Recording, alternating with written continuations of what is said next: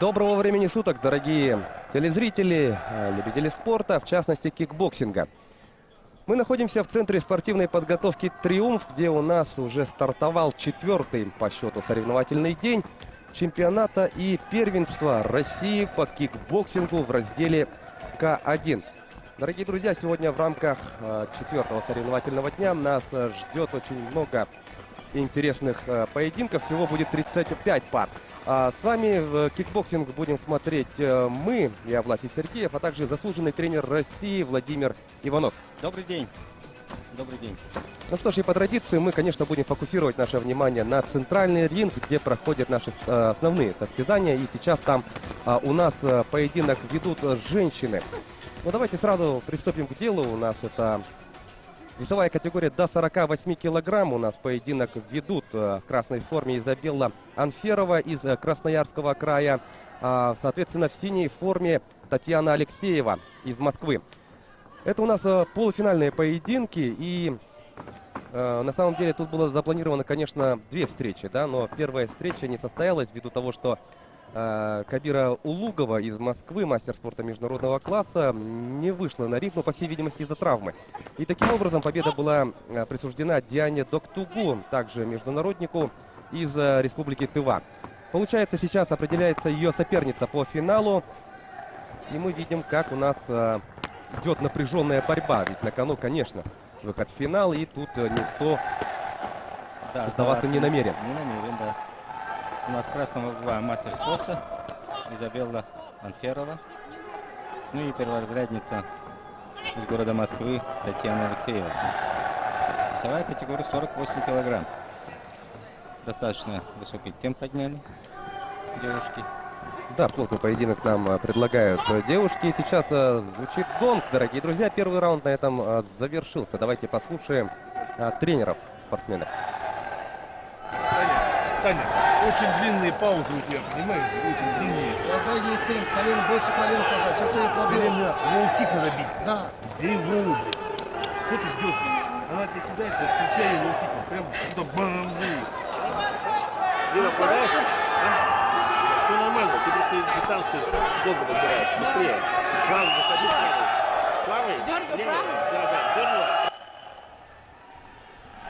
Я думаю, все прекрасно слышали то, что в двух углах, да, в принципе, говорят об одном и том же, да, то, что быстрее, то, что паузы слишком Да, длинные. просит выдергивать правой рукой и встречать лоу-кики, колено.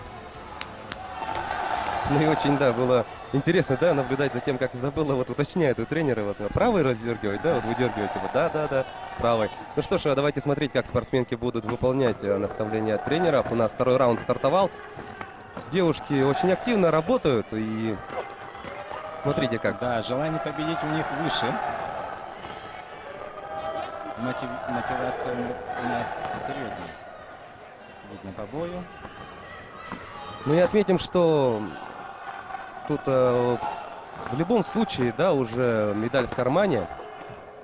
Да, У одной из проигравших имеется да, в виду. это полуфинальные бои. У нас тут встреч за третье место нет. И получается, в случае поражения, ну, у нас два третьих места. И Да, два третьих те места. спортсмены, которые уступили в полуфинале, они автоматически... выходят в финал. Да.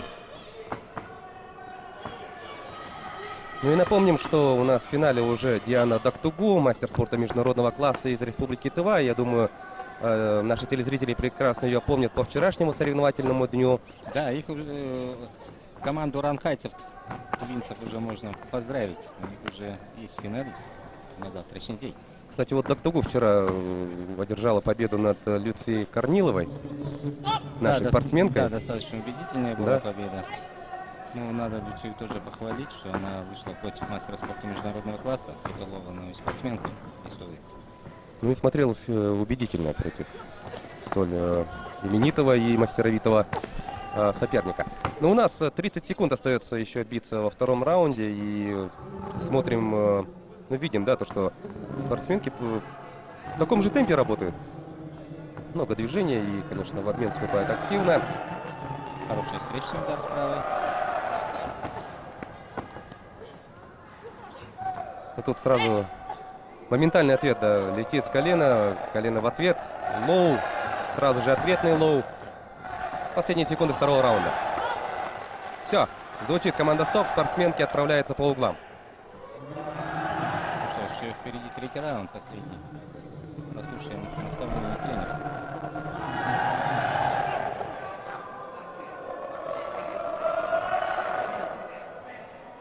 Всё, больше ничего не нужно. Не возиться с ними, не бороться с ними. Ты делаешь свое дело. Да, все хорошо. Темп, да? Прямо сейчас, да. Она сдохла уже. Сейчас сразу правая, левая, правый лоу-кик. Правая рука в бок. Ну, в углу Изабелла, да, у нас, в принципе, довольны происходящим. Все хорошо. Было отмечено, конечно, несколько иными словами. Но, в принципе, да, довольны в углу Анферовой происходящим. Ну, а что касается Татьяны Алексеевой, то тренер говорит, зачем вот прямые, да, фронт-кики использовать, не надо с ней возиться, бороться. Надо вот наставление дает, что в третьем раунде сейчас надо работать лоу-киками. То есть, как говорится, нашлепать, да, себе очки. Да, с дальней дистанции побольше ударов лоу-кик, чтобы сорвать атаку Изабеллы. Установкой тренерской у Анферовой это поднять темп, поплотнее поработать. Но нас с вами в любом случае ждет очень напряженная концовка. Обе спортсменки будут работать активно, что, в принципе, мы сейчас и видим. Бой интересный, достойный финала. Да, ну, в принципе, можно назвать, да, финалом. Вот, судя по принципиальности, да, и активности происходящего на ринге, ну, чем вам не финал, действительно. Да, и накал такой девушки за талии. Ну и посмотрим. Алексеева должна работать лоу-киками, согласно наставлению тренера. Ну да, видимо, по внутренней части пробила, потом на отходе и наружку тоже пробила. Ну, видим, да, конечно, спортсменки под конец поединка тоже, конечно, устают. В достаточно высоком темпе они отработали все эти 3 раунда, меньше минуты остается. Да, вылаживаются девушки. Мы что ж, сейчас дождемся. Москва или Красноярский край. Ну, конечно, спортсменка из Красноярского края, Изабелла, мастер спорта, у нее, конечно, опыта побольше. Это и ощущается. Она в красной форме.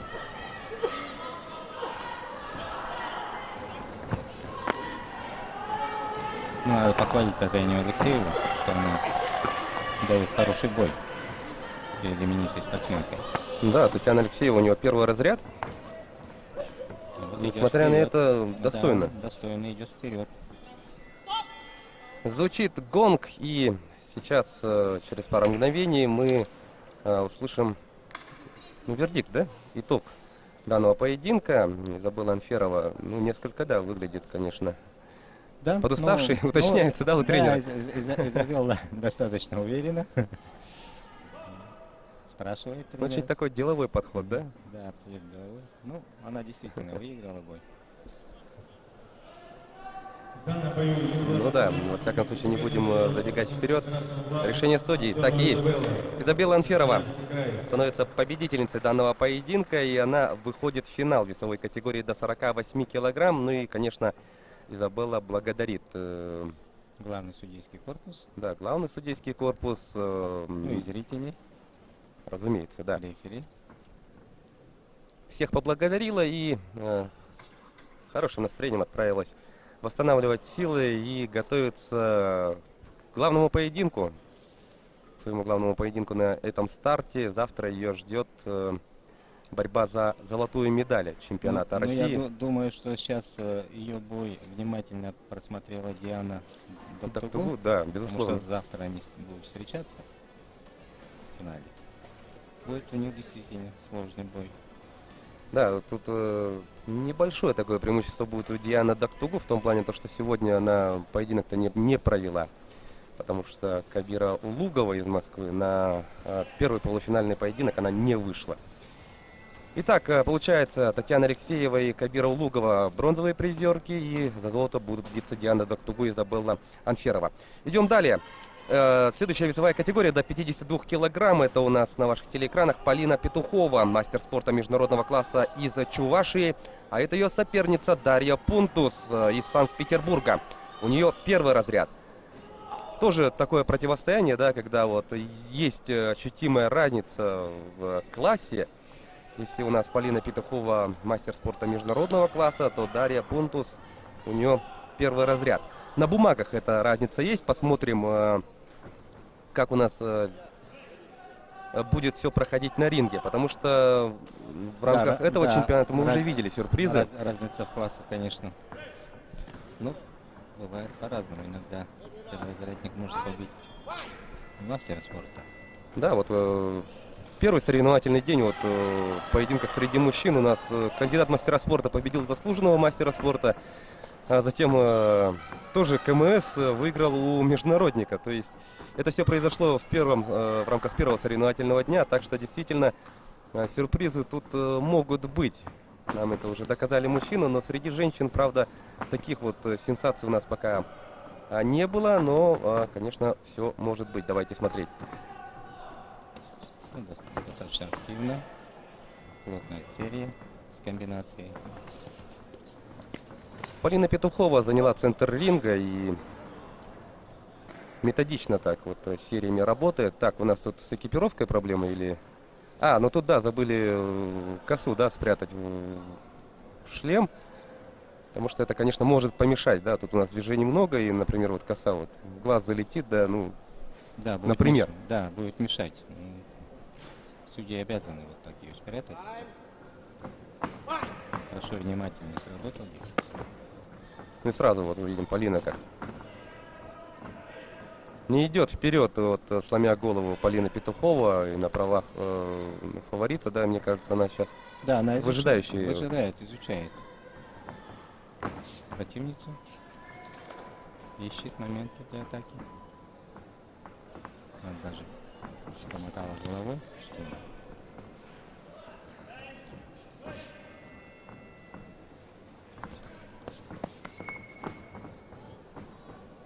но тут Дарья Пунтус, конечно, ее задача, наверное, идти вперед, так как у нее первый разряд, да, и менее опытная спортсменка, и нужно как-то, наверное, действовать дерзко, да, смело. Другое дело, вот как бы не наткнуться на... Да, поэтому здесь все встречные очень действия. индивидуально. И надо, самое главное, почувствовать боль. Ну вот Дарья Пунтус раз за разом вот выбрасывает серии. Видим то, что это по воздуху работает пока что Пунтус. Несколько скованно, что ли, себя чувствует. Звучит гонг, и спортсменки отправляются по углам.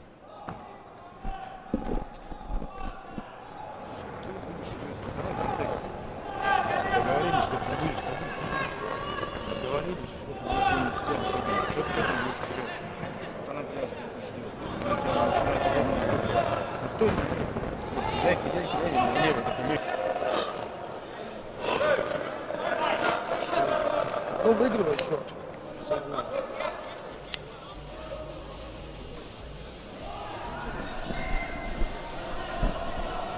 Но на повторах мы видим то, что Полина Петухова, она работала точнее. Ведь по ходу вот этих 4 соревновательных дней мы не раз, да, убеждались в том, что если ты постоянно в атаке, постоянно идешь вперед, да, это не означает то, что ты обязательно победишь. У нас были поединки, когда вот, казалось бы, да, вот один спортсмен постоянно наступает, очень много выбрасывает серий. И там, конечно, много работает по защите, но и тебе кажется, что попаданий-то тоже должно быть много, а вот спортсмен, который работает вторым номером, вот, ходит, защита, ее. Да, Раз-два. Находит моменты, слабые моменты, проваливает и контратакует. Это один из таких эффективных способов ведения боя. Да, количество не всегда есть качество. Да, абсолютно. Ну, вот Петухова, в принципе, так и работает. Вот в первом раунде, по крайней мере, она как бы выжидающую тактику выбрала и выбрасывала свои удары, серии только в том случае, если она была уверена в том, что удары дойдут до цели. Но вот во втором раунде она активнее работает. А вот Дарья Пунтус в первом раунде вот как-то робко вот шла вперед и выбрасывала серии в воздух. Что, конечно, тоже отнимает силы, кстати. Ну, сейчас она чуть увереннее стала.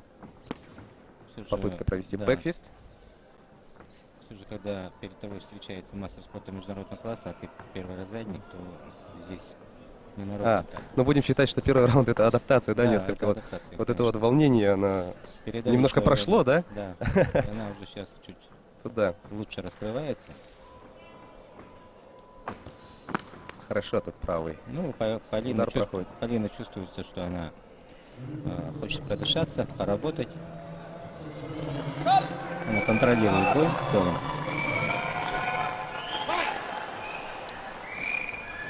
Уверена в своих силах.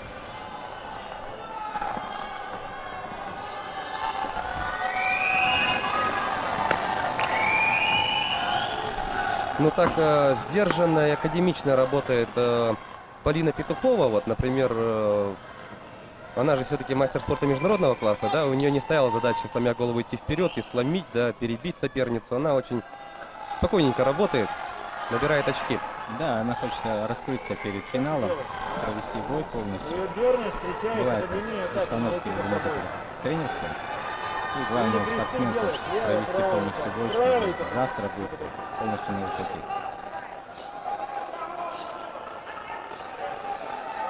Ну так же, да, то есть, хорошо встречаешь.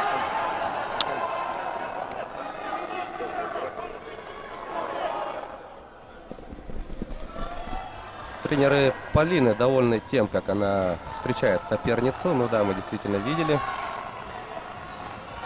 Ну, она уверенно ведет бой. Тренерский состав достаточно спокоен.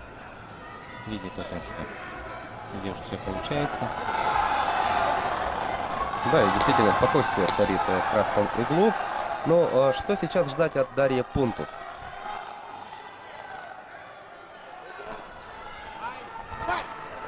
Ведь чтобы вот зацепиться, да, попытаться зацепиться за победу, ну, надеяться на что-то, нужно сейчас, наверное, Да, прям переломить характер. ход встречи.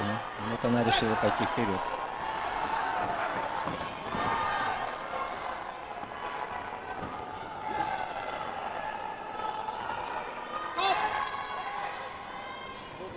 Ну и Полина Петухова вяжет свою соперницу, чтобы сбить ее темп. И тут же вот хорошая серия завершается лоу-киком.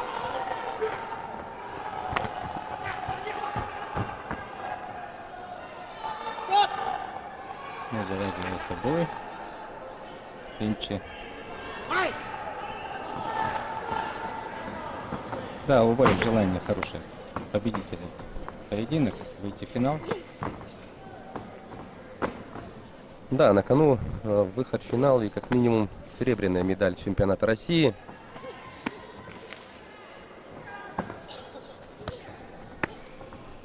Ну, Полина Петухова из Чувашии ведет достаточно уверенный бой. Похвально, что Дарья Пунтус из Санкт-Петербурга идет вперед. Да, вот в действиях Полины Петуховой не наблюдается, да, каких-то вот лишних действий. Вот все-таки, видимо, действительно была установка, да, вот хорошенько поработать в этом поединке и чтобы вот на пике выйти, да, на финальный поединок. Да. Но подустали спортсменки.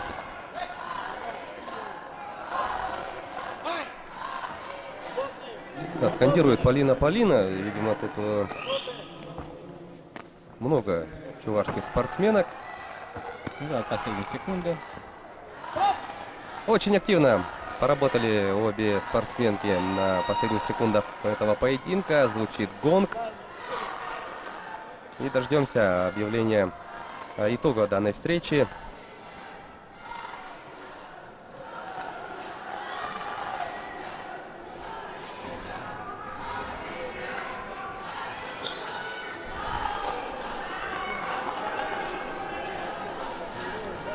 Дарья Пунтус, обладательница первого разряда из Санкт-Петербурга, Все 3 раунда провела с мастером спорта международного класса из Чувашии Полиной Петуховой.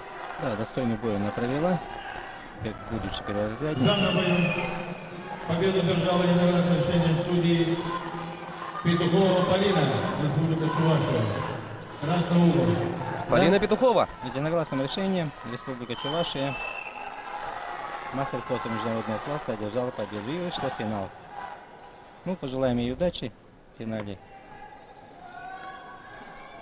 Сейчас она наверняка будет наблюдать свою будущую противницу.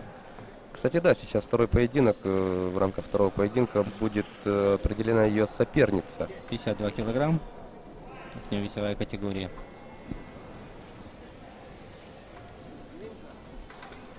Ну и отправляется восстанавливать свои силы. А Полина Петухова завтра ее ждет финальный поединок. Ну, хорошую встречу она провела, действительно, очень четко, без лишней суеты, лишних движений. Вот, вышла и отработала хорошо этот поединок. И Да, хорошо защищается. Таким образом, Дарья Пунтус из Санкт-Петербурга, она становится бронзовой призеркой соревнований. Ну а Полина Петухова, у нее еще есть поединок, который решит судьбу золотой и серебряных наград. Итак, сейчас будет определяться ее соперница Алина Гиясова на ваших телеэкранах, кандидат в мастера спорта из Тульской области. Получает последние наставления перед стартом этого поединка. А вот ее соперница Олеся Булдакова из Приморского края. Это перворазрядница. Я говорю про Булдакову. Именно сейчас они разыграют. Ну, между достаточно собой. одинаковый уровень у них. Первый разряд и кандидат в мастера спорта. Это на одном уровне. Ну то да, это уже не как в предыдущем поединке, да, мастер Да. спорта международного класса и первый разряд. У нас тут первый разряд и кандидат КМС. Примерно одинакового уровня должны быть спортсменки. Ну, Алина Гиясова здесь выше ростом намного. Конечно, ей стоит поработать на дистанции.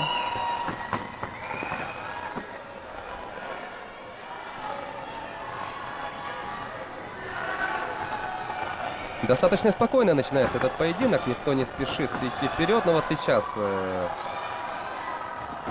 темп ускорился. Булдакова, конечно, ей выгоднее будет работать в ближней дистанции. Да, что она и пытается делать. Старается диктовать свои условия, вызвать противника. Но видим то, что Гиясова готова встречать.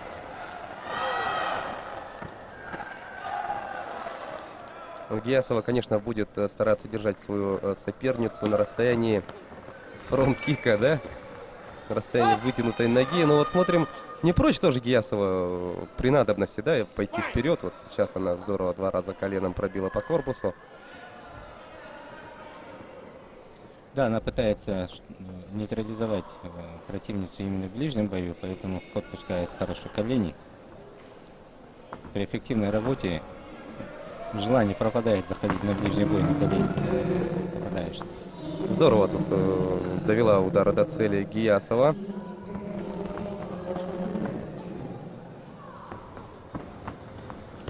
Ловить нельзя. Ногу. Ну, на протяжении всего первого раунда Булдакова пыталась, да, сократить дистанцию, работать вот вблизи, но как-то пока у нее это не получается. Да, Алина не подпускает. Да, и Гиясова здорово держит свою соперницу на дистанции, да и вблизи тоже. Не хуже она рубится. Послушаем тренера. Что происходит такое? Я не понял, что это за состояние вот это он, или что? Или ты дерзко себя будешь вести, или как? Я тебе сразу говорил. С ней драться надо. Куда ты назад идешь? Куда назад идешь? Зачем ты с левой ноги начинаешь?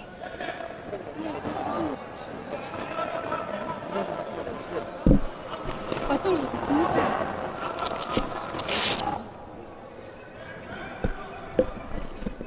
Тренер недоволен действиями Олеси Булдаковой. Ожидал он первой двухминутки, то, что ее подопечная будет идти вперед. Ну, действительно, вот каких-то наступательных действий, да, не так много было в исполнении Олеси. Тренер говорит, зачем начинаешь с левой ноги. И то, что вот сопернице надо драться. Именно драться, а не идти назад. Да, она помощнее Олеся Булдакова, поэтому и просит тренер работать больше сильной руки, больше идти вперед, подраться, постараться поломать ход боя в свою пользу. Но Алина это понимает и старается ее придерживать на дальней дистанции. И в ближнем бою сразу вот пускает в ход колени.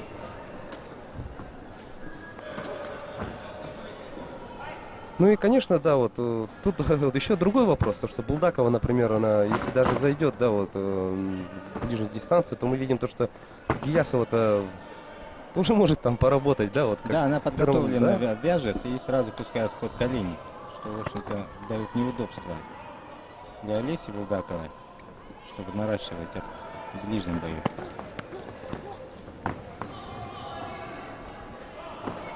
И опять идет разрыв дистанции, ну и соответственно с дальней дистанции выстреливает с руки, с ноги, связками Алина Гиясова. Она использует хорошо свой рост, дистанцию. Да, при первой же возможности расстреливает Да, свою соперницу. сразу в ближнем бою сразу вяжет противника, чтобы нейтрализовать удары.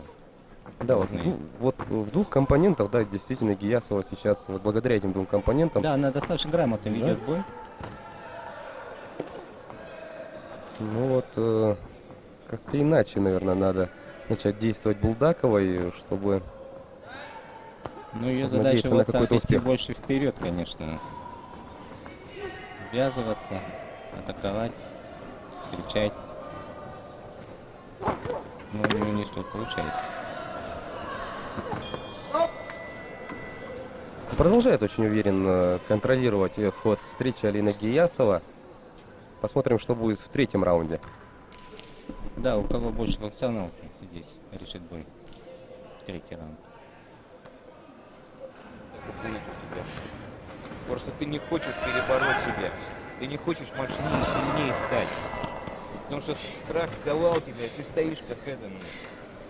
И она тебе тумаю швыряет, и ты на эту маю и идешь как это, потому что ты прямо стоишь. Ты не можешь движение сюда спуститься, сюда. Вот и все.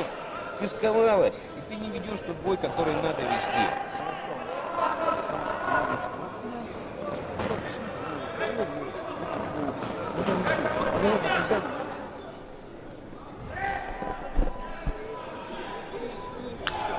Ну, совсем уже недоволен тренер Олеси Булдаковой.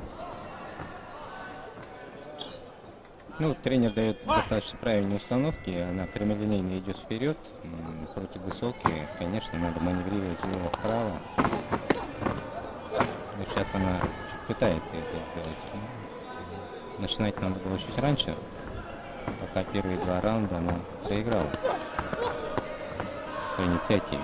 Ну, действительно, да, вот сколько мы уже поединков видели, когда в третьем раунде выступающий спортсмен, ну, прям здорово, да, проводит вот поединок, и всегда такой вопросом задаешься, что же мешало вот начать хотя бы в середине начать, второго раунда, да, начать раньше. чуть раньше. Ну, действительно, может, вот Ну, это то, о чем тоже. говорил тренер, да, то, что Булдакова, она скованно себя ведет в этом поединке, и когда вот уже, ну, действительно, спортсмен сам осознает, что все, уже терять нечего, надо работать, а оказывается, там, в принципе, могло получиться, да? Да, если бы чуть раньше. Ну, посмотрим, еще не будем опережать. Алина достаточно опытный спортсмен, чувствуется, она умеет свои выгодные позиции выбирать правильно, встречать на дистанции. Ну, тут действительно Алина Гиясова толком-то не дала ничего сделать, да, своей сопернице, Да, очень она хорошо вот в ближнем контролирует. бою сразу вяжет и сразу колени пускает. Вот. Ну, и на дистанции спокойно работает. Такой плотная работа своими коленями и лоу-кик, она вот срывает атаки Олеси.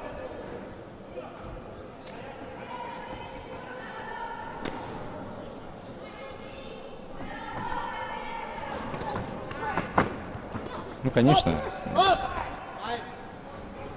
В таких единоборствах надо иметь особую психологию бойца, покровить. Ну, спорт чем хорош? Тем, что Воспитывает? воспитывает уважение к противнику, прежде всего. Соблюдайте правила, этикет. Ну и вот, она довольна. Да, видим то, что Алина Гиясова действительно. Она уверена, что победила. Ну, хороший поединок провела, действительно. Она Грамотно диктовала. провела. Ну, не диктовала, но контролировала точно. Вот, выполнила она нужный ей сценарий полностью от первого до третьего раунда. Держала на дистанции, вблизи тоже хорошо работала Алина Гиясова. И заслуженную победу она одерживает. Алина Гиясова, кандидат в мастера спорта из Тульской области, выходит в финал состязаний весовой категории до 52 килограмм, где она встретится с Полиной Петуховой, мастером спорта международного класса, чей поединок мы видели ранее. Такой вот финал нас с вами ждет, но действительно интересная встреча состоится. Ну а Олеся Булдакова, она становится бронзовым призером этой весовой категории. И Алина Да, у нее хорошее идет настроение. отдыхать. Да. Она готова выйти в финал уже завтра. Ну вот, самые интересные моменты.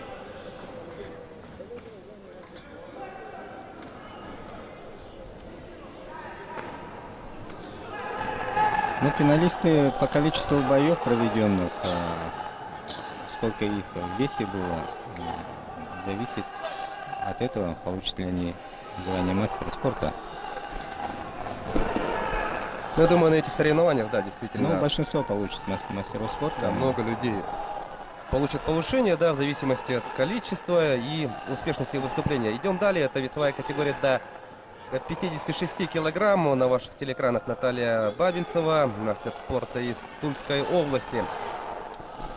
А на ваших телеэкранах Ксения Морозова. Она кандидат в мастера спорта, представляет Калининградскую область. Она спокойна перед выходом в бой, достаточно уверена в себе. Ну вот, потихоньку, да, мы... Ну, противник-то серьезный мастер спорта Наталья Бабинцева из Тульской области.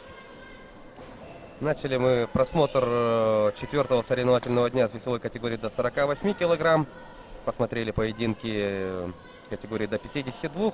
И вот дошли до веса 56.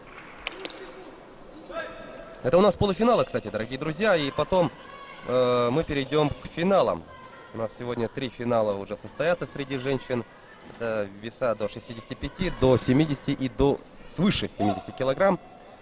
Но до этого мы еще дойдем. Сейчас все внимание на поединок между Натальей Бабинцевой и Ксенией Морозовой. Полуфинал весовой категории до 56 килограмм. Во второй паре у нас встретится Марина Беспалова из Санкт-Петербурга и Марина Мерчук из Москвы. Начинает достаточно спокойно, с разведки.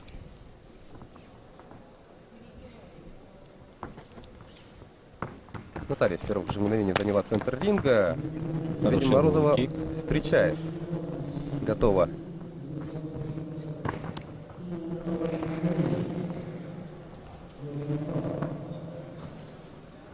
Вот мы говорили о том, что на протяжении всех этих 4 соревновательных дней мы не раз говорили о том, что данные соревнования, чемпионаты первенства России, посвящены 30-летию победы Александра Иванова, нашего прославленного кикбоксера на чемпионате мира в Лондоне. Тогда, в 1991 году, якутянин стал первым чемпионом мира из Советского Союза. И говорили мы о том, что помимо него у нас еще есть 7 чемпионов мира. Также в это число входит и 3 девушки. Это Лидия Андреева, Оксана Васильева, Мария Кривошапкина. Вот они на троих просто огромное количество титулов завоевали, как на всероссийских, так и международных стартах. Да, это вот то, что они в Москву уехали, и оттуда вот там тренировались и соревновались, это, конечно, дало хороший опыт. Да, вчера вот, например, Соревнования. Оксана Васильева присутствовала на соревнованиях. Я думаю, сегодня тоже мы ее сможем увидеть. Да, сегодня, кстати, поздравим ее наградили Она была. благодарственным письмом. Да, случилось это Государственный перед Дума стартом города нашей Якутска. трансляции. Ну и вот сейчас, собственно, на ринге вот девушки, которые, ну, безусловно, хотели бы, да, повторить путь Оксаны Васильевой и добиться, ну, хотя бы части ее успехов. Послушаем тренеров.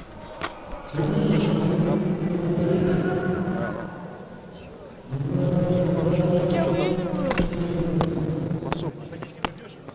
Они говорят, все судьи туда отдают. Ксюха, бокса больше. Водички возьми. Больше бокса. Ксюха. Суп жестче начинай, суп, разок, чуть, ну как,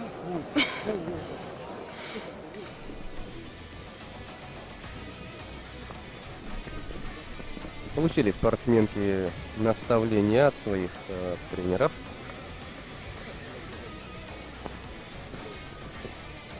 Ксения Морозова вот поделилась со своими секундантами.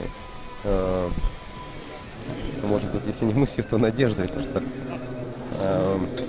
считает она, что она выигрывает. Но больше как утвердительное, да, прозвучало, нежели как вопрос. Но вместе с этим она вот сказала то, что Есть сомнения о том, что... да, то, что все очки в ту сторону дают, она имеет в виду, ну, вот красный угол, спортсменка с красного угла. Ну, и бы больше работать, конечно, чем так рассуждать. Да, вот интересный момент, кстати, вот мы не раз, да, уже слышали то, что во время перерыва между раундами тренеры вот говорят, да, проигрываешь в 1 балл, или же говорят, ну ты уже много проигрываешь, про баллы забудь, да? А вот интересно, есть ли спортсмены, которые, вот, например, принципиально вообще не хотят быть в курсе, например, подсчета баллов и, например, работают просто вот как сами чувствуют? Или же все-таки все вот просят тренеров озвучивать?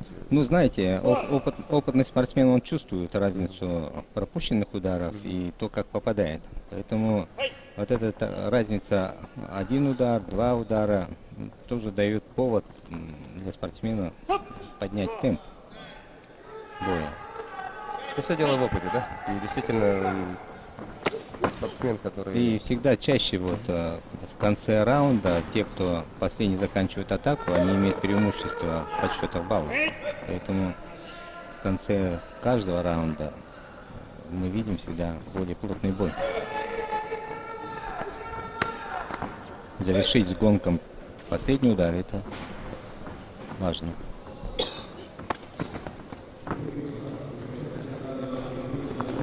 Работа в клинче, и тут на отходе Бабинцева-Морозова проводила ее ударом с правой руки. Начинают спортсменки ввязаться в клинч.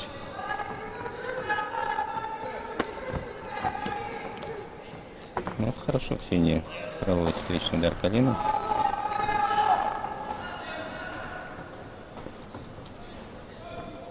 Наталья Бабинцева ожидает, старается поработать на провалах. Но сейчас чуть активнее Ксения Морозова стала. Хорошо, в конце Наталья Бабинцева работала в защите. Ну, так как-то так бой сравнялся, мне кажется. Не отпускай на Все выход, точно Дудя. так. Не Все отпускай. точно так. Не отпускай на выход, и бокса больше. Как только моя команда брать, сразу взрывайся. Туда. Все.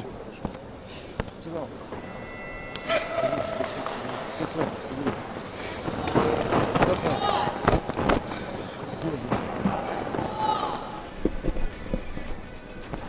Вот мы Продолжать видим, в том же духе просит Ксению. Довольны тренеры тем, что... Ну, как она провела, да, второй раунд, действительно. да, она увереннее сейчас провела второй раунд. Точнее была.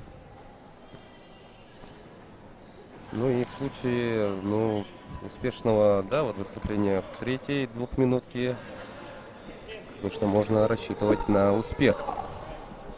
Вот сейчас решающий раунд. Сейчас идет равный бой такой. Тот, кто одержит победу в третьем раунде, тот и выиграет победу и выйдет в финал нашего чемпионата России в городе Якутске.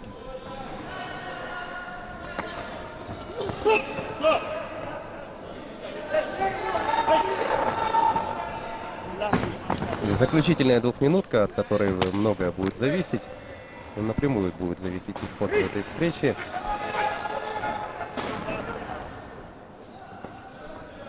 Вот Морозова всегда, оказывается, да, вот выбрасывает удар, когда вот соперница отходит. То есть она использует любую возможность для того, чтобы постараться записать свой балл. Ну вот видите, вот, тут тоже так же.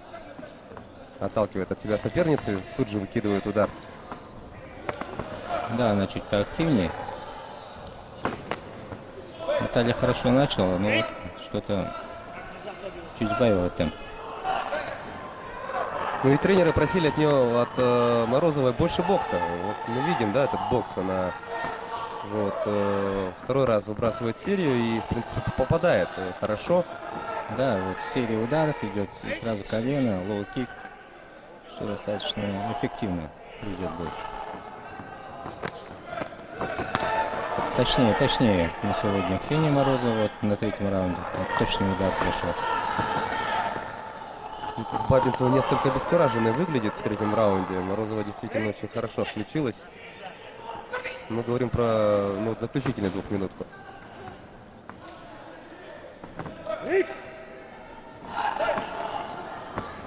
Ну что, до конца 15 секунд до конца.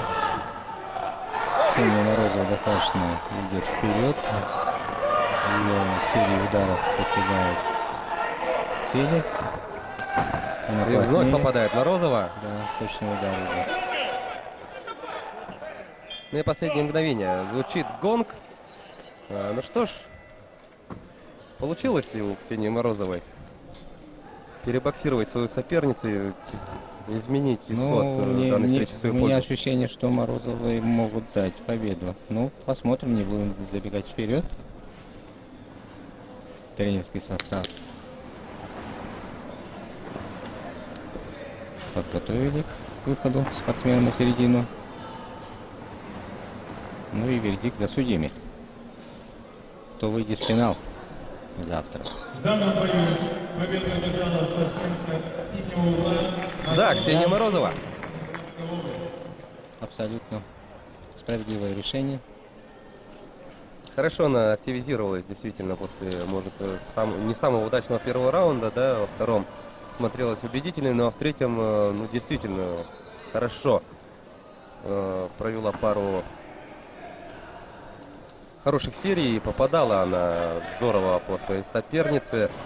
Ну а Наталья Бабинцева, не знаю, вот, связано ли это с усталостью или как, или же вот настолько сильно она была удивлена натиску вот, Ксении. Но Ксения вот в третьем раунде действительно очень хорошо продемонстрировала свои навыки. Ну вот бокс, да, действительно, наверное, бокс и порешал, да? Да, у нее функционалка выше оказалась. Наталья сдала, конечно, во втором раунде и в третьем полностью. Ну и таким образом Ксения Морозова выходит в финал весовой категории до 56 килограмм. И сейчас будет определяться ее соперница. В красном углу ринга Марина Беспалова, перворазрядница из Санкт-Петербурга. Ее соперница в синем углу ринга Марина Мерчук, кандидат в мастера спорта из Москвы. Полуфинал весовой категории до 56 килограмм. Вторая встреча 1/2 финала. Давайте смотреть. Беспалова выше своей соперницы.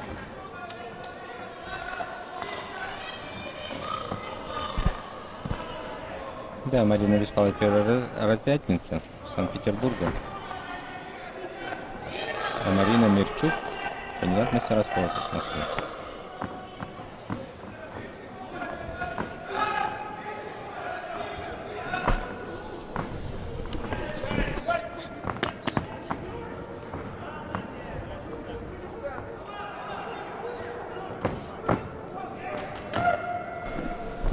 Мерчук тут в ожидающей тактике пока придерживается. Да, пока изучают друг друга, не рискуют, ищут момент.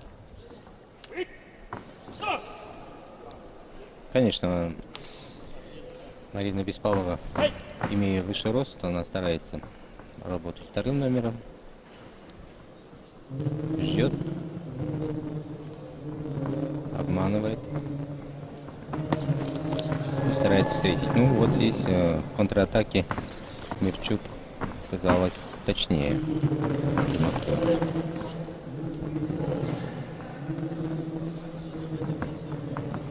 Маневрирует влево-вправо, ищет момент для атаки. Конечно, Мирчук надо плотнее работать при ее ситуации и при ее росте.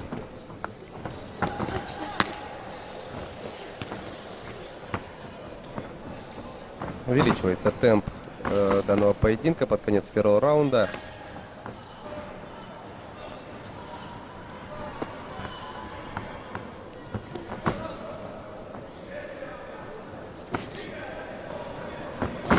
Хороший бой нас ждет. Звучит гонг. Конец первой двухминутки.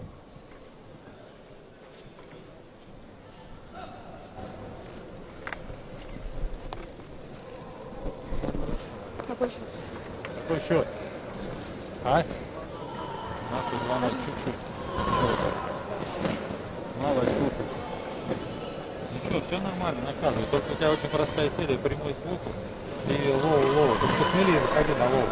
Короче, в конце ты голову не набрать. На руках заходишь, и она бьет тебя лоу в конце, да, ты делаешь шаг назад. Смотри, она заходит ручка, она быстро ручку делает на лоу. Если своей дистанции начала там. В этой весовой категории у нас в финале уже Ксения Морозова. И сейчас по итогам вот последующих двух раундов мы узнаем имя ее соперницы. Ну, бронзовые призерки уже известны. А после этой весовой категории мы перейдем к весу до 60 килограмм. Там также две полуфинальные встречи, а затем мы уже начнем просмотр финальных поединков среди женщин. Ну что ж, второй раунд поединка между Мариной Беспаловой и Мариной Мирчук. Так, хорошо она, Мирчук, заканчивает каждую свою атаку лоу-киком. Тезки встретились в полуфинале. Хорошую серию тут проводит Мирчук. До этого она также боковой правой довела до цели, но тут хорошо бокс включила Мирчук во втором раунде. Вот в первом раунде Беспалова не позволяла вот, Вот не, так попадать. не продолжает только бой. Вот. Очень эффективно делать первую атаку,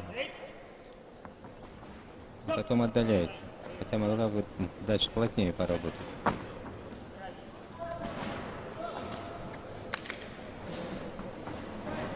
Ну так, достаточно ровный бой идет.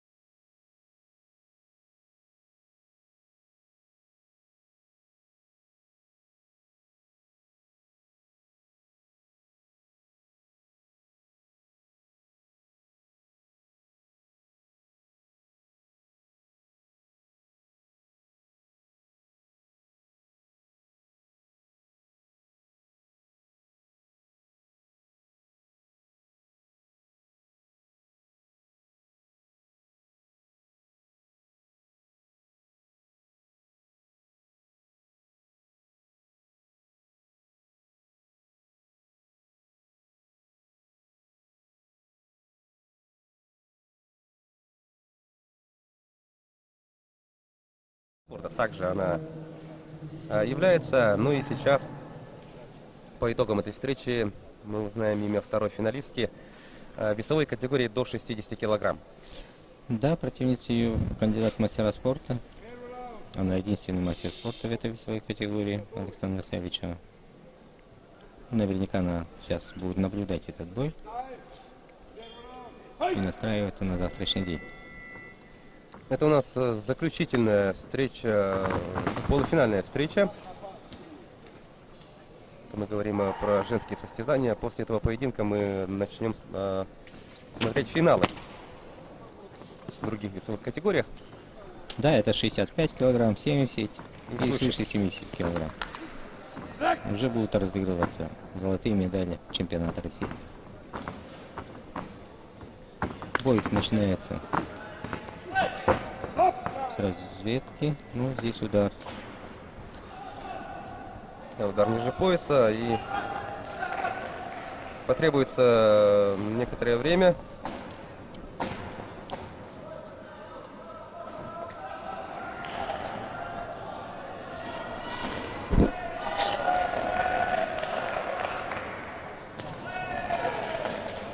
Ну, сейчас замечание. Справедливо.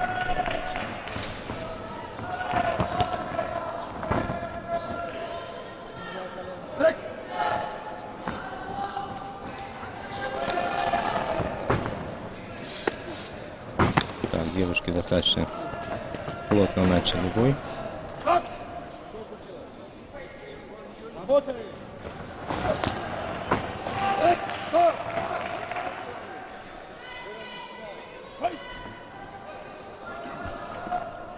Ну что ж, полраунда уже прошло. Напомню, в красной форме Наталья Лопатина, кандидат в мастера спорта с Камчатского края. В синей форме спортсменка из Москвы, кандидат в мастера спорта Анастасия Жарова. Весовая категория 60 килограмм.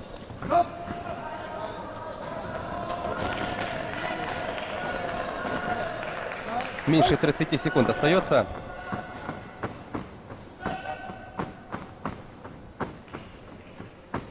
Ищет момент для атаки. Колени подключает Лопатина в работе с клинче.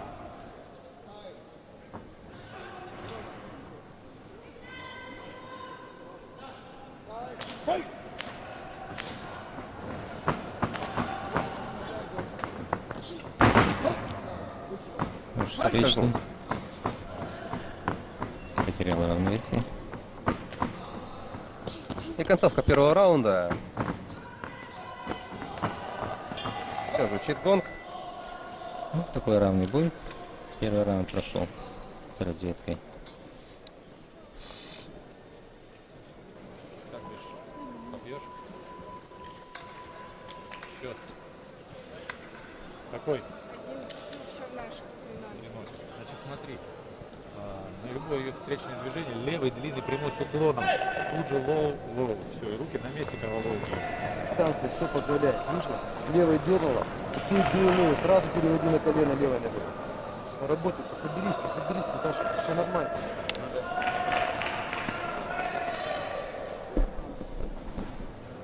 Анастасию тренер попросил, да, вот любое движение соперницы встречать прямым ударом с наклоном, да, и затем все это дело еще и заправлять лоу-киками. Да, перед рингом стоит табло, секундант Анастасии Жаровой сбегала, посмотрела, дала уверенность о том, что пока очками ведет Анастасия Жарова.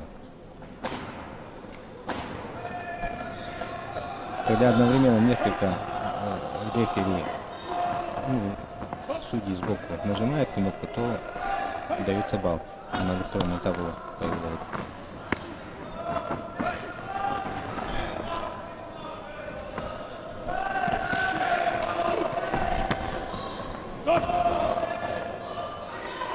Так, опять у нас удар ниже пояса и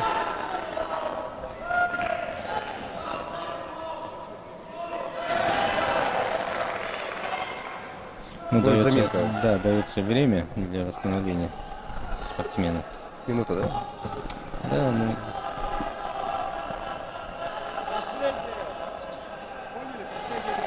да, второе замечание дается, потом минус даун могут дать.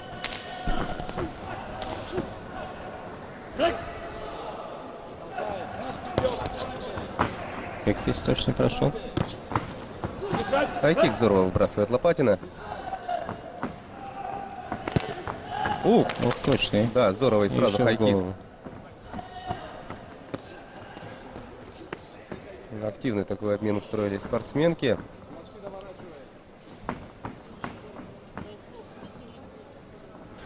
Ну что, есть желание победить у обоих, и это похвально. Вновь такой амплитудный бэкфист провела Лопатина. Да, достаточно точный и эффективный удар. Коварный удар, да? В свою очередь. Вот, еще раз. Ну, раз за разом проводят, и в принципе-то неплохо получается.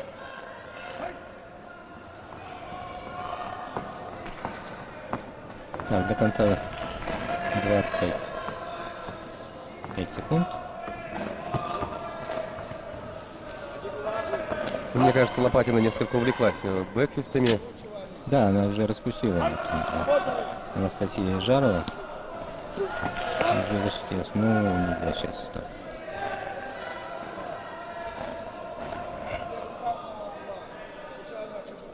Снимает балл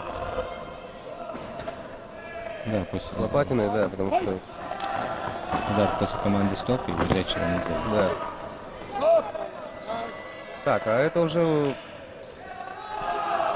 Ну, время закончилось, и мне показалось, что снова удар ниже пояса. У него 2 предупреждения уже было же. Ну, сейчас Лопатина. Как решит рефери? Внимательнее. Наташа, внимательнее и все. Что за после падения, что забыла? Я случайно.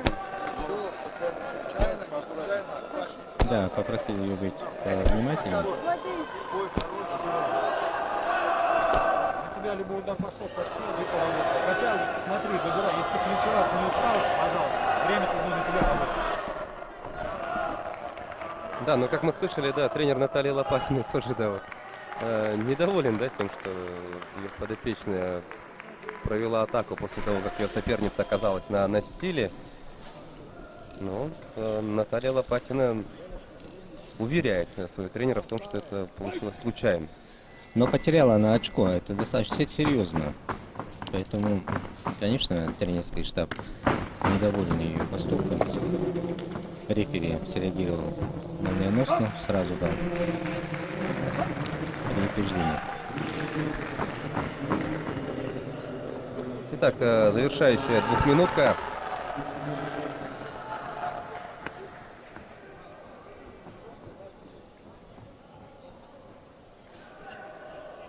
Что ж, последний раунд. Такой Коленом почти хорошо как бы, залетает Лопатина. Сигнализирует Лопатина о том, что нужно экипировку, да, там поправить.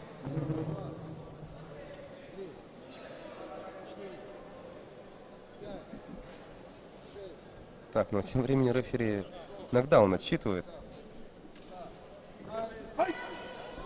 Все, дается команда файт, и сразу идет вперед Лопатина. Жарова ее встречает. Меньше минут остается работать в этом Так, плотный последнем такой бой. раунде. Ожидают друг друга. Последний раунд. Чего ждать-то? Так, точный удар. Корпус. Дыхание сбили. Анастасия Жарова.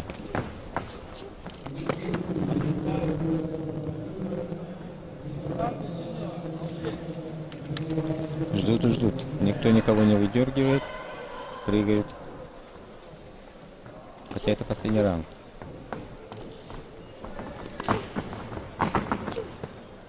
Левый боковой хорошо доходит до цели, и меньше 10 секунд остается. Ну что ж, последние мгновения этого поединка. Все, звучит гонг. Ну что ж, дождемся решения судей. Конечно, Наталья Лопатина, ведя такой равный бой, то, что предупреждение получила, это может сыграть не в ее пользу. Да, и причем можно сказать, что на ровном месте же. Ну, человек же видел то, что соперник наносили, да, вот.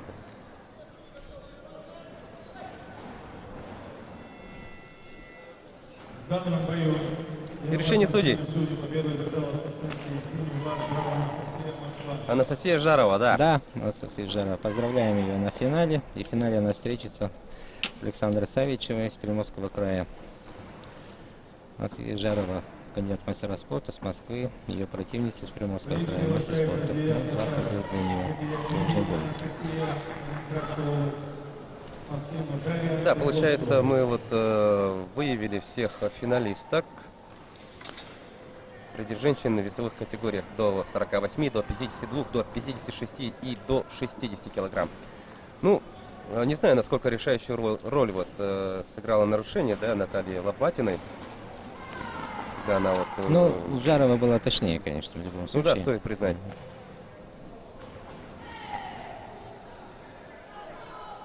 И Анастасия Жарова. Ну и у нас финал. Весовая категория 65 килограмм. Сейчас выходит на ринг, готовится. Да, переходим мы к финалам, и мы видим Сергей Васильевич Местников, заместитель председателя Да. правительства. Олег Олегович Председатель- Марков. Да, также. председатель оргкомитета по подготовке и проведению нашего чемпионата. Ну и Олег Марков, генеральный директор национальной вещательной компании «Саха», также присутствует. Да, благодаря МВК вот у нас прямая трансляция идет. Да, и трансляция, да, вот продолжается наша трансляция, и сейчас мы приступаем к финалам среди женщин. Анастасия Непиониди на ваших телеэкранах, представляет она Калининградскую область, готовится выйти на ринг. В ринге она сойдется с Дарьей Максимовой из Свердловской области. Обе спортсменки имеют первый разряд. Ну, мы ранее их видели. Вчера вот смотрели поединки этих девушек. Анастасия Непиониди вчера оказалась сильнее Анталии Эделгаузер из Москвы. Ну а что касается Дарьи Максимовой, то она выиграла у нашей Христины Васильевой, представительницы сборной команды республики. И вот таким образом они сегодня вот оспаривают, ну прямо сейчас будут оспаривать золото чемпионата России в весовой категории до 65 килограмм. Первый финал, дорогие друзья. Да, будет зрелищный бой. Все же первое место это на чемпионате России. Серьезная заявка. Анастасия Непиониди была на ваших экранах, но это Дарья Максимова. Все, поднимаются спортсменки на ринг, и по итогам последующих 3 двухминуток мы узнаем имя обладательницы золотой награды чемпионата России по кикбоксингу в разделе К1 среди женщин весовой категории до 65 килограмм. Краткий инструктаж, но это больше формальность. Прекрасно, конечно, мы понимаем, что спортсменки знают все правила. Итак, звучит гонки и первый раунд финала весовой категории до 65 килограмм. Анастасия Непиониди выше ростом своей соперницы.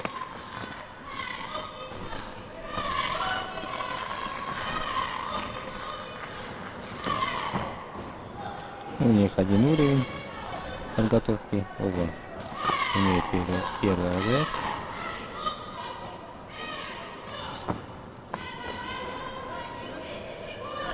Ну, то, что они оба в финале, это уже похвально.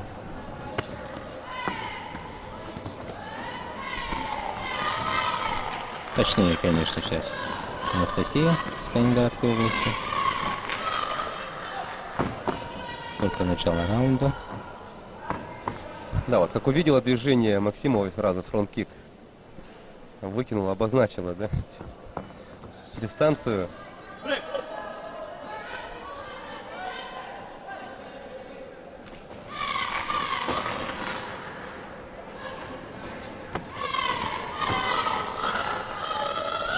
Но на пианиде по сопернице действует, она, Да, выжидает, да, опережает и атакует. и хорошую серию И на встречает. пианиде выбросила, а вот серия Максимовой не точно получилась. Меньше 30 секунд остается боксировать в первом раунде.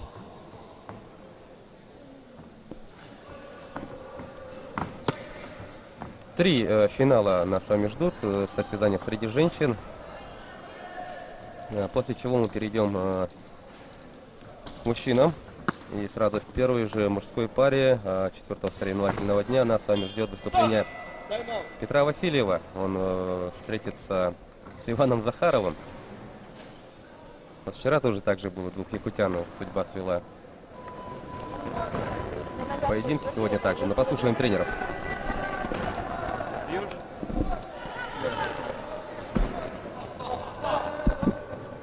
Начинаешь с лоу-кика, да? И тут же мне только нога оторвалась, прям двойку вбиваю в голову, она пойдет. Прям двоечку. Та-та.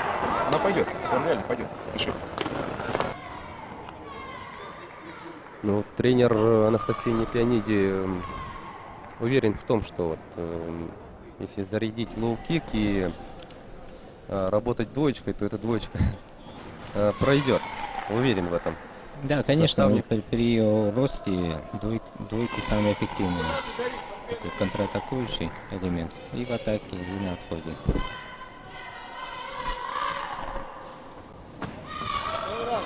У нее руки подлиннее. Да, размах рук, да и ног. В этих двух компонентах у Непианиди, конечно же, преимущество. Да, рост позволяет, ага. В этой связи в ударе Максимова, конечно, идти вперед, сближаться. Постараться навязать свой бой.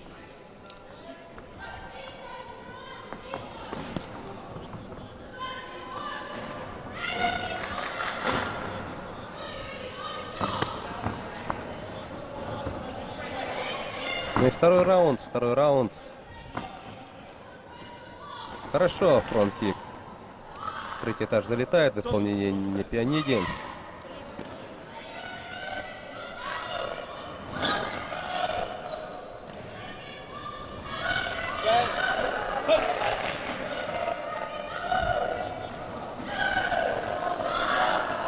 Продолжается поединок. Напомню, это финал весовой категории до 65 килограмм. Это на кону у нас награда высшей пробы, высшего достоинства. Активно пошла вперед Максимова, но Ну, на кону серебряная и золотая медаль чемпионата России.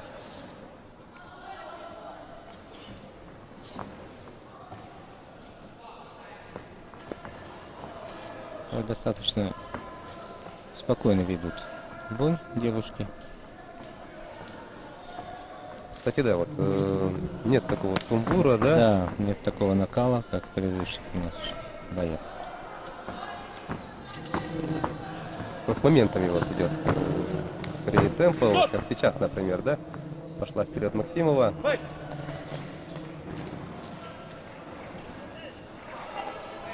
Ну что ж, до конца 7 секунд. Последний атак.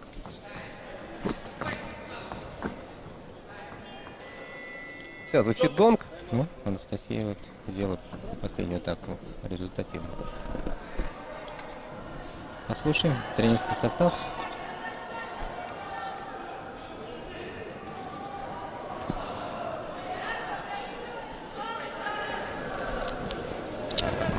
Давай, Вода, ложь. вода, дай воду.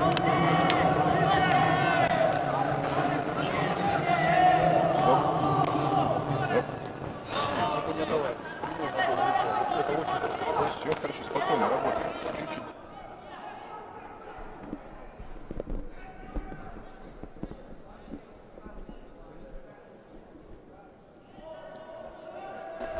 Ну и вот видели на повторе, как здорово, да, вот Анастасия фронт-кик воткнула в область головы Дарьи Максимовой. Ну, действительно, у нее преимущество в росте, и грех этим не пользоваться, да? Да, она это технично использует свои преимущества. Заключительная двухминутка. И сейчас, конечно, Пока вот уверенно ведет. обе Анастасия. спортсменки сейчас постараются записать в свой актив как можно больше баллов.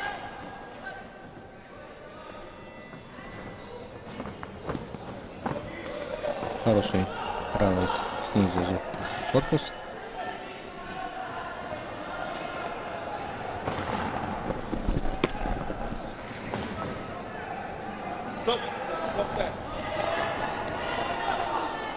Надо поправить экипировку Максимовой. Кстати, о ней на этом чемпионате вот у нас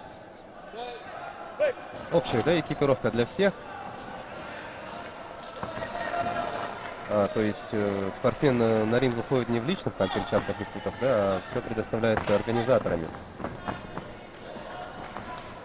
Ну, это сделано как Да, с это целью- по регламенту Да. так положено. Это что экономит и время, и вот исключает, да, там и всякие обязательно- маленькие да. спорные моменты. Да, и обязательно должны быть новые перчатки, чтобы они не набитые были.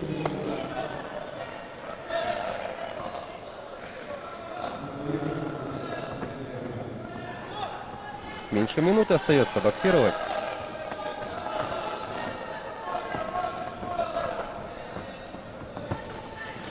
Мидл-кик заряжает Нине Пианиди. И Ну, 30 руками секунд до продолжает конца. работать.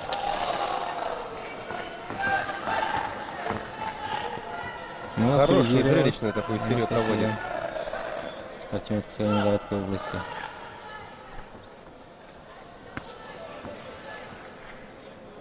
Не идет вперед Дарья Максимова. После хайкика хорошая серия проходит в исполнении Пианиди, но вот тут тоже боковым хорошо встречает. Опережает. Да. Ну, поздравим. Анастасия, видимо, выйдет в финал. Ну, не будем опережать. Секунданты и тренеры, в общем-то, удовлетворены поединком. Анастасия не Пианиди.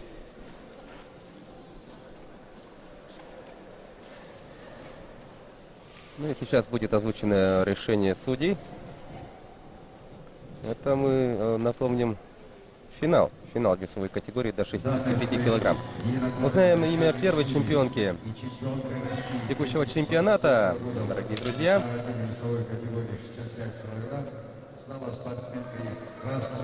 Анастасия Непианиди, представительница Калининградской области, становится Ну, заслуженно. обладательницей золотой медали. И это был первый финал. Да, первый финал, первая чемпионка России в городе Якутске. Исторический момент. Ну и сейчас вашему вниманию, конечно, будет предложена нарезка минувшего финала. Ну а пока мы видим, как Тренера Анастасия. поздравляют ее. Все, она Да. настроение, она чемпионка. Перед вами чемпионка страны весовой категории до 65 килограмм. На опережение, конечно, Анастасия очень точно действовала и держала соперницу на дистанции. И вот в третьем раунде, конечно, выбросила, да, вот эти вот удары с разворота и хай-кик сразу последующие. Очень Да, она зрелищно. раскрылась, да. Зрелищные Да. удары, красивые удары такие нанесла. Еще раз поздравляем Анастасию Непианиди с победой на этом чемпионате. Ну, поздравляем также Дарью Максимову с серебряной медалью. Но в этом весе у нас бронзовыми медалистками стали Анталия Эделгаузер из Москвы и Кристина Васильева, Республика Саха-Якутия. Идем далее. Это у нас второй финал. Финал весовой категории до 70 килограмм. Анастасия Цацура из Амурской области перед вами. Ну а ее соперница уже на ринге. Это Валерия Зубченко из Республики Крым. Она является кандидатом в мастера спорта. Ну, такая рослая крымская спортсменка. Да, видим Ну какая разница, да, вот в росте.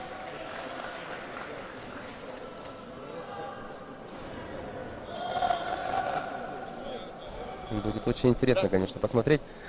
Так, а у нас Валерия Зубченко, она в синем углу ринга. Вчера она победила Александру Ковалеву, представительницу Ханты-Мансийского автономного округа.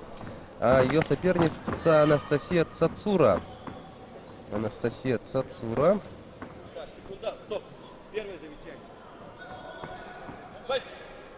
Вот интересный момент. Вот действительно, вот я ее не помню. Вчера... Да, мы вчера видели один поединок в весовой категории до 70. Что это у нас получается по жеребьевке?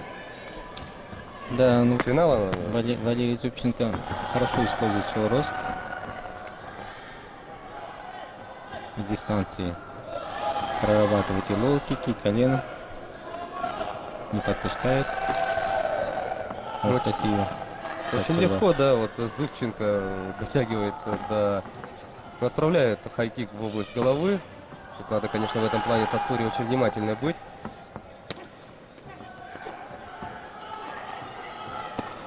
Вот.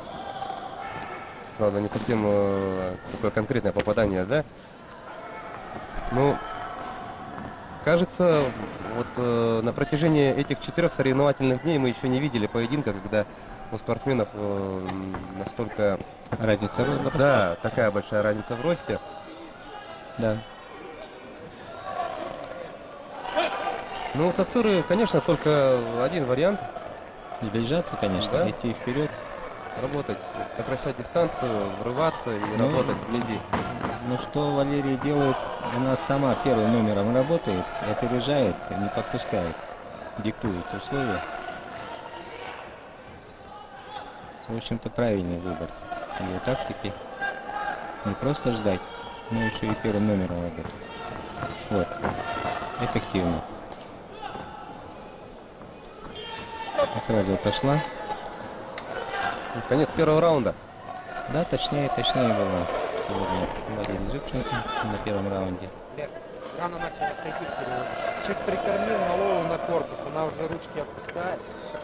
Смотри, вот нормально через переднюю руку сейчас хорошо зашла двойка сегодня работает. Кинула прямой, кинула туда. Ты ушла и стоишь. Ушла, атака. Ушла, атака. Спишь.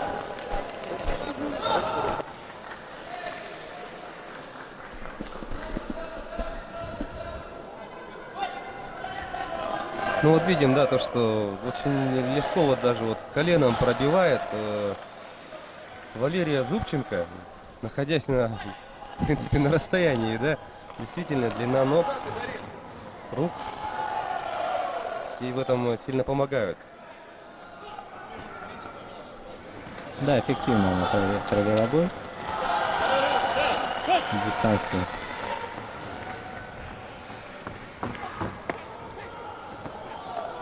Итак, продолжаем смотреть финал весовой категории до 70 килограмм. Анастасия Цацура и Валерия Зубченко.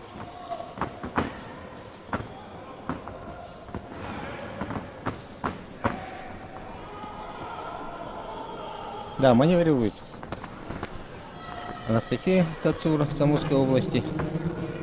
Старается сблизиться, но пока безуспешно.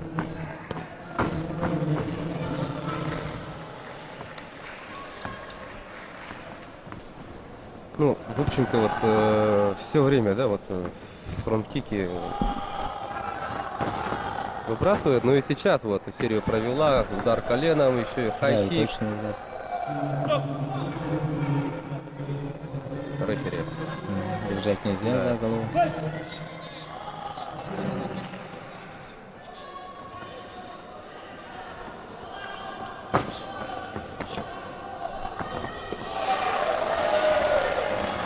Пока ведет Валерий Зубченко. Ну, она и поопытнее, она кандидат в мастера спорта. Ух, эффективные такие удары колена. Как противник приближается, сразу пускает в ход колени. А занял дистанцию вот ногами, руками, на опережение. Точнее работает она.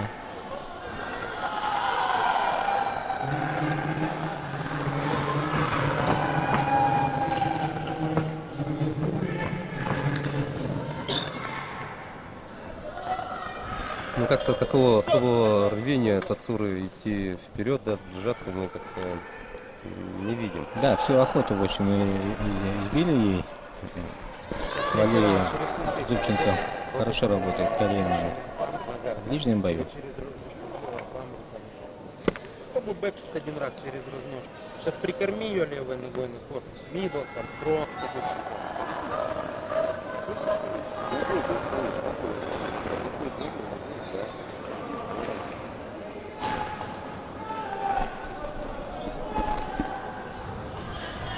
Да, на повторе видим, что все же руки бы поднимать, защищать свою голову надо на высоте. Опускает руки.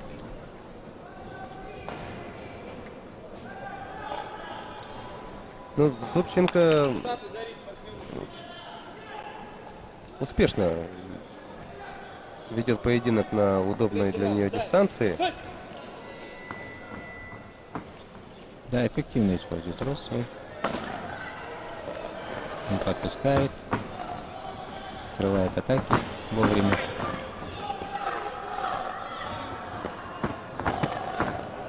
Решительно пошла вперед Тацура.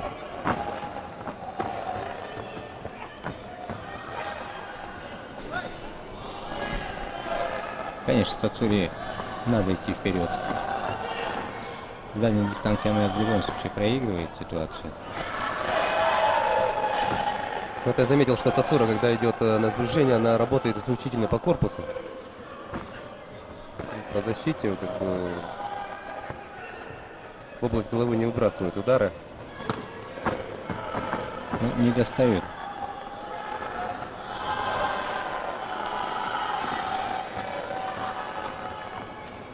Половина последнего раунда уже позади.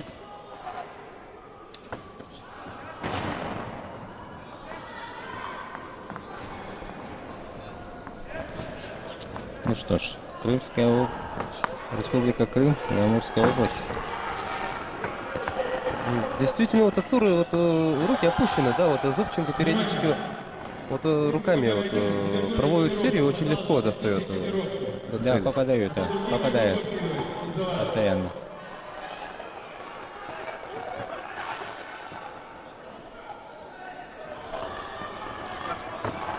Ну, опытный боец. Ну вот опять, Валерий Зубченко. правой рукой очень легко доводит удар до цели, и действительно Тацура, ну вот, тоже. И бэкфист. Между вторым и третьим раундом в перерыве, кстати, вот прозвучало от тренера: попробуй бэкфист. Что, собственно, и сделала Зубченко. Все, Всем поздравляем. поединок закончился. Уверенно провела бой Валерия Зубченко. Ну, сейчас дождемся решения судей.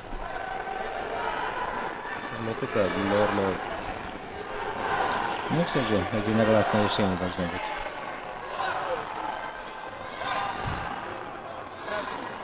я думаю, тут сюрпризов не будет. Да, не должно. Тут уверенно. В данном бою Возьми ворота не стоят.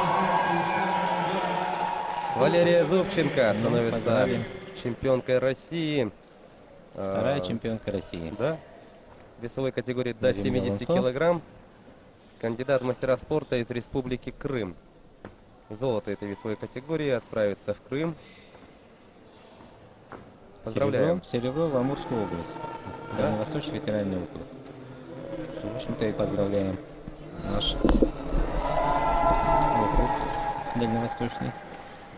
Ну а в этом весе бронза достанется Александре Ковалевой из Ханты-Мансийского автономного округа. Серебро у Анастасии Цацуры. И чемпионка Валерия Зубченко. Ну вот смотрим. Повторы ее поединка. Вот точные такие удары.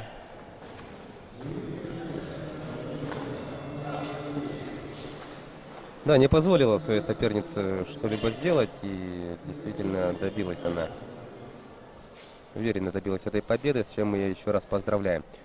Ну что ж, и остался один финал, один женский финал. Это у нас весовая категория свыше 70 килограмм. У нас в красном углу ринга, из красного угла ринга выйдет Ольга Павлова. Из Санкт-Петербурга. Да, представляет она Санкт-Петербург. У нее первый разряд. Вот она на ваших телеэкранах. Да. Ольга Павлова, перворазрядница из северной столицы Да, России. они оба перворазрядницы. А ее соперница, ну тут встречаются спортсменки из центра, да? Ее соперница из Москвы, она уже на ринге, это Анна Тарасова. Обе спортсменки являются перворазрядницами, и сейчас они спорят золото. Ну, две столицы нашей страны, Санкт-Петербург и Москва. Кто же будет сильнее и получит золотую медаль? Дождемся. Это у нас последний финал, да и поединок среди женщин, да, в рамках 4-го соревновательного дня. Далее мы приступим к просмотру состязаний среди мужчин. В первом же поединке, кстати, начало. у нас якутяне в полуфинале встретятся в весовой категории до 51 килограмма.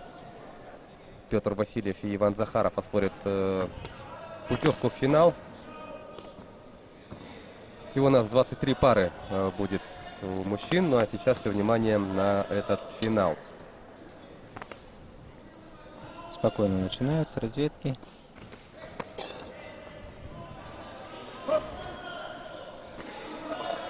Тарасова сигнализирует о том, что ей нужно устранить неполадки с экипировкой.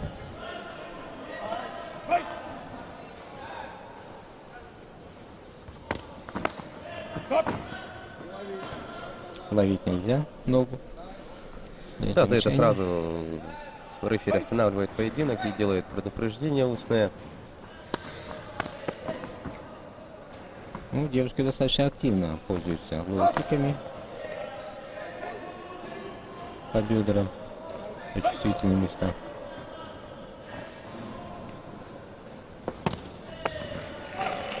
Ну вот, как я смотрю, Тарасова работает по всем этажам. Вот у нее удары летят как и в голову, так и лоу-кики заряжает, так и руками.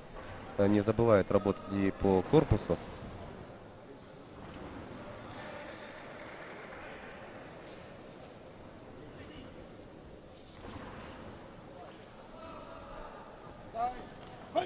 Ну что ж, поправили футы и возобновляется поединок. Финал весовой категории свыше 70 килограмм. Хороший боковой доводит до цели Тарасова. Так, а напомним, Ну, что... что-то форма подводит. Да, что все время слетает у нас щиток. Обе спортсменки являются, ну, у них первый разряд. У обеих. Вчера, кстати, вот тоже в одном поединке, уже не вспомню точно, вот, кто с кем встречался. Тогда все время вот тоже слетал щиток, и в итоге секунданты приняли вот решение лейкопластырем зафиксировать. Почему нет, да? Ну да, главное, чтобы не отвлекал бойцов. Да, потому что каждая остановка, Да. это вот сбивается темп. Если, например, вдруг кураж поймал, да, у тебя слетел щиток, что делать? Остановка? Выбивает это из темпа в целом спортсмена. Неподготовка. Последние секунды первого раунда. Все, звучит гонг. Потому что достаточно тяжелые удары у девчат.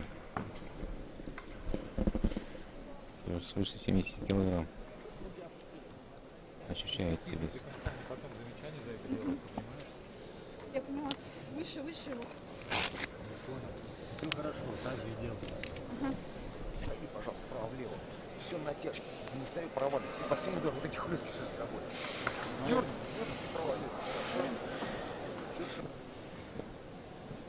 Ну, в углу Анны Тарасовой, да? Тренер доволен, как ее подопечный проводит данный поединок. Продолжать в том же духе. Да, просит Ольгу Павлову маневрировать влево вправо. На оттяжке работать. Да, срывать атаки и работать на опережение. Вторая двухминутка сейчас у нас стартует. Финал весовой категории свыше 70 килограмм. Ольга Павлова, Санкт-Петербург, и Анна Тарасова, Москва.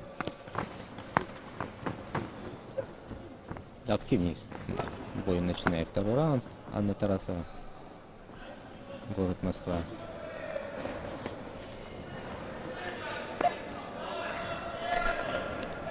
Так, будет ли Ольга Павлова маневрировать влево-вправо? Ну, вас на отходе хорошо встречает.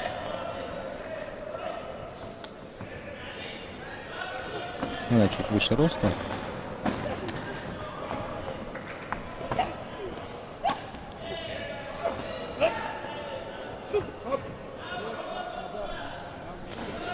На кону золото чемпионата России.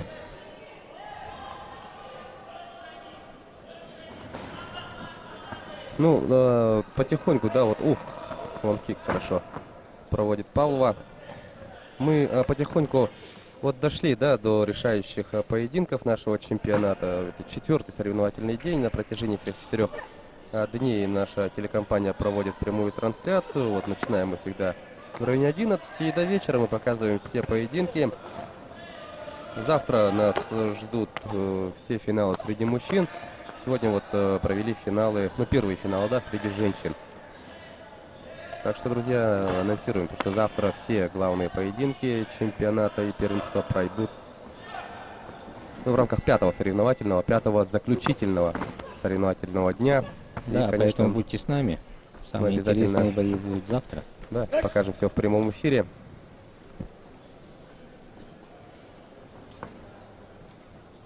Десять секунд до конца второй двухминутки.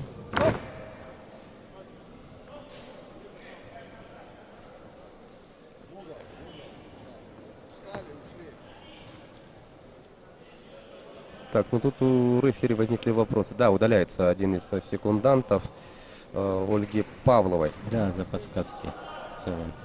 Слишком активно. По регламенту да, не работал. позволено секундантам, тренерам подсказывать спортсменам по ходу боя, только во время перерыва. Ну что ж, последний раунд остался.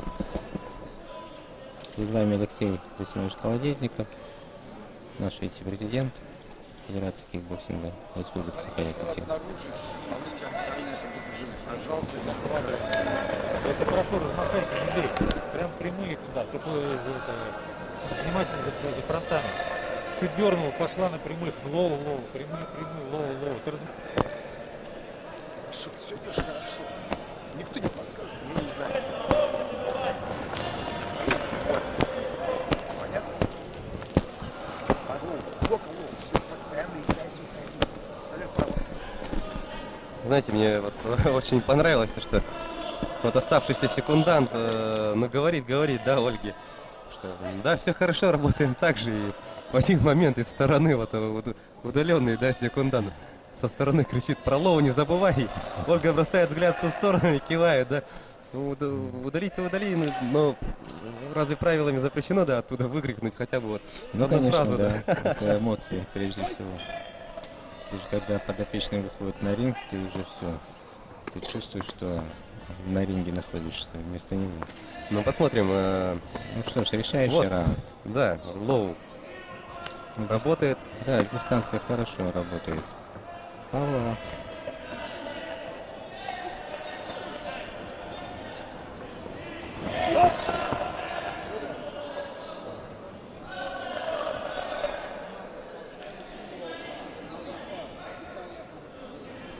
Балл снимают с Тарасовой за, как я понимаю, задержку, да?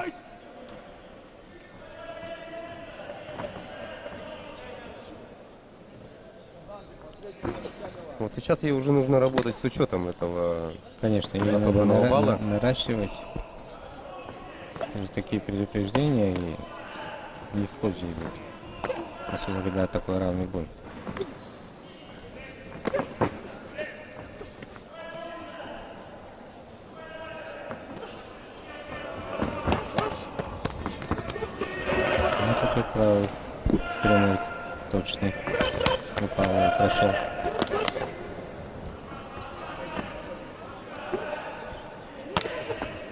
Вот, боковой Тарасовой тоже тут доходит до цели.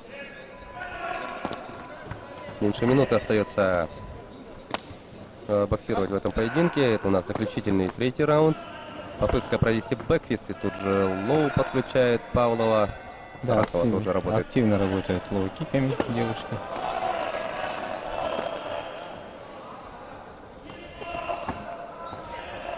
Ну и последние 20 секунд.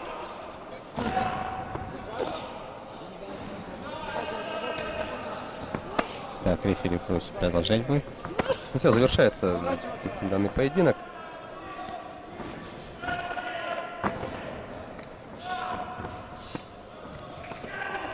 Обмен лоу-киками, выбрасывают двоечку Тарасова.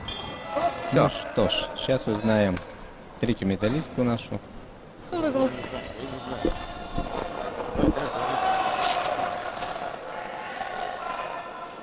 Дождемся решения судей.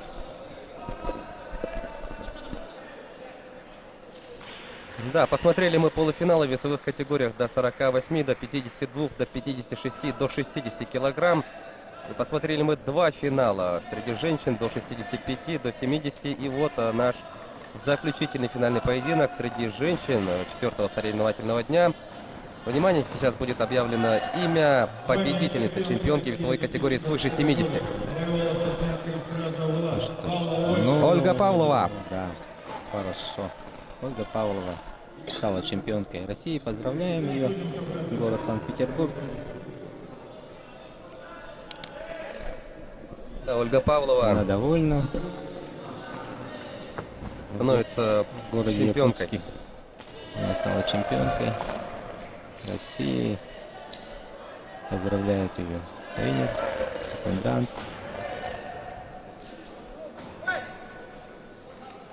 Поздравляем ее и мы, дорогие друзья. Ольга Павлова, перед вами представительница Санкт-Петербурга, Ну, сейчас чемпионка я России в выдохну. весовой категории свыше 70 килограмм. Ну, конечно, само собой, Ольга Павлова очень довольна, в хорошем настроении. Да, конечно, поздравляем ее от души. Вот повтор ее боя. Да, вот точные удары Ольги. И победа ее. Да, я напомню, что это был последний поединок, женский поединок сегодняшнего соревновательного дня. Мы посмотрели 10 поединков женщин, да, из запланированных 11. Напомним, у нас первый полуфинальный поединок в весовой категории до 48 килограмм не состоялся ввиду травмы Кабиры Улуговой. Таким образом, вот программа женских поединков у нас закончена, и сейчас мы приступим в скором времени к просмотру мужских. Начинаем. Итак, полуфинал весовой категории до 51 килограмма. Перед вами Петр Васильев, кандидат в мастера спорта из команды Республики Саха-Якутия. И он сейчас встретится со своим сокомандником Иваном Захаровым, перворазрядником, то также из нашей команды. Ну, оба наши представители Республики Саха-Якутия. Петр Васильев, кандидат в мастера спорта. Иван Захаров, перворазрядник. Ну, пожелаем удачи им обоим. Да, жребий свел. Ну, один из наших якутян уже в финале, считай. Ну, получается так, да. Ну что ж, очень интересное нас с вами сейчас противостояние ждет. Ну, я думаю, сейчас трибуна оживет в целом. Само собой, спортсмены, я уверен, прекрасно знают друг друга. Да, конечно, они вместе учебно-тренировочные сборы провели. Но они будут сейчас по-настоящему биться. Все же на кону выход в финал. Очень Да. ответственный момент для них. В 1/4 вот Петр Васильев начал соревнования с четвертьфинала, и он в 1/4 победил Амира Кубова, мастера спорта из Краснодарского края. Что касается Ивана Захарова, то Иван Захаров в 1/4 выиграл у Руслана Муртикова, перворазрядника из Приморского края. Иван у нас, да, Иван также начал соревнования с четвертьфинала. И вот сейчас они, два якутянина, будут биться за право выйти в финал, в главный поединок чемпионата. Но ощущается, что Петр Васильев чуть опытнее.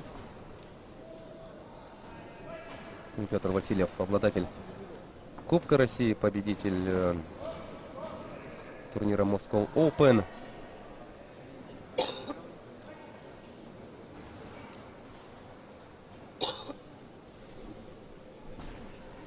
Наставление рефери перед боем. Ну что ж, обоим желают удачи.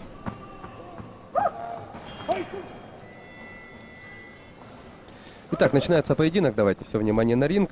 Весовая категория до 51 килограмма, полуфинал. Ну, для обоих такой принципиальный бой будет сейчас. В другой полуфинальной паре у нас Астемир Матаев из Москвы и Кижик Багай-Ол из Тывы. Достаточно активно начинают, все же друг друга знают хорошо. Вместе тренировались. Но здесь, конечно, уже не до разведки, знают друг друга.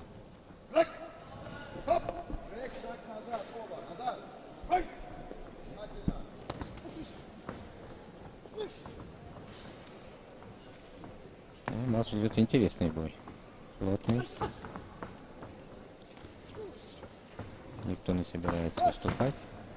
Настроены оба на серьезный, плотный бой. Выяснение характера, техники. Вот оно.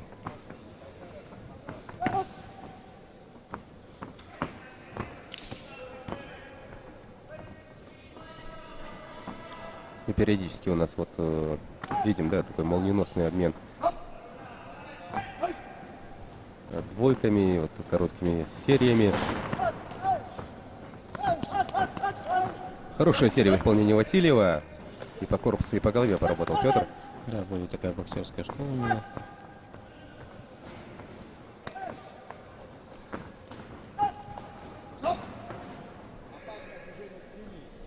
Но Петр Васильев, напомним, кандидат в мастера спорта. Что касается Ивана Захарова, то он имеет первый разряд. Последние секунды стартового раунда. Звучит гонг. Да. Что ж, послушаем тренеров.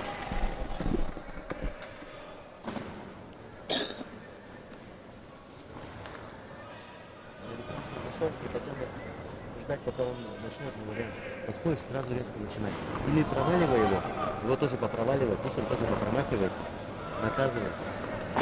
Вещи начинай. Вот стоишь, он на тебя действует, все, ты уже должен взрываться, начинать.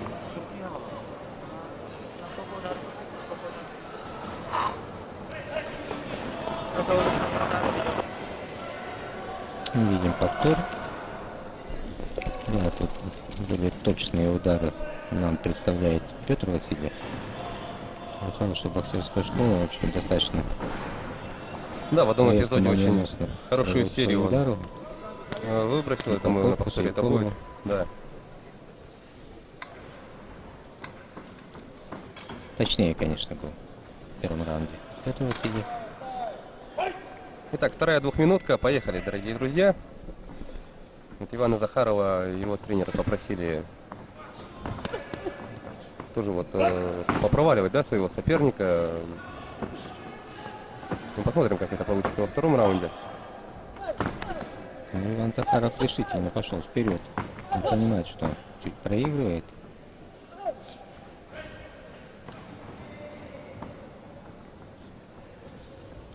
Решил попробовать навязать свой бой.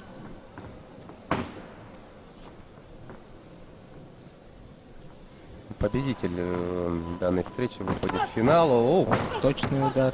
Петр хорошо, да, работает Петр Васильев. старается нарастить после точного удара. Но пришел в себя Иван Захаров. Спустил в ход колени. И вновь хорошо Доводит Просто свой удар до точно, да. цели. Петр Васильев. Да, просто потерял равновесие.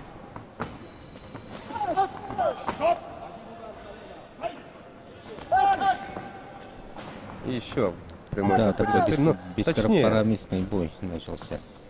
точнее, Петр Васильев.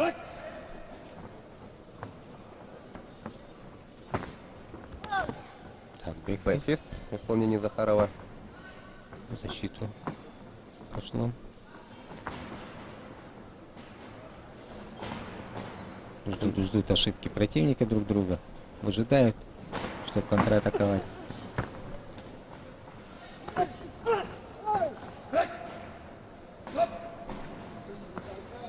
Что подходит к завершению вторая двухминутка. Ну, последняя атака. Да, просит рефери не поворачиваться спиной к противнику. Потому что по спине запрещены удары. Конец второго раунда. Ну что ж, решительный третий раунд остался.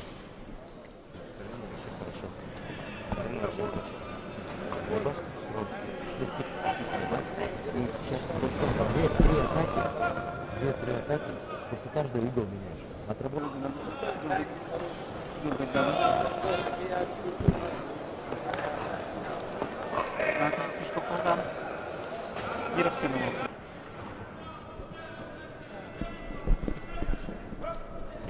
Ну и нарезка ярких моментов минувшего раунда. И сейчас у нас буквально через пару мгновений начнется заключительная двухминутка, которая обещает быть очень жаркой. Петр Васильев на протяжении двух этих раундов работал точнее, он чаще доводил свои удары до цели. Да, и сейчас Иван Захаров, конечно же, я думаю, с первых прям секунд, да, раунда начнет идти вперед, ведь только в таком случае можно будет рассчитывать на успех в этом поединке.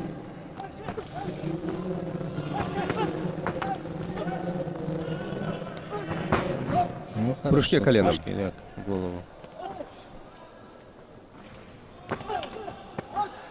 Хороший лоу-кик завершил. Но в долгу не остался Иван Захаров. Бэкфист.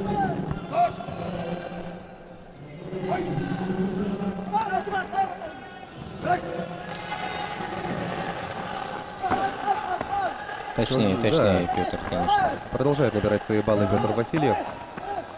Ну, хорошая защита. И тут же контратак. Сбивает дыхалку. По корпусу хорошо двоечка прошла снизу.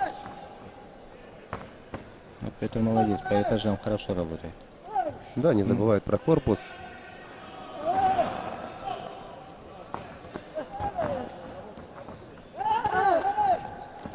Ну и Иван попадает.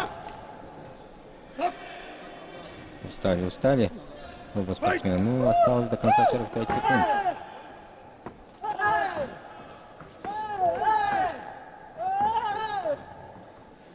Эмоциональный бой такой. С выкриками. Да, немножко отдохнули. Да, никто не хочет уступать.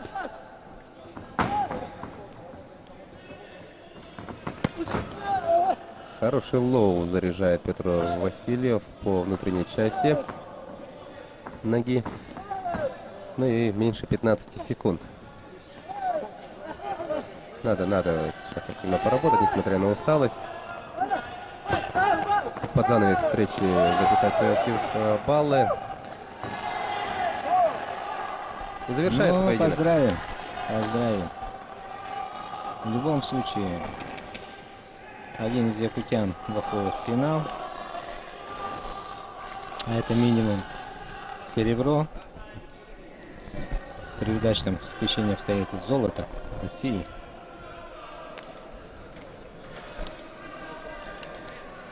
Ну, у Итак. меня ощущение, что все же точнее был Петр Васильев, но дождемся решения судей. Предпочтение. Петр Васильев. Совершенно верно. Петр Васильев в финале. Поздравляем его. Республика Саха-Якутия. Ну, он поопытнее был, кандидат в мастера спорта. И, несмотря на то, что Иван Захаров имеет первый разряд, он дал достойный бой. Ну и действительно, стоит согласиться, Петр Васильев, он чаще доводил свои удары до цели и ну, был как-то предпочтительнее, да, работал по всем этажам. Да, и боксерскую школу у него чувствуется более на уровне. Ну и видим радость на лице Да. Петра Васильева, конечно, Поздравляем его. выход в финал. Завтра мы увидим Петю вновь Да, в деле. доволен, Петр Васильев доволен. Поздравляем его. Ну что ж, это был первый полуфинальный поединок в весовой категории до 51 килограмма, по итогам которого Да, у нас... хорошая защита. Каждый удар. Вот все 4 лоу-кика он защитил и тут же пошел в контратаку. Да, Петр Васильев в финале, Иван Захаров бронзовый призер. Да. Может, Поздравляем медаль. Ивана и с этим показателем, да. Одна медаль у команды республики уже есть в этой весовой категории. Ну что ж, и мы сейчас приступаем к выявлению соперника Петра Васильева по финалу. Это право у нас оспорят Астемир Матаев из Москвы. Он на ваших телеэкранах. Это кандидат в мастера спорта. Ну и его соперником по этому полуфинальному поединку будет Кижик Багай Ол. Тоже кандидат в мастера спорта из республики Тыва. Ну что ж, Астемир Матаев готовится выйти на ринг.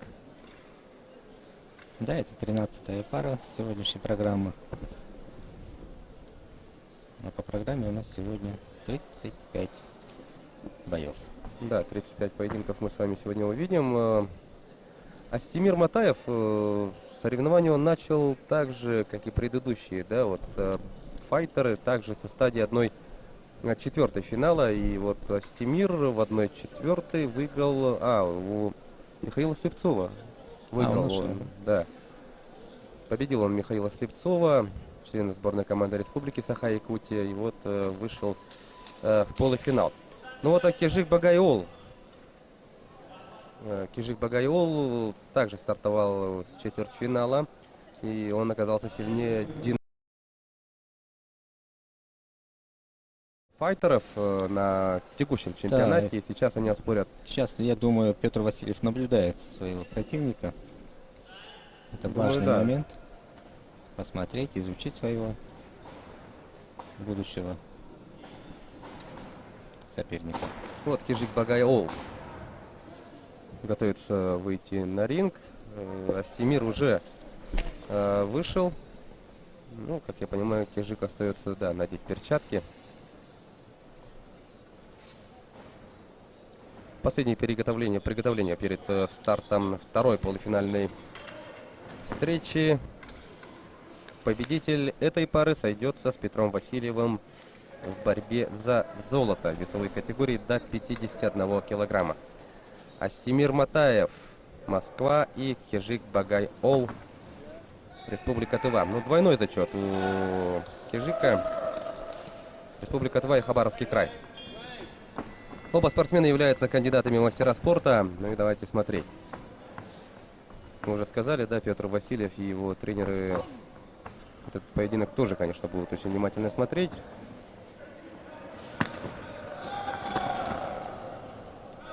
Да, оба легкие, быстрые. В своем весе.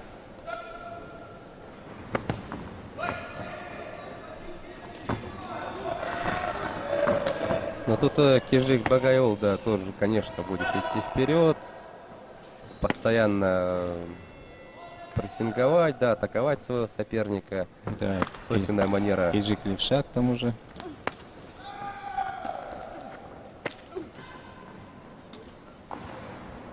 Так, удар ниже пояса. Да, они извинились друг другу. Это что похвально. Это же уважение друг к другу должно быть в таких поединках.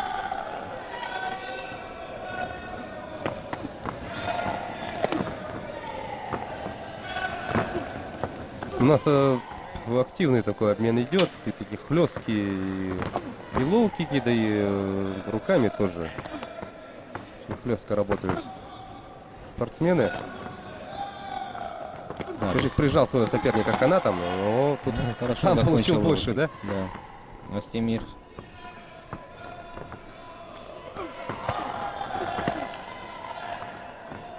Да, Матаев вышел из этой зоны. Ну, хорошо в атаке. Чижик провел коленом удар. Но в предыдущих поединках Кижик тоже так же работал, постоянно шел вперед. Ну, вообще Работал первым номером, тувинская да. школа кикбоксинга, она достаточно такая. Работает в атаке больше. Неожиданно работает и на отходе.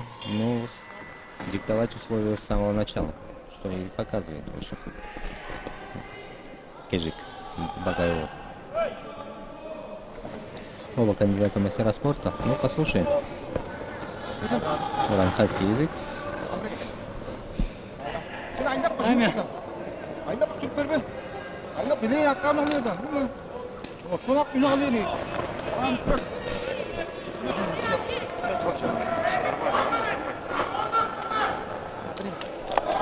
Встань, иди на него, иди на него. Перебивай боковой, передний боксер. Боковым правый и левый лоу заканчивай. Ну, видим замедленный поединок предыдущий. Ну, здесь такие лоу-кики Астемира. Вот тренер Астемира просит, да, вот тоже идти вперед, перебивать его, перебивать соперника. Да, чаще левой рукой, не забывая о правой сильной руке. Ну и завершать атаки левой ногой, лоу-киками.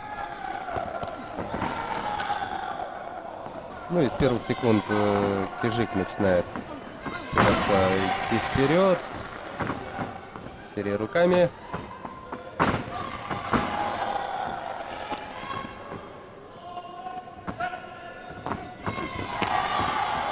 Ну, да. Руками поработал, два лоу-кика, и в такой же ситуации еще и колено уже второй раз саживает по корпусу Матаева. Да, живее стали во втором раунде работать спортсмены. И вот опять Багаева коленом больше доводит. коленом достаточно эффективно начал использовать в атаке. Дается. Команда Файт, и возобновляется у нас поединок. Плотный бой такой. Ну тут темп, да, нарастили спортсмены во второй двухминутке. Хороший лоу Матаева. Правый боковой доходит до цели. Да, Астемира попросили все чаще левой ногой перебивать тувинца в соревновательной атаке. Но Кижик Багаева задает темп свой.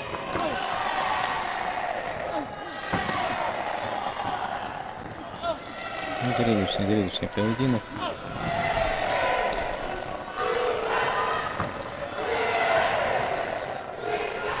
Да, это уровень боя, финального боя в целом. Ну, лучшие из лучших здесь собрались. Каждым разом все интереснее бои мы наблюдаем.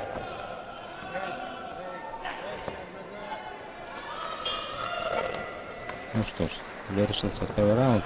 И остался у нас решительный последний раунд.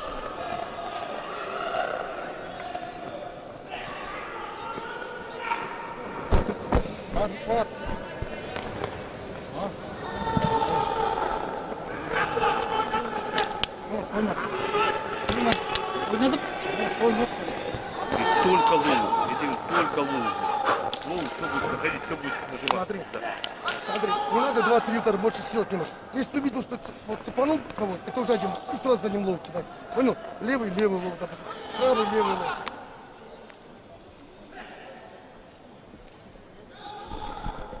Ну вот видим замедленный бой второго раунда. Самые интересные бои. Астемир тут точнее в этих повторах.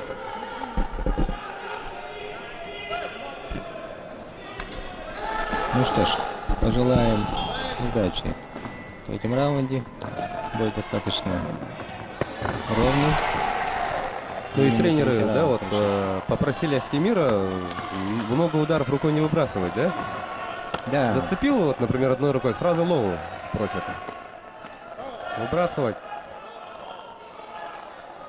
И сигнализирует Астемир о том, что был удар ниже пояса. Это не первый случай, как я помню.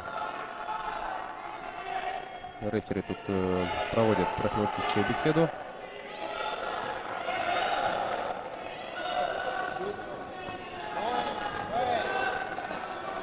Итак, идем далее. Заключительный раунд финального, полуфинального поединка весовой категории до 51 килограмма. Напомним, Да. тут определяется соперник Петра Васильева. Якутянин уже в финале, и встретится он с победителем данной встречи. да, активные лоу-кики. Не жалеют друг друга. На кону выход в финал.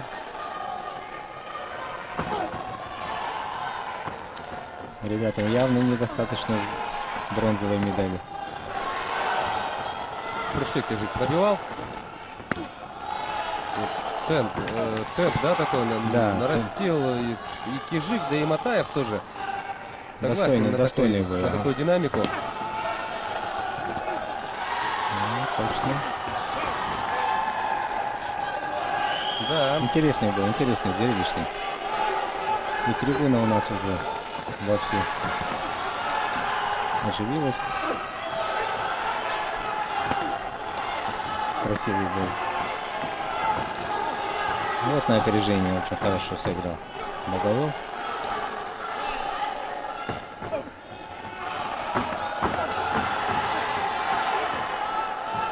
Ну что ж, последние 15 секунд. Активно работают спортсмены в концовке данной встречи. Последние секунды. Ну, чья последняя? Вот точный такой Да. Астемир. Хороший удар был точный. Завершается поединок. Ну что ж, дождемся. Так, у нас Астемир. Прям на колени упал, да, выложился парень, конечно. Да, он выложился.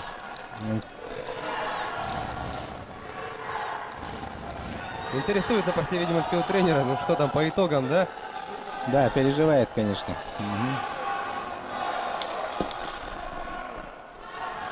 Ну, более активнее будет. Багаев, Кижик. Ну, посмотрим, что сейчас судьи скажут. Итак, решение судей, дорогие друзья. Сейчас мы узнаем Сложный бой, имя да. соперника Петра Васильева по Оба, финалу. оба достойные победы. Победу одержал спортсмен из синего Багаев. Да, Кижик Багай-Ол, представитель Да. Республики Тыва, встретится в финале с Петром Васильевым. два уранхайца будут выяснять отношения завтра с друг с другом. Кто станет чемпионом России? Ну, похвально. Да, Похвальный ну, а финал. Астемир Матаев вместе с Иваном Захаровым нашим становится бронзовым призером чемпионата. Их мы тоже поздравляем. Ну а Кижик Багай-Ол отправляется восстанавливать силы и готовится к финальному поединку с Петром Васильевым. Ну вот Кижик, да, конечно, в свойственной себе манере, Да, не плотного изменяя, да, боя. вот, своим традициям, постоянно шел вперед, выступал, работал первым номером, и видим то, что в очередной раз это принесло плоды. Конечно, Астемир расстроен. Итак, мы переходим к весовой категории до 54 килограмм. На ваших телеэкранах Алексей Спирин, мастер спорта международного класса из Свердловской области. И в полуфинале этой весовой категории он сейчас будет принимать экзамен у Давлата Якимова, кандидата мастера спорта из Саратовской области. Тут, ну, понятно, да, что также у нас путевка в финал на кону. Проигравший у нас получит право зайти на третью ступень пьедестала почета. Но тут, конечно, мы заранее хоронить чьи-то надежды также не будем, конечно, потому что на стадии полуфинала действительно вот не может быть, да, в принципе, того, что может биться человек, случайный человек. Да и в первый день, соревновательный день чемпионата России не даст нам соврать, потому что были два случая в нашем первом дне, когда кандидаты в мастера спорта одерживали победу над заслуженными мастерами спорта и мастером спорта международного класса. Тут, конечно, раздел К1, да, вот, такая дисциплина, где чуть не доработаешь, и тут... Да, может прилететь. Да. Позавчера, да, у нас был с гонгом прилетел колено и в равном бою Да. за счет точного удара нокаутом победил. Итак, весовая категория до 54 килограмм, дорогие друзья, полуфинал. Алексей Спирин, Свердловская область, и Давлат Етимов, Саратовская область. Спирин у нас является мастером спорта международного класса, ну а Етимов кандидат в мастера спорта. Ну и давайте смотреть. Лоу пробивает Спирин и сам же уворачивается от ответки. Проводит серию по защите.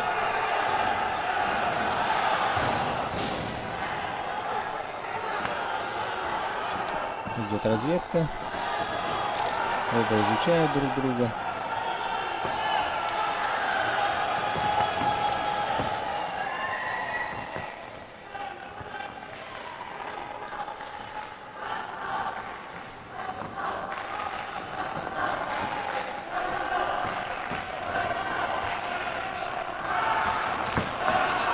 В этой весовой категории у нас соревнования стартовали со стадии 1/8 финала. Алексей Спирин по жеребьевке, да, он начал с четвертьфинала и победил Сергея Иванова, представителя сборной команды республики. И вот таким образом он вышел в полуфинал.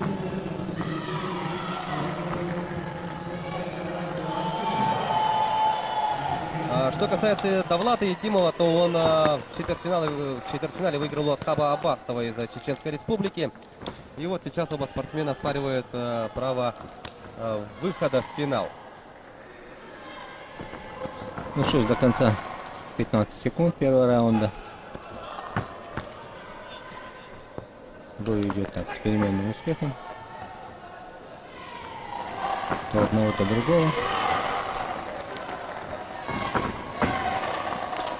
Колено подключает Спирин, и на этом завершается первый раунд. Ну, я думаю, со второго раунда ребята начнут плотнее работать. Да ладно, смотри. Ты видишь, ты его поджал. Смотри, дыши.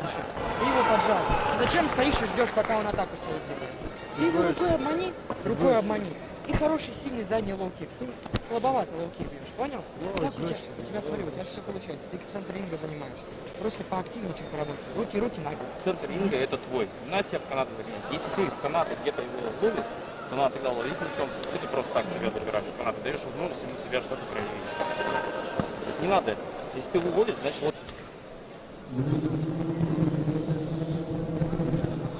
Но тут в обоих углах шла речь, ну, насчет центра ринга, да, территориальное преимущество, конечно, важно. Да, и попросили помощнее Давлату Етимову проводить лоу-кики. Да, вот тренеры заметили то, что что-то у тебя вот лоу-кики слабенькие, да, идут. Можешь сильнее, давай попробуй прибавим в этом плане, посмотрим, как сейчас Давлат Конечно, будет работать. сильные лоу-кики заставляют противника меньше передвигаться. Обсушивает ногу. Мидл-кик хороший, лоу добавляет тут же Давлат Етимов. Ну, кандидат мастера спорта дает бой мастеру спорта международного класса.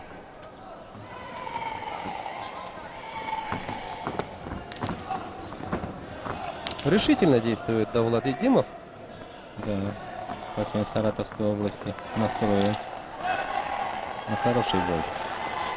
Не стушевался перед мастером спорта международного класса.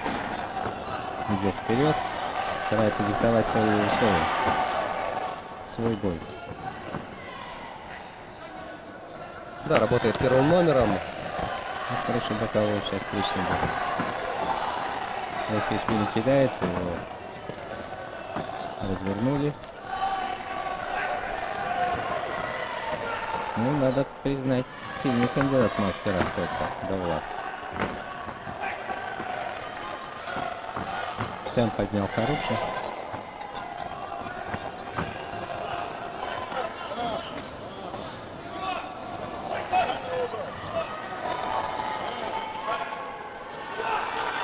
Нокдаун отчитывается Давлату Ятимову. Ну, с Давлатом все в порядке. Если уже по корпусу пропустил чуть удар, подсчитал.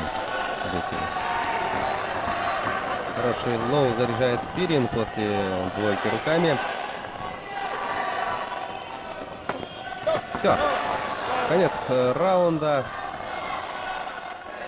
Ну и нас с вами ждет, да, заключительный, решающий раунд. Да, мама Александра Иванова, нашего первого чемпиона мира. Поблагодарим ее, что она пришла, болеет за нашу сборную команду. Это для многих вдохновляет, что своим вниманием она посетила наш чемпионат.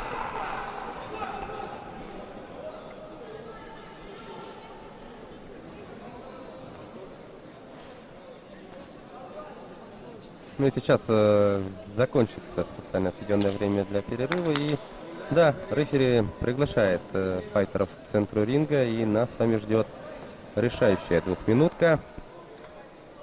Полуфинал весовой категории до 54 килограмм, дорогие друзья. Алексей Спирин, мастер спорта международного класса из Свердловской области, против Давлата Ятимова, кандидата в мастера спорта, который представляет Саратовскую область. Давайте смотреть. Ну, Давлат тоже идет вперед. Занимает центр ринга с первых секунд третьего раунда. Но Алексей Спирин вот периодически тоже идет вперед. Ну, да, находит момент, да, запускает колено свое.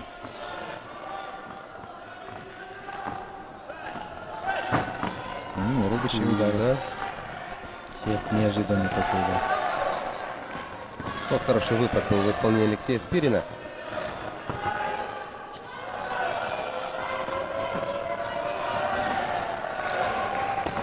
Ну, задает темп. Давлат Ятимов, Саратовская область, кандидат в мастера спорта. Нашего мастера спорта международного класса Свердловской области. Вот хорошо попадает. Да, на опережение. Да, темп задал хороший. Потому что мы уже немало вот примеров видели, да, и мы знаем, то, что мало постоянно идти вперед и там работать по защите и так далее. Важно попадать много. Чаще своего соперника. Да, конечно, и это судьи считают. Тут важны точные удары. Акцентированные точные удары. Вот интересно, какой сейчас счет на текущий момент.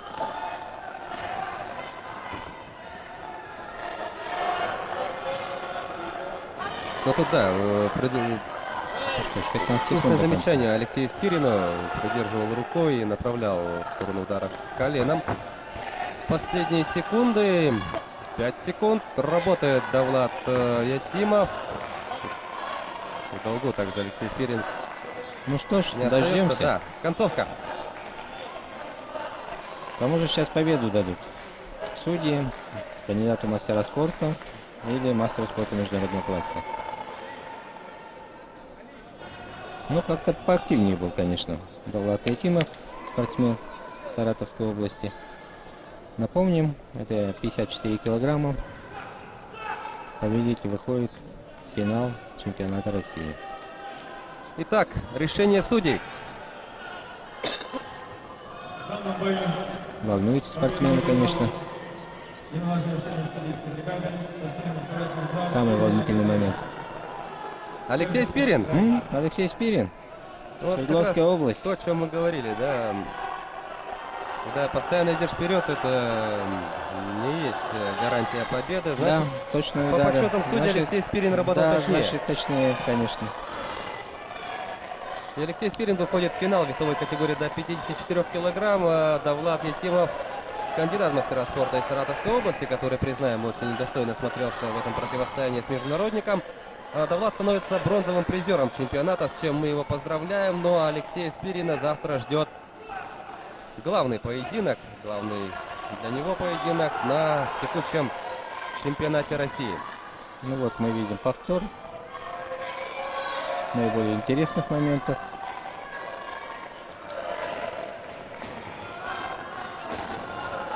Да, но это как часто бывает, да, спортсмен, который более опытен, он работает вторым номером и как раз таки вот... Да, и находит нужные моменты для проведения. Поздравляем Алексея Спирина, ну а сейчас будет определяться его соперник по финалу. И это право будет оспаривать член сборной команды Республики Саха-Якутия. Как мы видим, на ринге в красном углу Тарипчи Дангак, это мастер спорта из Республики Тыва. Ну а в синем углу Аял Местников, мастер спорта международного класса, представляющий команду Якутии. Ну что ж, два уранхайца будут сейчас выяснять отношения, кто выйдет в финал. Пожелаем удачи им обоим. Ну, конечно, мы болеем за нашего якутянина Аяла Местникова, мастера спорта международного класса. Да, чемпион России и Европы в синей форме сейчас ведет поединок. Ну, противник у него, конечно, Дангак Тарипчи. Боец. Настроен очень решительно. С первой секунды начал плотный бой. Он понимает о том, что только за счет убедительной победы можно здесь что-то достигнуть. Победы. Да, для Аяла Местникова это уже третий поединок на этом чемпионате. А в 1/8 он выиграл у Ибрагима Махмаева, кандидата в мастера спорта из Чечни. А в четвертьфинале он выиграл у своего сокомандника Ивана Ле. И вот сейчас он оспаривает право выхода в финал с представителем Тывы Дангаком.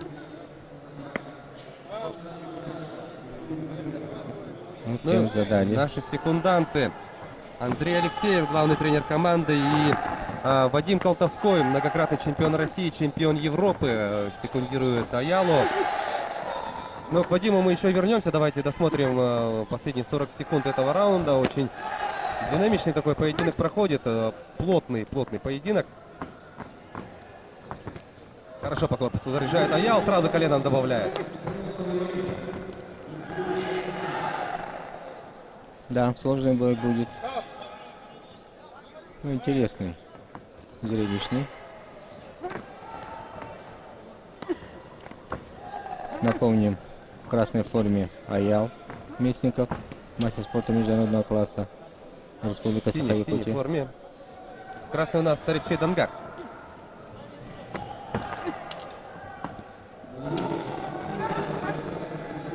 Завершается первый раунд. Ну и давайте послушаем тренеров.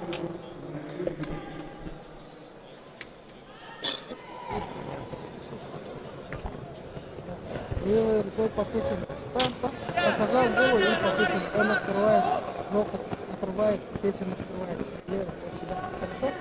Понял, да? Очень дорого решить. Извините, спокойно. Здесь печень вокруг слева. Хорошо? Минера. Самое. Не хапта, ха. Думаю, ран. Я ран. Почему? Вот.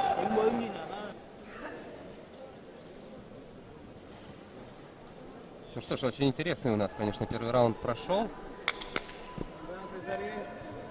Попадания у нас хорошие были с обеих сторон.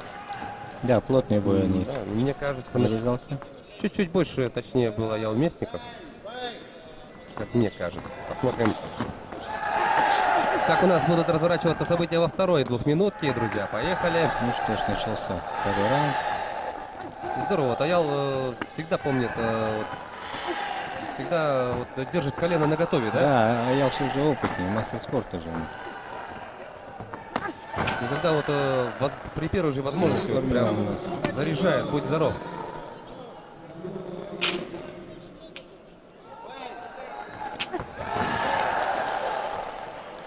Ну и, конечно, потеря равновесия. Любой файтер, да, если вы это неуступчивый соперник, то даже можно, наверное, не обращать внимания на звание. И здорово Аял работает. На кону выход в финал, дорогие друзья. Хорошо, Аял идет вперед.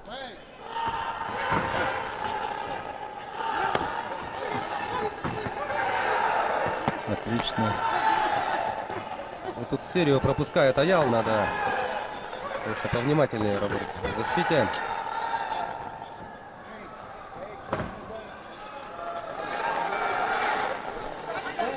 Половина раунда уже позади. Хороший мидл-кик заряжает Аял. Хороший правый, встречный Аял. Ух, тут сильно пролетел это на встрече.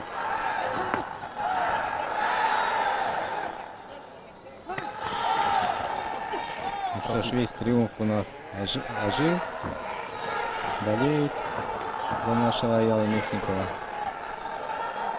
Он в синей форме. 15 секунд. Ну, оба спортсмена тут какими-то очень размашистыми ударами входят, двигаются друг против друга. И 5 секунд остается. А кто же пробьет последнюю атаку? Ну, Всё, Аял он. хорошо. Последнюю атаку. Я вижу кровотечение на лице завершил. тувинца. Послушаем тренеров.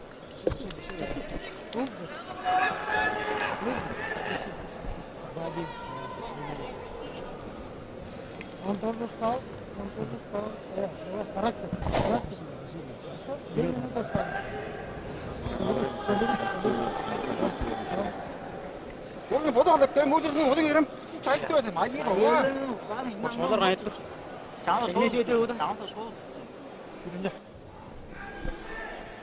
Ну что ж, наставления дали. Да, секундарные тренера Андрей Алексеев, главный тренер сборной команды Республики Саха-Якутия. Ну и в углу Аяла в качестве секунданта у нас работает многократный чемпион России, чемпион Европы Вадим Колтовской, который вынужден пропустить домашний чемпионат из-за травмы, которую он получил на заключительном этапе подготовки к этим соревнованиям. Да, ну помогает здорово нашей команде, Безусловно. секундирует, советует ребята. Итак, последний раунд. Сразу начинает Дангак заряжать лоу-кики. Аял Мясников не остается в долгу. Хорошо точнее, работает руками. точнее, Продолжать хорошо. надо. Ну и смотрите, какая у нас работа идет, да, на первых же секундах третьего раунда. Помним, что во втором раунде в концовке оба спортсмена, да, подустали спортсмены. И Андрей Алексеев тоже говорил о Аялу, да, то, что Дангак тоже устал, он тоже человек.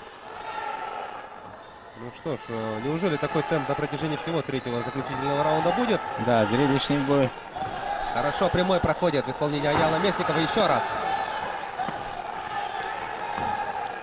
Активно работают оба спортсмена. Колено Хорошо, подключает колено Аял. Аял. Может, еще минута до конца. Да, половина раунда позади. Андрей Алексеев с Вадимом Колтовским очень внимательно следят за происходящим на ринге. Заряжает Дангак лоу-кики. Аял тоже отвечает ему. Ну, конечно, устали оба спортсмена в таком темпе работать. Да, вы попробуйте 3 раунда. Да, оба настроены на победу. Выложились. 35 секунд. На кону выход в финал, дорогие друзья. Это полуфинал весовой категории до 54 килограмм. Торепчи Дангак, Тыва и Аял Мясников, Якутия. Тут пошли колени. Лоу-кики. 13 секунд до конца. Идет вперед Аял. Хорошо, прямой удар прыжка. проходит, да. И все, последние секунды этого поединка. Все, звучит гонг. Все, гонг. Ну что, ждем. Ждем решения с нетерпением судей. Отличный поединок, да? Зрелищный Зрелищный, поединок. да. Плотно поработали файтеры.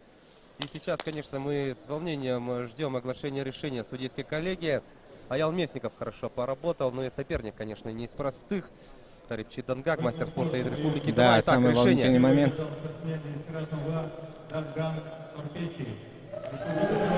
Да. Дангак. Да, такой равный бой. Ну, Дангак Тарипчи был. Оказался чуть точнее. Поздравим его. Он в финале. Да, в финале этой весовой категории Дангак Тарипчи встретится с Алексеем Спериным из Свердловской области, чью победу мы ранее видели, да. Ну а к нашему сожалению, Аял Местников, он становится бронзовым призером чемпионата. Ну, поздравляем с бронзой. Надеялись мы, конечно, то, что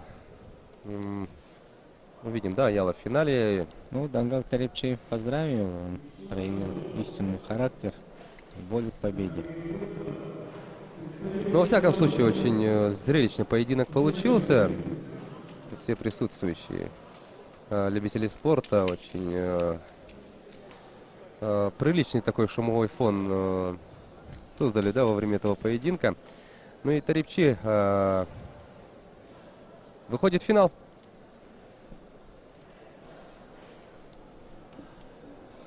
Ну, наше поздравление сборной команде Тывы. Да, кстати, Тыва пролетела таким маленьким составом, 8 человек, и неплохих результатов добивается. Кстати, результативно. Хамид Пасхаев на ваших телеэкранах, это мастер спорта из Чеченской Республики. И он сейчас в полуфинале весовой категории до 57 килограмм встретится с Сафаем Насухановым. Вот он поднимается на ринг. Сафай у нас кандидат в мастера спорта, представляет Чеченскую Республику. Ну, если они друг друга знают, хорошо, значит. Да, два чеченца у нас оспаривают право выхода в решающий поединок.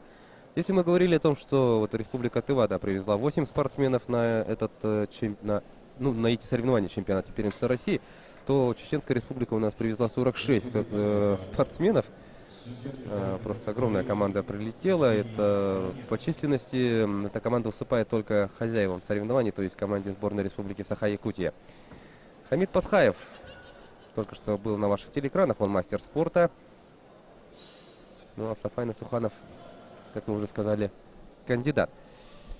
Кстати, да, вот мы вчера же смотрели, да, поединки этой весовой категории, если память мне не изменяет. Да, мы смотрели оба боя. Достаточно интересные бои были. Но Да. сегодня вот два чеченца встречаются. Немножко ввел я вас в заблуждение. Все-таки весовую категорию до 57 мы смотрели позавчера. Ну, просто очень много, да, поединков. Ну, позавчера, да. Да, позавчера. И в этой категории у нас очень интересная ситуация. В полуфиналах у нас представлены сразу 3 члена сборной команды Чеченской Республики и 1 представитель сборной Республики Саха-Якутия. У нас в этом весе в полуфинале выступит Тимофей Сивцев сразу после этого поединка. Но мы до этого дойдем. А сейчас давайте посмотрим данное противостояние. 2 чеченца. Хамид Пасхаев и Сафай Насуханов ведут поединок на стадии 1-2.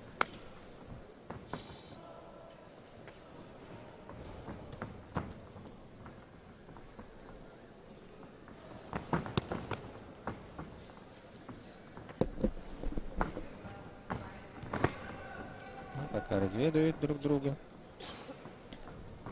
Хотя они друг друга знают.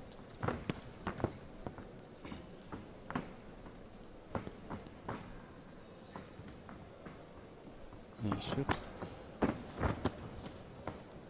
Хороший хоккей заряжал Насуханов. По защите пришелся этот удар. Прямой в корпус. В синей форме Сафай Насуханов. Он кандидат в мастера спорта. А в красной форме Хамид Пасхаев. Мастер спорта.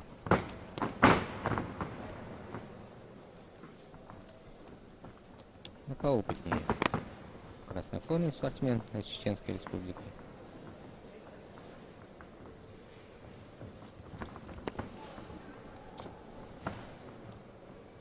Соревнования в этой весовой категории у нас начались со стадии 1/8 финала.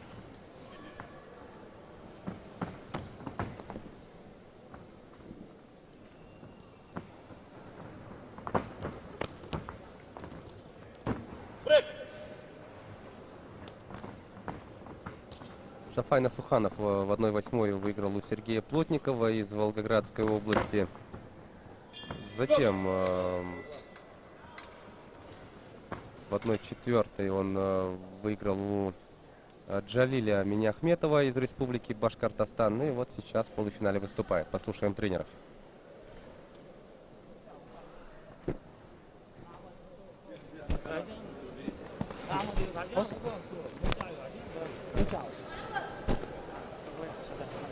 Ну, послушаем красочный чеченский.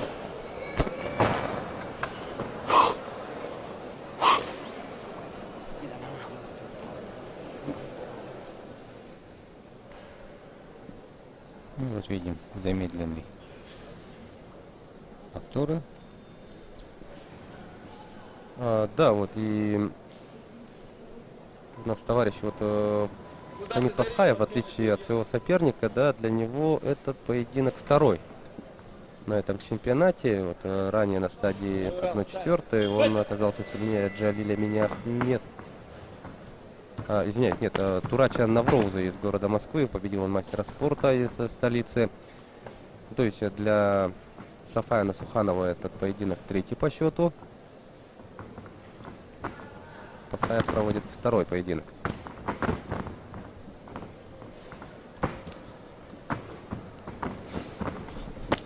Достаточно активно действует Сафай Насуханов в синей форме.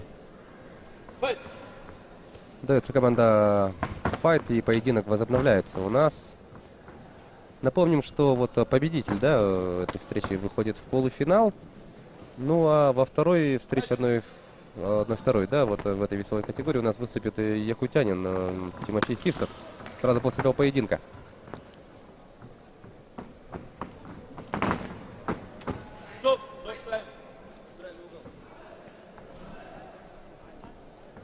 Надо поправить экипировку Пасхаеву.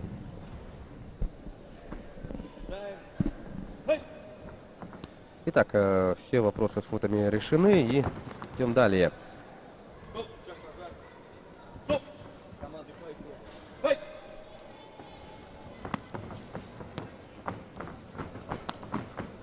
Ну, оба бойца решили, как на тренировках, друг друга знают. Особо высокий темп не поднимают.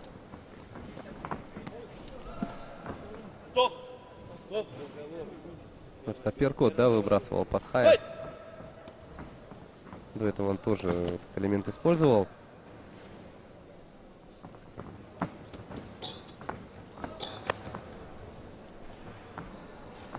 Последние 15 секунд второй двухминутки. По корпусу хорошо приложился Насуханов с разворота. Пытался пробить в защиту. Угодил этот удар. Хорошая молниеносная серия. Ну и дождемся третьего раунда.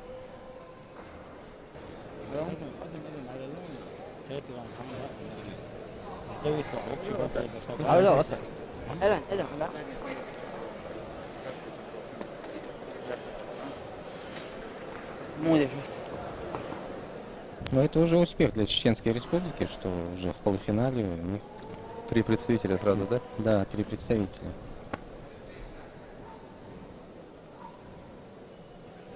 Да, мы, главное, вот сидим, слушаем, да, вот о чем говорят тренеры, как будто бы знаем чеченский язык. Ну, интересно слушать. Да, конечно, язык, красивый язык. Многонациональный российский народ. Ну и не можем, конечно, мы перевести, да, о чем говорили, но одно можем сказать точно. Ну, в двух углах у нас спокойная обстановка. Нет какой-либо экспрессии или там ноток недовольства не было. Ну, они понимают, что один чеченец выйдет в финал. Итак, дорогие друзья, третья заключительная двухминутка, по итогам которой мы узнаем имя первого финалиста весовой категории до 57 килограмм. Очень хорошо сейчас работает Насуханов. Он кикс прямо в лоб заряжает. Хорошая серия руками. Несколько раз попадает в голову. И заряжает, конечно, все это дело еще и лоу-киком. Ответная атака Пасхаева приходится по защите. И Насуханов заряжает очередной лоу. Но начало данного раунда, безусловно, остается за Насухановым. Продолжает работать. Старается он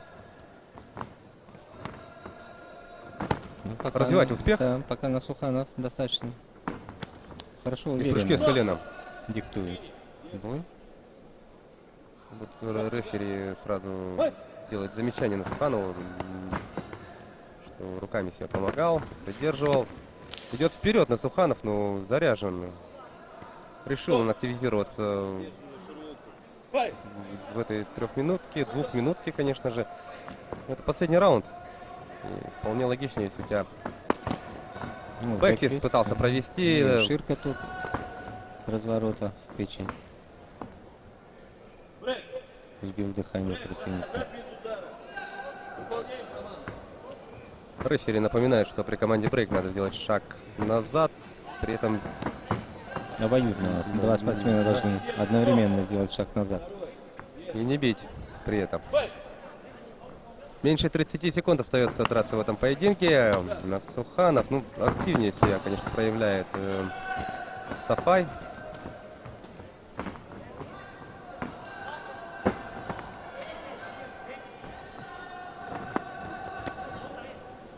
Ну, Хамид, например, в начале что-то совсем уступал, да, но сейчас как-то под конец он примерно выровнял ситуацию. И вот такой лоу-кик в исполнении Насуханова и завершается поединок.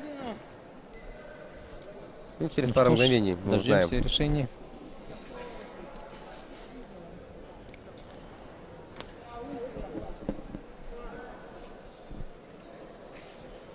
Ну, Хамид Пасхаев выглядит более уставшим. Да, Сафай еще не заработал, можно сказать. Только в третьем раунде он более так поднял темп. Ну и решение судей, дорогие друзья. Да, Сафай Насуханов. Ну да, он достойно выиграл. Хамид Пасхаев, конечно, удивился, но что сказать. Сафай Насуханов был точнее. Ну и таким образом у нас Сафай Насуханов, кстати, отметим, что он, будучи кандидатом в мастера спорта, выиграл у мастера спорта. Хамид Пасхаев-то у нас мастер. Да. И Хамид Пасхаев, он становится бронзовым призером, ну а Сафай Насуханов выходит в финал. Финал весовой категории до 57 килограмм. Ну и главный поединок его ждет завтра, в котором он может встретиться, кстати, с представителем сборной команды республики Тимофеем Сивцевым, который сейчас будет оспаривать это право с еще одним представителем Чеченской Республики. Ну а прямо сейчас режиссер нашей телетрансляции предлагает вам, дорогие друзья, нарезки самых ярких моментов минувшего, ну не целого поединка, это у нас нарезка третьего раунда. Но Сафай Насуханов, да, действительно был активнее и, что самое главное, точнее своего соперника, за счет чего, собственно, и стал победителем этого поединка. Итак, идем далее. Та же весовая категория. Вес до 57 килограмм. Мы уже узнали имя первого финалиста. И сейчас у нас спортсмены выйдут оспаривать вторую путевку в финал. Тимофей Сивцев первым выходит на ринг. Мастер спорта из Республики Саха-Якутия. Мы видим, как Андрей Алексеев его заряжает, дает последние наставления. Ну а где наш соперник? Вот перед вами Тимофей Сивцев. Тимофей Сивцев, победитель различных турниров, в частности Moscow Open. Ну а это его соперник. Его соперник Хумат Ацалам. Ацалам Хумадов, извиняюсь, представитель сборной команды Чеченской Республики. Ну что ж, будет интересный бой. Да, Тимофей у нас является мастером спорта, а Ацалам у нас кандидат в мастера спорта. Итак, второй полуфинал весовой категории до 57 килограмм.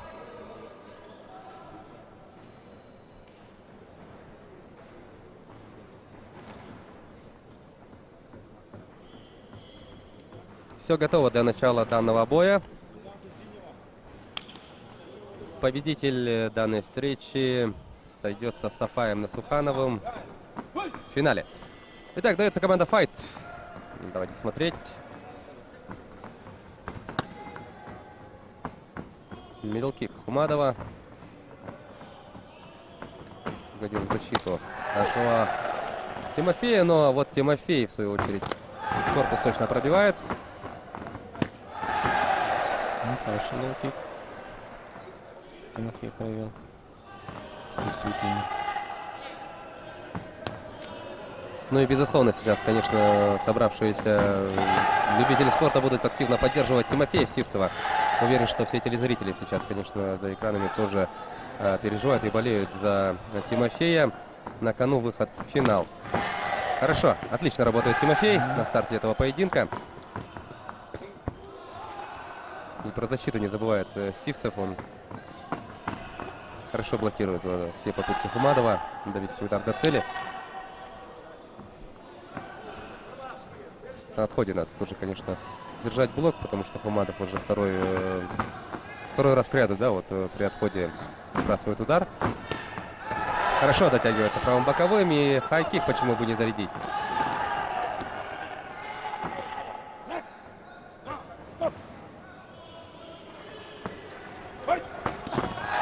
Хорошая атака с правой руки. Аккуратно. Здорово! Ну, это колено прилетает.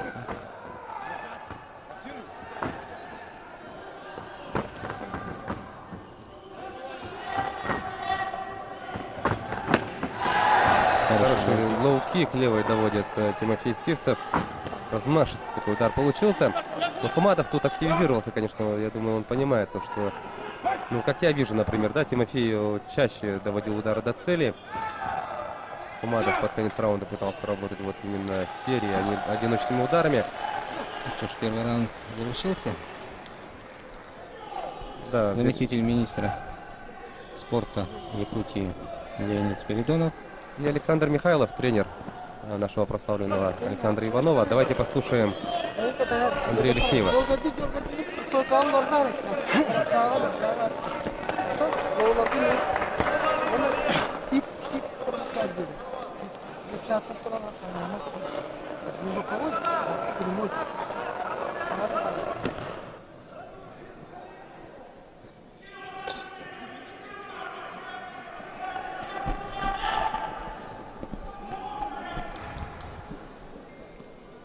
Хороший раунд у нас прошел. Так, видим повторы. Ну, Тимофей такие моменты уверенно смотрится, да, по-хозяйски. Да, ну тут неприятности, конечно, чеченский спортсмен приводит. Итак, второй раунд.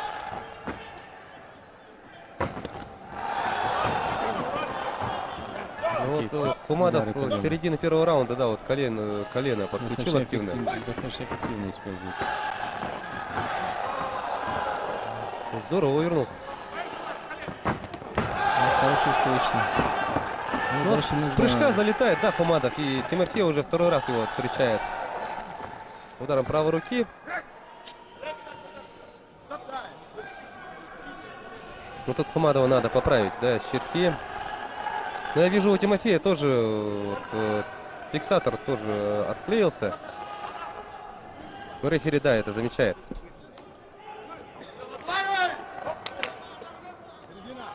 Ну все эти проблемы с экипировкой решены. Начинаем, пропускает Тимофей вновь. Вот, Хумадов как-то активно очень работает.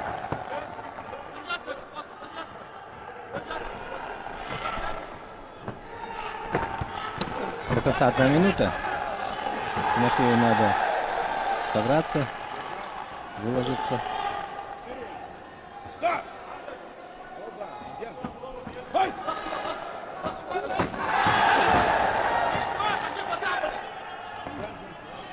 Ну, Хумадов как-то скромно начинал этот поединок, и потом потихоньку вот Активизировался спортсмен из Чечни.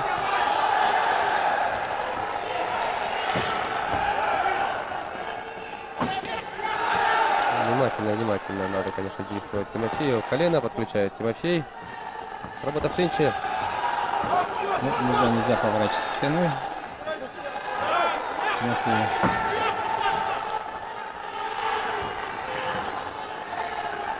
Последние секунды второй двухминутки. Ну, хорошо, лоу-кик встретил, остановил Хумадова. Попытка провести бэкфист, и на этом завершается второй раунд. Ну что ж, решающий третий раунд, который все решит исход сегодняшнего поединка. Послушаем работу секунданта, тренировки.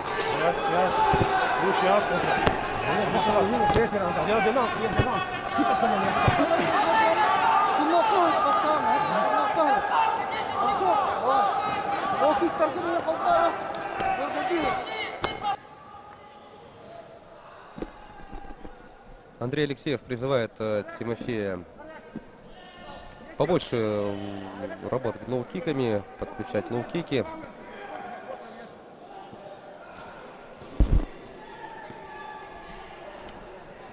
И яркие моменты минувшего раунда.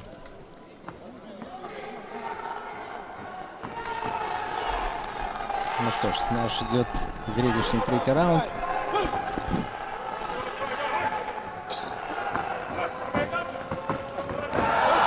Точный удар. Отлично начал Цивцев. Второй удар точный.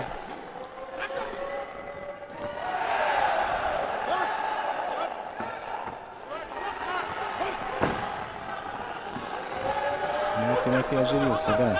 Не надо от хозяина этого турнира темп поднять. Отличный бэкфист. Ну, здесь броски не разрешаются. Нельзя. Замечание будет сделано Хумадову. Да, сверху такой рубище. Еще один бэкфист. Отличный лоу. Хорошо начал Тимофей. Так, ну тут, да, Хумадов локтем работал, что, конечно же, запрещено. Меньше минут остается. Ведет Тимофей пока. Вот, подустал чеченский спортсмен. Отличный встречный, еще лоу. Да, надо продолжать работать, не останавливаться. 35 секунд. Хорошо провалил. Ну что ж, Тимофей, осталось 25 секунд. Пока ведет он. Ну, потерял равновесие.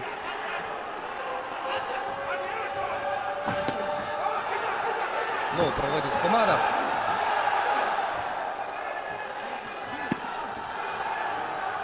Хорошо тут сигнализирует Хумадов, что не по правилам не было команды же. Брейк. И хорошо Все правый точно, боковой да. доходит. Завершается поединок. Ну, отлично.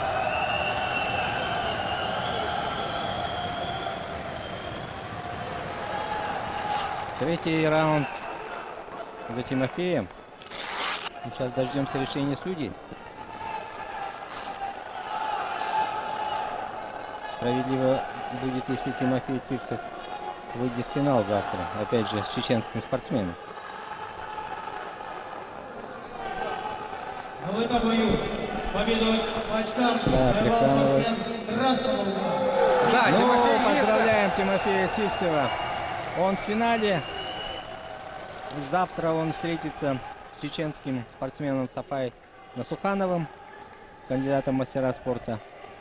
Да, поздравляем Тимофея Цивцева.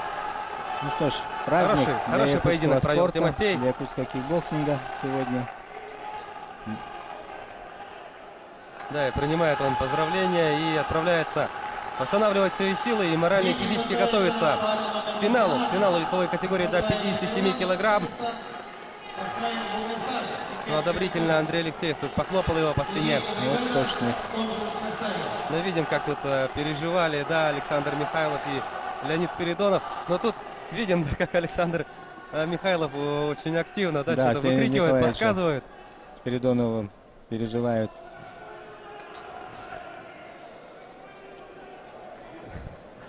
Да, вот видим. Как же переживали, да, вот наши именитые спортсмены, представители руководства. Ну да, очень яркие моменты нам подарил Тимофей Сивцев. Ну и, конечно, это только начало. Завтра будет главный поединок. Завтра Тимофей Сивцев в финале весовой категории до 57 килограмм встретится с Афаем Насухановым, кандидатом в мастера спорта из Чеченской Республики. Молодец, Тимофей. Ну что ж, а мы идем далее, переходим к весовой категории до 60 килограмм. Тимирлан Бекмурзаев на ваших телеэкранах. Это мастер спорта международного класса. Я думаю, все прекрасно помнят этого файтера. Имеется в виду телезрители нашей трансляции. Очень здорово он тебя провел в предыдущих стадиях. Об этом мы, конечно, поговорим. Но вот еще один международник, его соперник, Бувайсар Пасхаев. Тоже, я думаю, прекрасно помнят его наши телезрители. Путь обоих спортсменов мы по ходу поединка еще вспомним обязательно. Бекмурзаев у нас представляет Республику Дагестан и Чечню. Ну а Бувайсар у нас представляет только Чеченскую Республику. Ну и Бекмурзаев вот предыдущие поединки, да, на предыдущие поединки выходил тоже вот после такой вот процедуры. Не изменяет он своим обычаям, традициям. Итак, в красном углу ринга Тимирлан Бекмурзаев, соответственно, в синем углу Бувайсар Пасхаев. Оба спортсмена являются мастерами спорта международного класса. Да, зрелищный бой однозначно будет.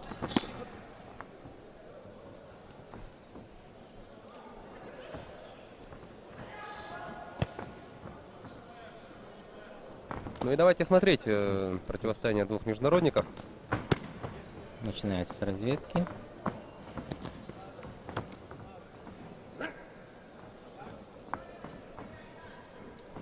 Оба держат середину ринга. Никто никому не уступает. Ну, на предыдущей стадии как Тимирлан, так и Бувайсар одержали победы над кандидатами в мастера спорта. Вот, Тимирлан выиграл у Дени Имнеева из Чечни. Ну а Бувайсар оказался сильнее Вячеслава Посецкого из Волгоградской области. Ну и вот сейчас, да, тут уже нет, наверное, такой разницы, да, в классе. Сейчас два международника демонстрируют нам все свои умения.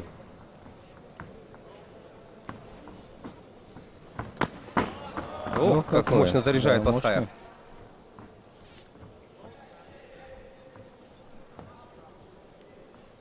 Ну, ищут. О, какой удар коленом в прыжке.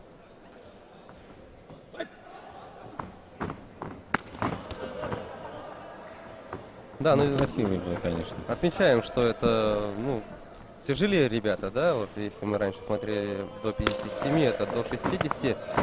И видим, да, то, что тут действительно удары посильнее будут. Да и сами спортсмены, конечно, международники, и вот они вот оба нацелены, да, чтобы проводить именно такие акцентированные удары, что мы не только видим, но и слышим. Да, шлепки такие тяжелые. Да.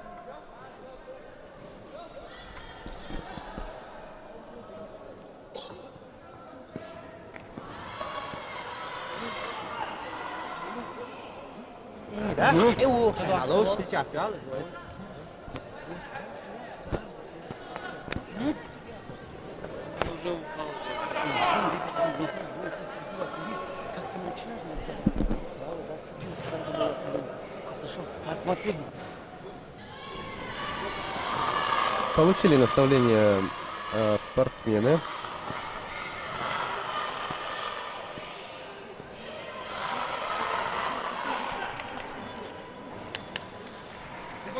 И сейчас мы замедленные удары. Повторы видим.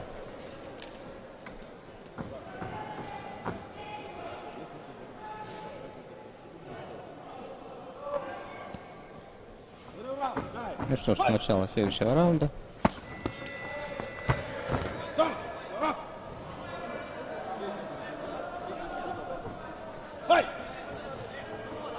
Сейчас будет еще интереснее.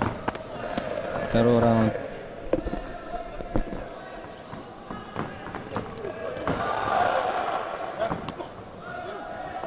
Уже красиво, конечно, ведут бой. Два мастера спорта международного класса.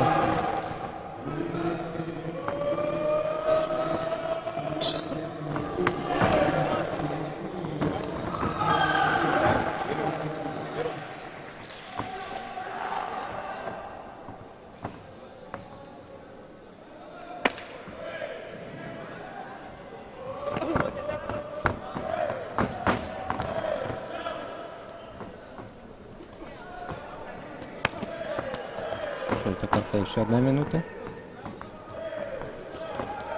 Вот прыжка хорошо, но повернулся спиной. Нельзя здесь хватать.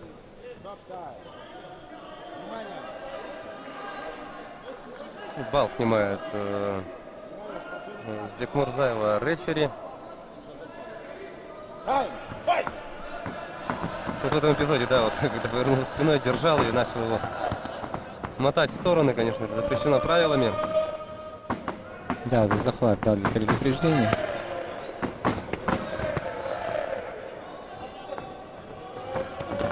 Меньше 40 секунд остается боксировать во втором раунде.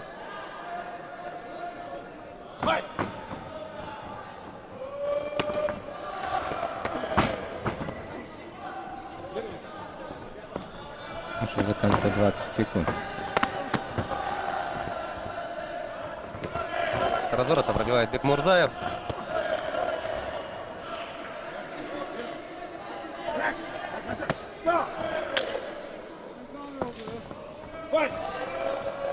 Ну и последняя атака.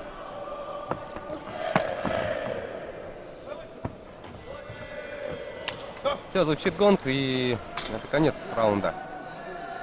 Остался последний 3-й раунд. Решающий. Пока ровно идут оба спортсмена.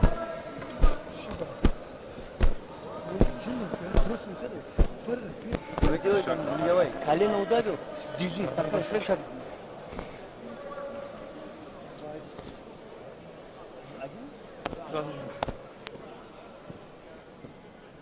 Ну а пока идут повторы, друзья, я проанонсирую выход якутян.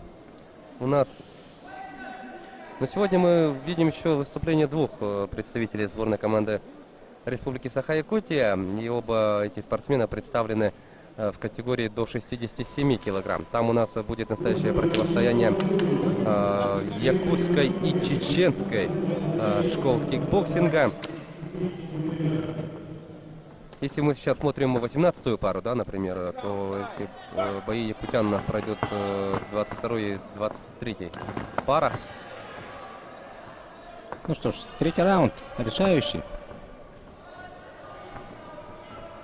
Напомню, Темирлан Бекмурзаев, мастер спорта международного класса, представляет Республику Дагестан.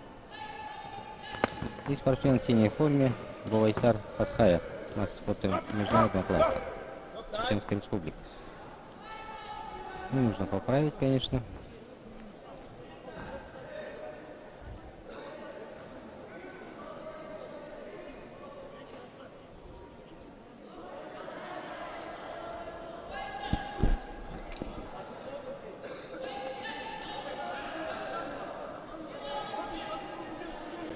Но тут тренер, да, Бекмурзаева, пользуясь случаем, да, дает ему наставление.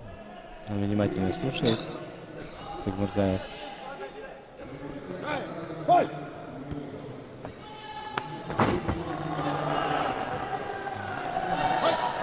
Потерял равновесие.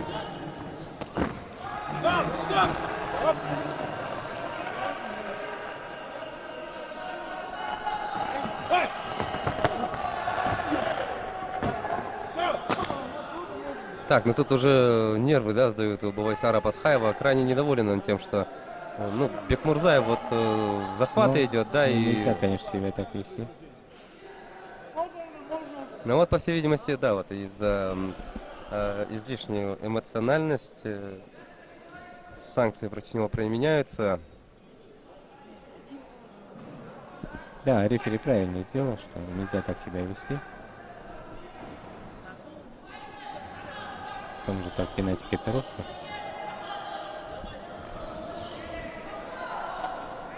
Ну, второй раз, да, вот подряд шлем Пасхаева разворачивается. Дается команда файт. Идем далее. Половина заключительного раунда уже позади. Так, и у нас Да, щитком проблема. не выдерживается экипировка. Достаточно плотный бой. Два мастера спорта международного класса выясняют отношения. Кто же выйдет в финал? Оба достойны.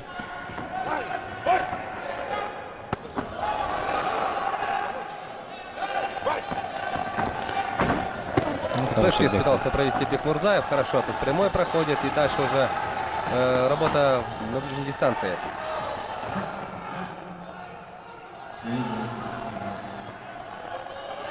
Да, бескомпромиссный такой бой.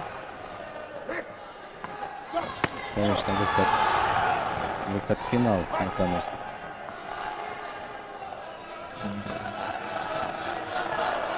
Два международника продолжают оспаривать право выхода в финал. Хороший боковой. Скачка.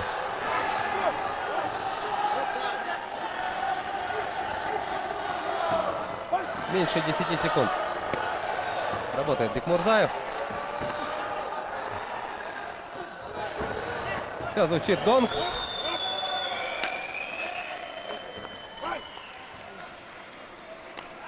Ну что ж, дождемся решения судей. Так, ну а что там Пасхаев разводил руками? Посмотрю в сторону трибун. Кому это было адресовано, не пойму. В этом бою Итак, спортсмены приглашаются к центру ринга, и сейчас будет озвучено решение судей. красного угла Бекмурзаев Да, Тимирлан Да. Бекмурзаев. Поздравляем его, он вышел в финал.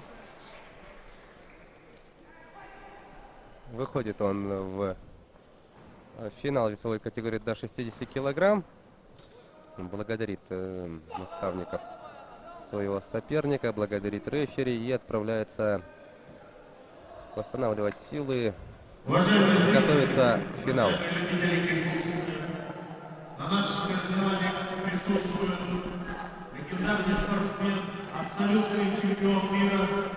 И сегодня у него день рождения Лечи Курбанов, Чеченская республика. Многократный чемпион мира, абсолютный чемпион мира. Сегодня у него день рождения, Лечи. Мы вам желаем здоровья, чтобы вы приносили только пользу и радость всем спортсменам, как руководитель Международной республики. Спасибо вам большое за ваше достижение. Да, поздравляем его. Сегодня день рождения. Известный чемпион мира, известный спортсмен чеченский. Он тренер. Вот он привел сюда большую команду чеченскую.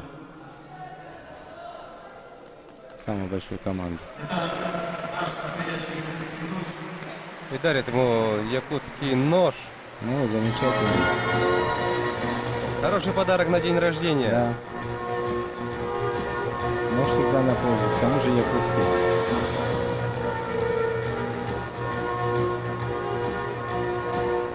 Лечи Курбанов, поздравляем его с днем рождения и такой подарок. Легендарный Мужской. спортсмен, абсолютный чемпион мира. Вот не знали, да, оказывается, день рождения у него сегодня. И вот организаторы С Федерации кикбоксинга России. Да, не забыли и вручили такой вот замечательный подарок. Я думаю, На память. Да, на память. Хорошая вещь, которая пригодится в хозяйстве, да и с таким этнооттенком, да, вот. Ну что еще Конечно. можно подарить, да, вот когда... Ну, Якутия всегда славится да? якутскими ножами. Наши Конечно. кузнецы умеют делать ножи. И не раз они в кузнечных фестивалях, конкурсах одерживали победу. По остроте ножа, по использованию ее в различных Ну, мы областях тоже хозяйства. присоединяемся к поздравлениям. Поздравляем Лечи Курбанова. И фото на память. Да, еще раз. Наши поздравления, якутян. Лечи Курбанову, чемпиону мира.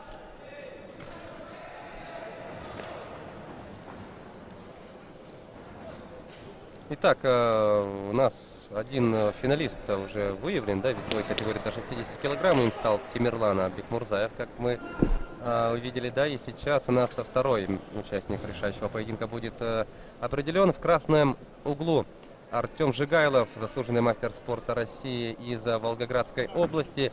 Но его соперник, представитель как раз-таки чеченской команды, кандидат в мастера спорта Сулейман Бетербиев. Давайте смотреть. Ну, Артем Жигайлов хорошее впечатление, конечно, о себе оставил в предыдущих поединках. Очень здорово он заряжал, очень хлесткие у него удары. Ну и Сулейман Бетербиев, будучи кандидатом, да, вот, как я помню, он достаточно такого серьезного соперника победил вот на прежней стадии, в 1/4. Сейчас я посмотрю составы пар. Озвучу информацию. Ну что, заслуженный мастер спорта из Волгоградской области Артем Жигайлов против Сулеймана Бетербиева из Чеченской Республики, кандидата в мастера спорта. Ну, спортсмен в красной форме ощущает себя опыт уже. Титулованный спортсмен.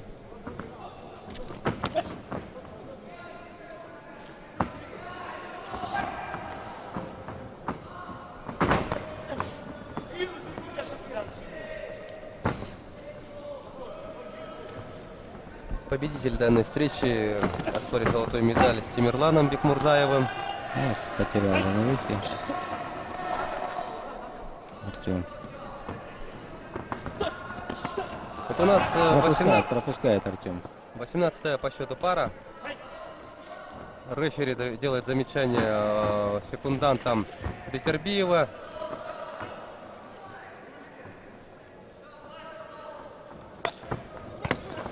Ну, О, хорошо работает Жигайлов. Напомню, это 60 килограмм.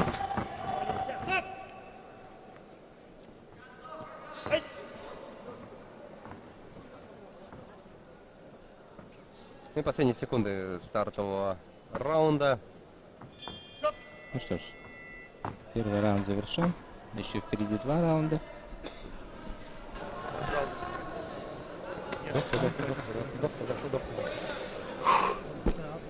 Ну давай, будешь сколько? Будешь, ты могла просто так вот, будешь какие-то, так, что вот ты первый чего много. Ну так, вот, перешаг, на бок. Перешаг, на бок. Перешаг.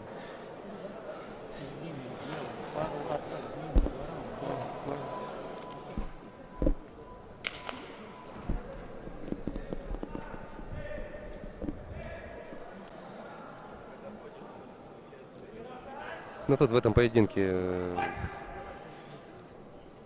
фаворитом является Артем Жигайлов. Да, он заслуженный мастер спорта. Волгоградская область.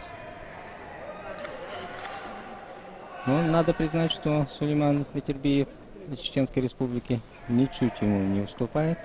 Ведет равный бой. Не стушевался, что очень похвально. Стремительно идет вперед чеченский спортсмен.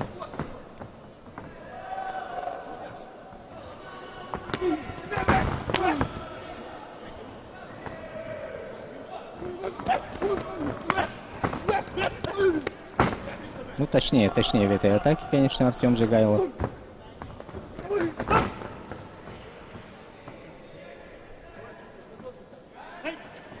Такая высокая динамика наблюдается на старте второго раунда.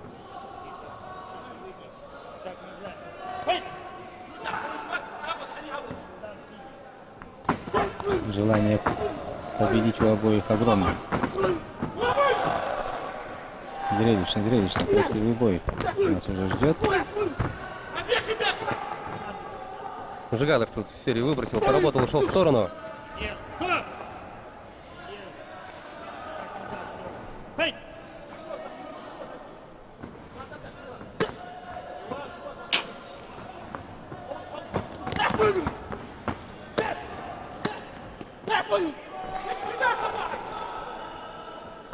Да, Артему желательно держать руки повыше, но при этом четко попадает.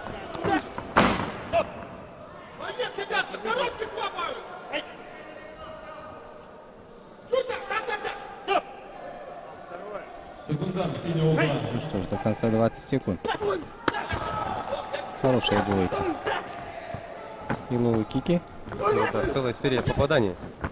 Колено подключает Артем Жигайлов. Да, точный удар колено. Сбил дыхание Сулеймана Вербиева. Заряжает Еще пол, один выбрасывает удар. серию, и колено тоже подключает Артем. И на этом завершается второй раунд. Ну, Сулейман не показывает, что ему сбили дыхание.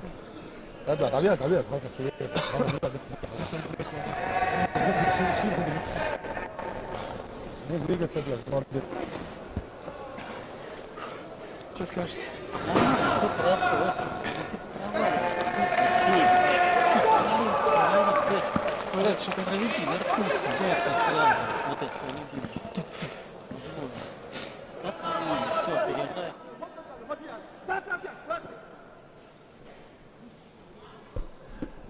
Да, красивые моменты плотного боя такого. Ну и как мы слышали, в принципе, довольны, да, вот, ходом поединка тренера Артема Жигайлова. Небольшие там замечания были. Ну и Ну, сейчас точный удар такой. стартует последняя двухминутка. Ну, пока ведет Артем Жигайлов, Волгоградская область. Опыт есть опыт, заслуженный мастер спорта. Ну, посмотрим этот третий раунд. Решающий.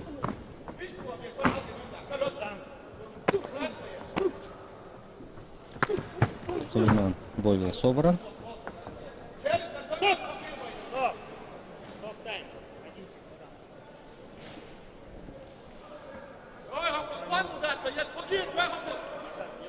Так, попросим на нейтральный угол. Удалил секунданта за подсказки.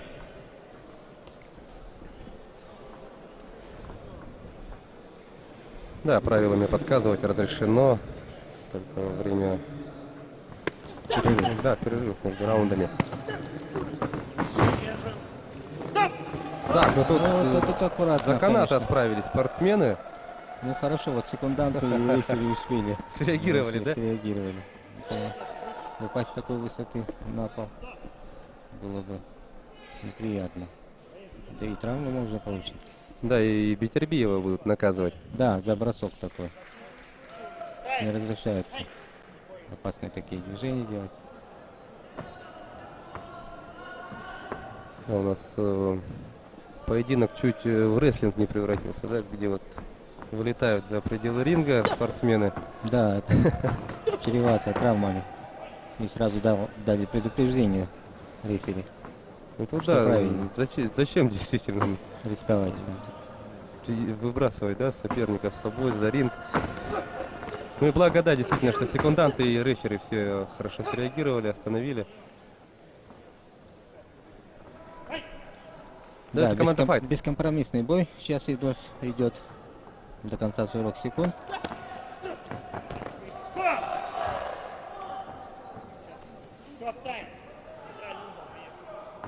Артем сигнализирует, что нужно поправить ему щитки, футы.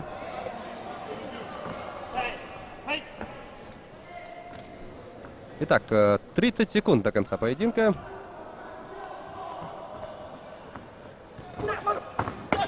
Здорово ходит в сторону Артем, и тут же прописывает лоу. Еще один лоу.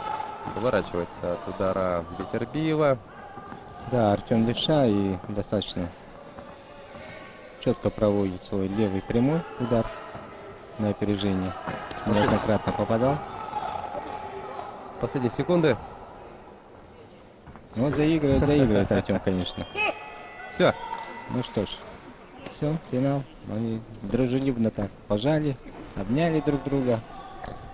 Ну, а рефери принимает сейчас решение, кто прошел в финал.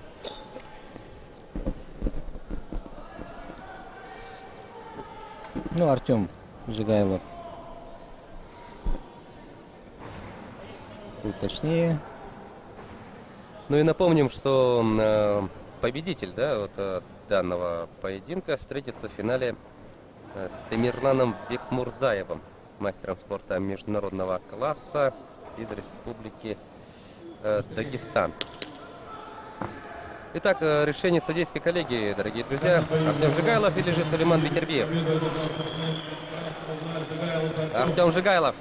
Да, в единогласном решении заслуженный мастер спорта из Волгоградской области выходит в финал.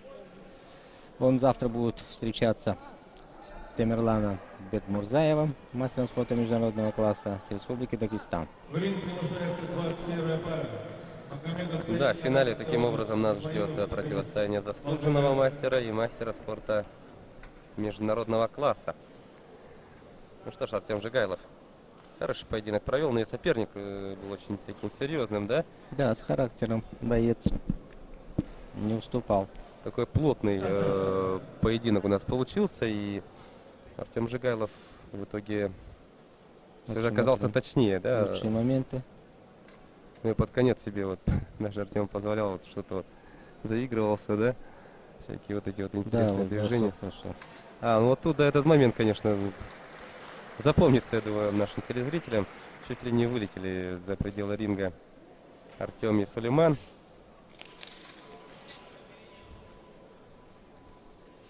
Поздравляем еще раз Артема Жигайлова, и мы сейчас переходим к весовой категории до 63,5 килограмм. У нас тут также начинаются полуфиналы. В красном углу ринга Виктор Михайлов, мастер спорта международного класса, представляющий Челябинскую область. Он уже вышел на ринг и ждет своего соперника по 1/2 финала.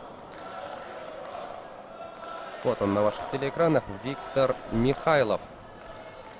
Представляет он Челябинскую область, но это его соперник Мансур Раисов, кандидат в мастера спорта из Чеченской Республики. Ну тут, да, тоже вот у нас из Чечни, да, вот спортсмен является кандидатом в мастера спорта. Но вот сейчас мы тоже видели то, что вот кандидат, да, какое сопротивление оказал заслуженному мастеру спорта. Да, сейчас посмотрим, на что способен наш чеченский спортсмен, кандидат в мастера спорта. Ну, мастер спорта международного класса достаточно уровни разные. Итак, первая полуфинальная встреча весовой категории до 63,5. Мы начинаем. Виктор Михайлов, Челябинская область, Мансур Раисов, Чеченская Республика. 20-я по счету пара 4-го соревновательного дня. Это мы говорим, конечно, о центральном ринге. Параллельно у нас тоже продолжают выявлять победителей и призеров юниоры, юноши. Завтра, дорогие друзья, состоятся все главные поединки нашего чемпионата, финальные встречи. Но получается, вот у нас сколько осталось, если сейчас у нас 20-я, да, пара. Всего у нас сегодня 35 пар, то есть 15 еще поединков мы увидим, и все они являются вот полуфинальными. То есть да, завтра мы оставим только финалы. С выходом в финал. Поэтому уже сегодня зрелищные бои уже начались. Ну, самые зрелищные, конечно, ждем завтра. В финале.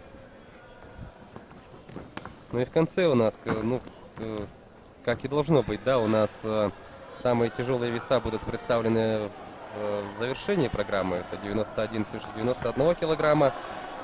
Вчера вот мы, например, весь день нокаутов не было, дошли до 91 килограмма. Там, да, 3 поединка подряд досрочно завершились. И там, какие нокауты были. Да и свыше тоже досрочно там завершали поединки. Так что, дорогие телезрители, кого интересует вот именно нокауты, да, дождитесь. Они, скорее всего, будут вот именно в поединках самых тяжелых наших спортсменов. Ну что ж, пока отсутствует инфографика, давайте мы еще раз напомним. Виктор Михайлов у нас в красной форме, это мастер спорта международного класса из Челябинской области. Соответственно, в синей форме его соперник Мансур Раисов, кандидат в мастера спорта из Чеченской Республики. Противостояние международника и кандидата. Ну, достаточно ровный бой сейчас идет. Потерял равновесие. Ну вот в предыдущем поединке тоже вот Сулейман Бетербиев, казалось бы, да, кандидат в мастера спорта, но достойно смотрелся на фоне Артема Жигайлова, заслуженного мастера. Ну, раунд закончился. Сейчас послушаем секунданта, ветеринеров. Ну, красочный язык такой. Чеченская республика. И где-то смотри, правый снизу, ты тоже пойдешь. Правый снизу, левый сбоку. То есть вот бывает, он идет так прямо, вот так, упаковка открыта, повнимательнее, не только до сюда. Если ты мамаша приходит, ты кармируешь его левой голову, так и дальше потом луки перенести.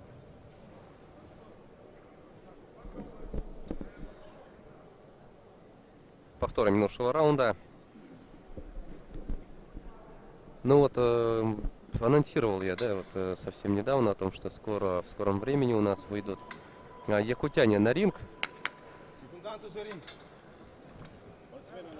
Я сейчас перепроверю информацию. Да, так и есть. Мы сегодня увидим выступление двух представителей якутской школы кикбоксинга.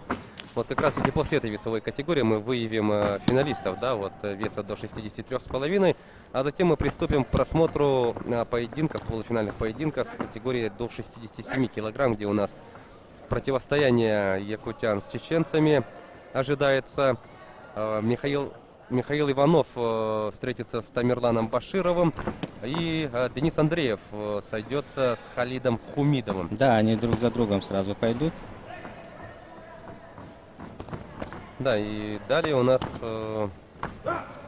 якутян. Ну, нельзя такие броски делать. Так, ну я думаю, санкции, да, будут приняты по отношению к Мансуру.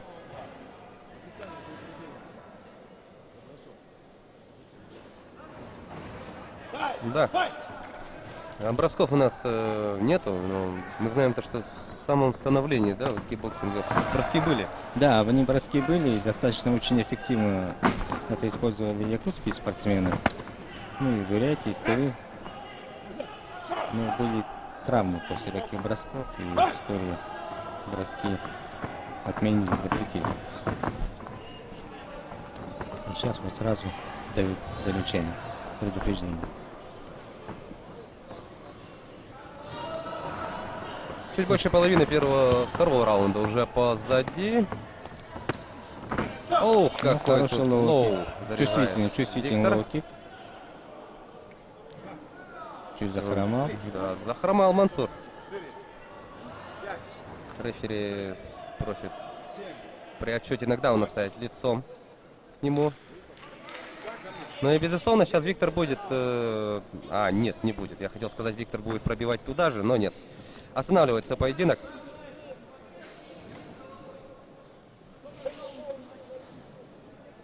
Так, ну секундант. Секундант Виктора, да, что-то эмоционально. Недовольны.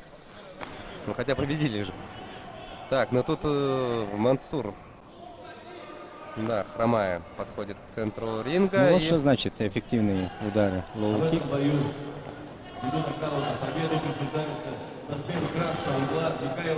Виктор Михайлов, мастер спорта международного класса из Саратов. Ну, расстроен Мансур. Челябинской области. Раисов. Ну что поделать, это спорт. Да. Поздравляем Виктора Михайлова. Отправляется он, готовится к завтрашнему финальному поединку.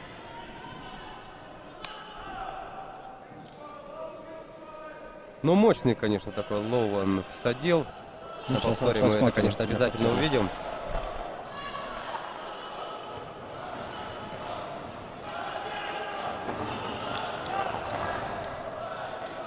Вот бросок, который запрещенный. Схватил за голову и по ходу движения. Да, и вот тот самый лоу-кик.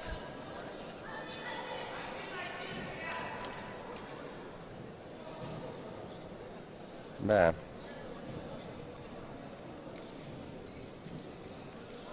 Виктор Да, Михайлов. Уверенная победа. Финалист. Выход в финал. Первый финалист весовой категории до 63,5 килограммов. И мы сейчас будем определять его соперника. Саид Магомедов, также мастер спорта международного класса на ваших телеэкранах. Представляет он Саратовскую область. Ну, а это Габрис Измаилов. Исмаилов, мастер спорта из Волгоградской области. Именно победитель этого поединка сойдется с Виктором в финале.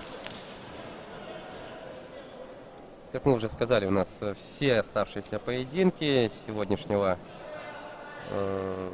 соревновательного дня — это все стадии полуфинала 1-2.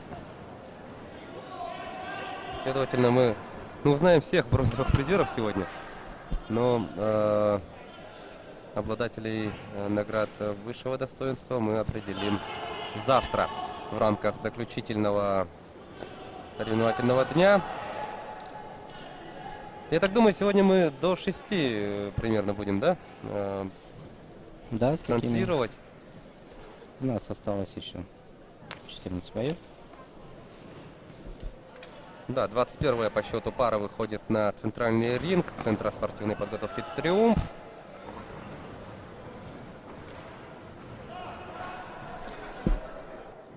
Но видим то, что Саид Магомедов уже вышел. Ну и следом выходит Габрис Исмаилов. Итак, приветствие спортсменов.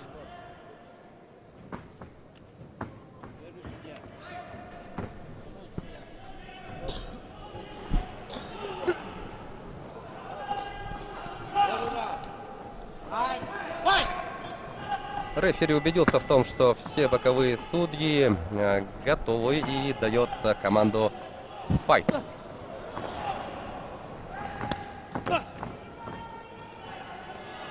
Обмен лоу-киками, фронт-кик в исполнении Саида Магомедова.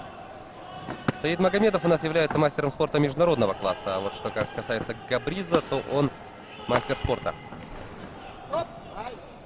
Ну да, поправить экипировку. Чем тяжелее вес, у нас экипировка не выдерживает все же силы ударов. И все чаще поправляем.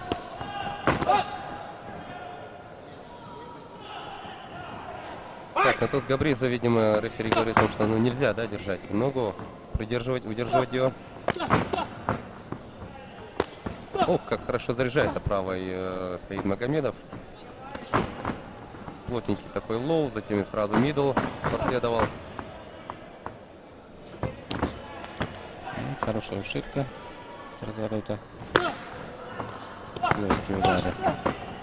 Бэкфейс пошел.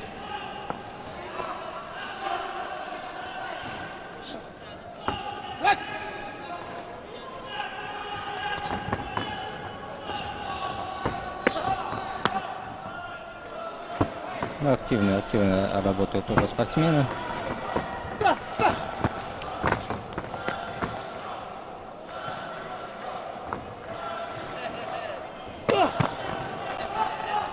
Напомню, это 63,5 килограмма, полуфинальный бой. В красной форме у нас Саид Магомедов, мастер спорта международного класса Саратовской области. И в синей форме Габрис Исмаилов, мастер спорта Волгоградской области. Сразу после этого поединка мы увидим два боя якутян. Так что, дорогие друзья, будьте с нами. Да. Дождемся этих моментов. Попереживаем. Поболеем за наших спортсменов. Завершается раунд. Спортсмен отправляется по углам. Мы послушаем, что скажет.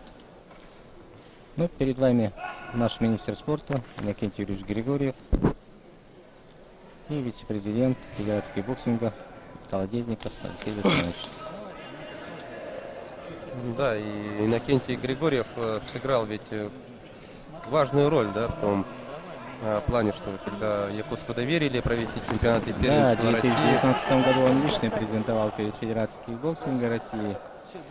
И имея опыт проведения неоднократно чемпионатов России по боксу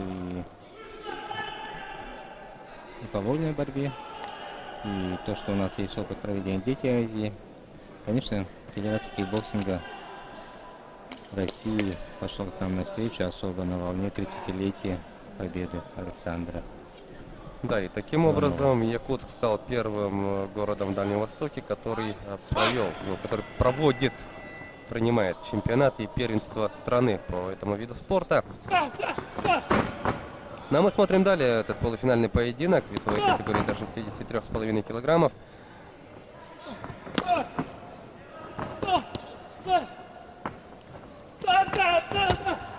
Достаточно эмоционально.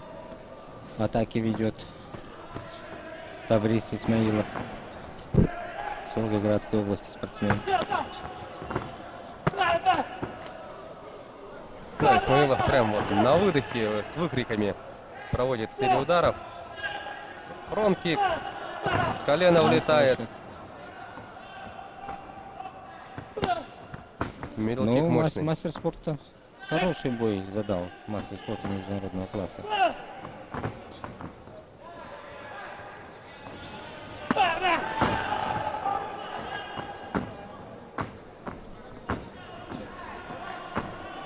Половина раунда позади. Ну еще до конца 50 секунд, до окончания второго раунда. Бой достаточно ровный. Не сказать, что у кого-то явное преимущество.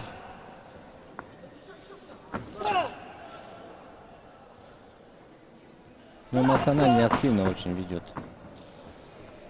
бой Табрис Исмаилов.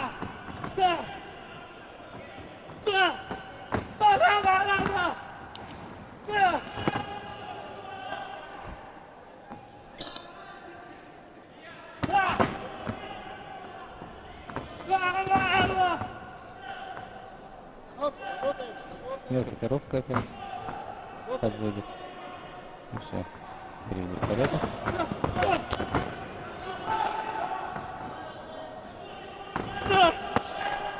Все, завершается второй раунд. Решающий третий раунд. Все решит исход этого поединка.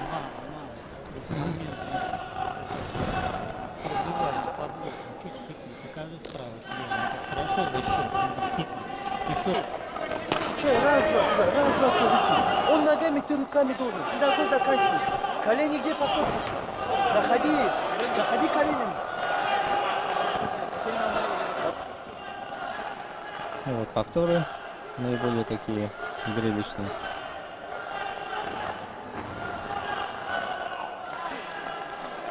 Саида Магомедова тренера просят работать коленами, но вот мы видим как раз на повторе, как работает Габриз, да? Коленом влетает. Напоминает Саиду о том, что в кикбоксинге разрешена, ну, в К1, да? Есть такой удар коленом. Да, некоторые достаточно эффективно используют. Мы вчера вот в эти дни как раз увидели. Нокаут глубокий. Да, нокаут. Это да. С колена. Очень красиво это было, конечно, даже забеспокоились, да, в один момент за спортсмена, который получил вот удар коленом. Но в итоге он пришел в себя. Ну, зрители любят, конечно, нокауты. Просто я как в прошлом тренер всегда переживаю за спортсмена. Любой такой пропущенный удар не есть хорошо. Ну, может иметь, да, серьезные последствия.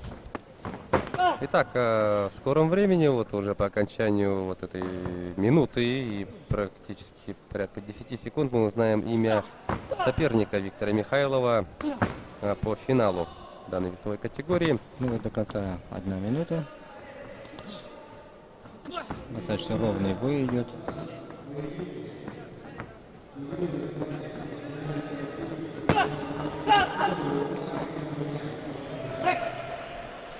Исмаилов зарядил по внутренней части, бросает серию и опять все это делает с выкриками, да? Да, эмоциональный спортсмен. Да. Работает активно. Есть желание победить, идти вперед, проявляет свой характер.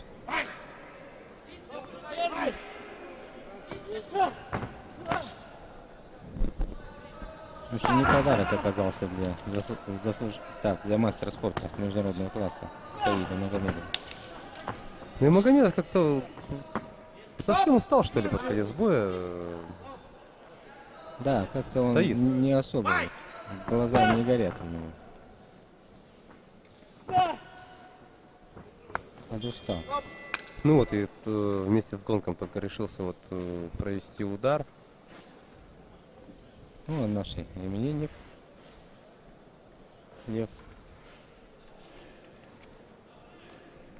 Из Чеченской Республики, тренер сборной команды.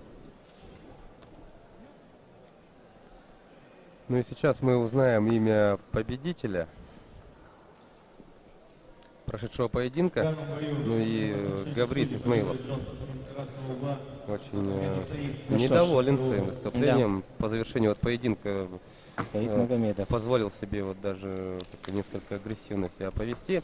Но мы поздравляем Саида Магомедова с этой победой. Ну, конечно, он ждал победы, и тут все растаяло. Человек эмоциональный. Да, вот мне показалось, что вот Габрис даже выкинул свою капу после, ну, по завершении поединка. Вот, и, как мы видели, да, случайно, Саид протянул руку, Габрис проигнорировал этот жест. Но такое тоже бывает в спорте, это, конечно, не открытие. Саид Магомедов отправляется отдыхать, восстанавливать силы и готовится к финалу. Завтра в борьбе за золото он встретится с мастером спорта международного класса Виктором Михайловым. Ну что ж, ждем якутян к выходу на ринг. Да, сейчас в двух поединках к ряду мы увидим представителей сборной команды Республики Саха-Якутия. Переходим мы к весовой категории до 67 килограммов. И сначала мы увидим в деле Михаила Иванова. Это его соперник. Тамерлан Баширов, мастер спорта международного класса из Чеченской Республики. А вот наш Михаил Иванов. Представляет он наша команда, получает последние наставления от Андрея Алексеева и заряжается на этот поединок. Полуфинал весовой категории до 67 килограмм, дорогие друзья. Сразу после этого, также в рамках полуфинала данной весовой категории, у нас выйдет Денис Андреев. Ну, оба противников представители Чеченской Республики. Да? Сейчас у Михаила Иванова мастер спорта международного класса Тамерлан Баширов будет противостоять. Бой, конечно, будет сложный. Михаил Иванов у нас кандидат в мастера спорта, а противник... Вчера, кстати, вот Михаил получил рассечение. Достаточно неприятное. Ну, нормально. Надеемся, что показали, что в форме. Да, вот это рассечение никак не доставит, да, дискомфорта, проблем нашему файтеру. Так, где наш соперник? Ну, Тамерлан-то здесь, да, Тамерлан Баширов, мы его видим, он в зоне видимости, он, по всей видимости, надевал перчатки все это время. Да, он готов, он выходит на ринг. Тамерлан Баширов, мастер спорта международного класса из Чеченской Республики. Ну что ж, Тамерлан Баширов помолился. Успел помолиться. Ну, видимо, они знакомы друг с другом. Не раз встречались, видимо. Да, дружественно так поприветствовали друг друга перед стартом этого поединка. Ну что ж, друзья, полуфинал весовой категории до 67 килограмм. Тамерлан Баширов, Чечня. Михаил Иванов, Республика Саха-Якутия. Давайте смотреть. Ну, давайте поголеем. Бой будет интересный.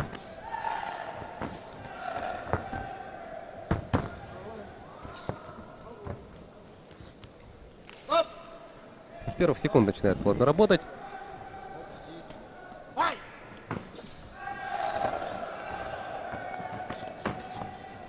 чеченский спортсмен сразу дал темп.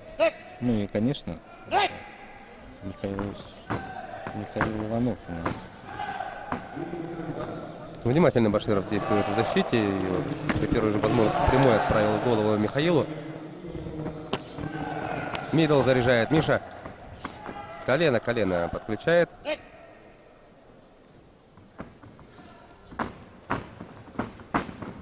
Ищет Михаил. Хорошо он так подлавливает, конечно, чеченский спортсмен. Хорошая защита была у него. Сейчас у Михаила. И колено.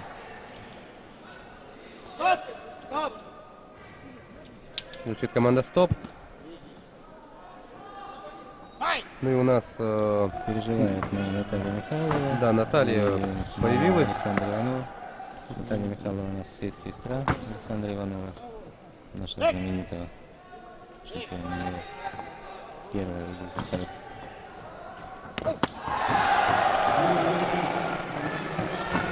Да, таким образом у нас присутствуют на этих соревнованиях приближенные, да, Александра Иванова, родственники и тренер. Да, спасибо им. Надо сказать, что пришли и в целом болеют за нашу сборную команду. Последние секунды стартовой двухминутки. Звучит гонг. Послушаем тренеров.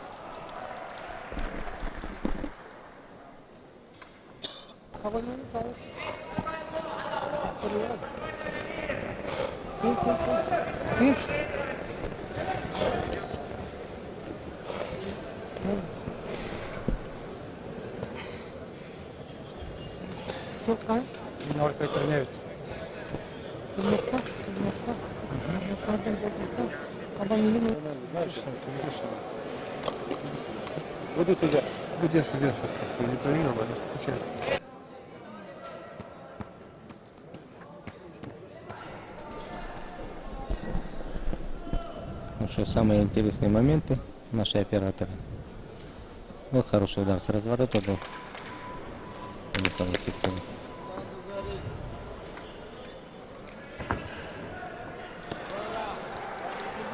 Ну что ж, второй раунд, дорогие друзья. Да, Андрей Алексеев дал задание. Есть такой прием, кабани называется. Ну, это название пришло в Киеве в 1995 году, когда французский спортсмен очень ярко, красиво выполнял эти приемы. Это удар в прыжке рукой, показав ногой. Ну, посмотрим, в какой момент Михаил использует этот прием.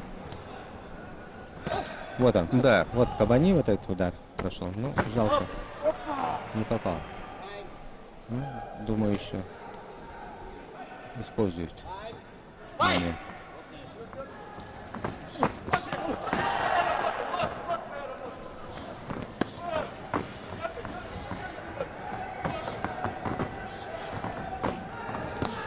Раз за разом здорово так заряжает Баширов. Мидл-кики, лоу-кики. Михаилу надо активизироваться. Так, замечательно.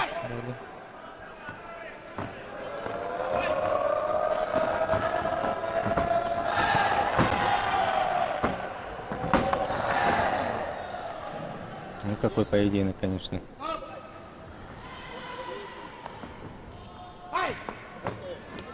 У Михаила особая ответственность.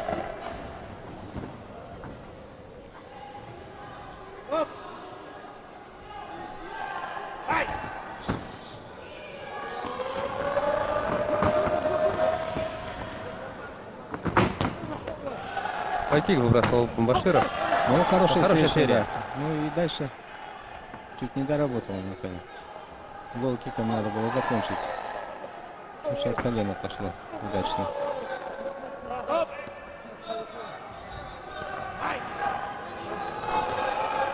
Последние секунды второго раунда.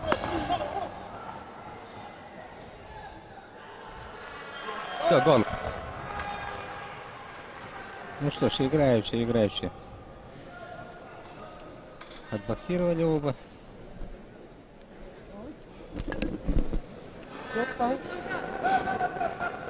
Принимал какой-то вид.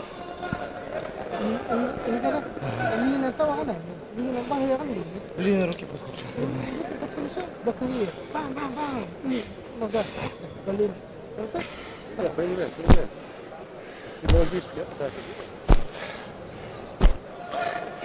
Пап, тебя тоже люблю.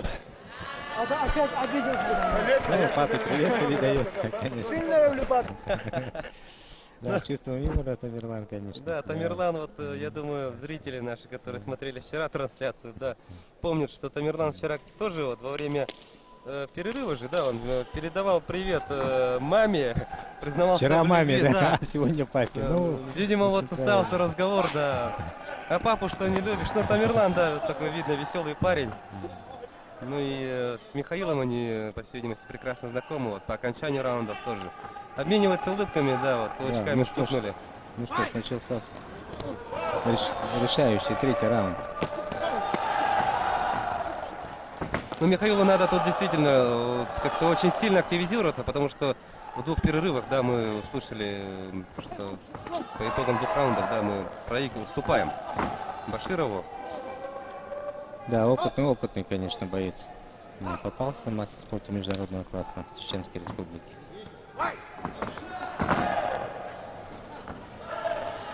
Не подарок. Мощно, да, заряжает Баширов. Иванов отвечает коленом.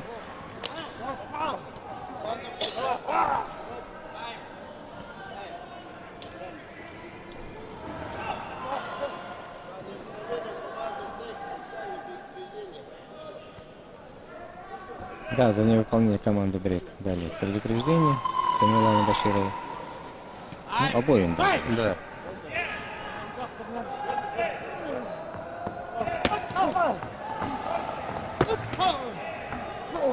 Вот, серию вот этих мидл-киков мощно заряжает Баширов.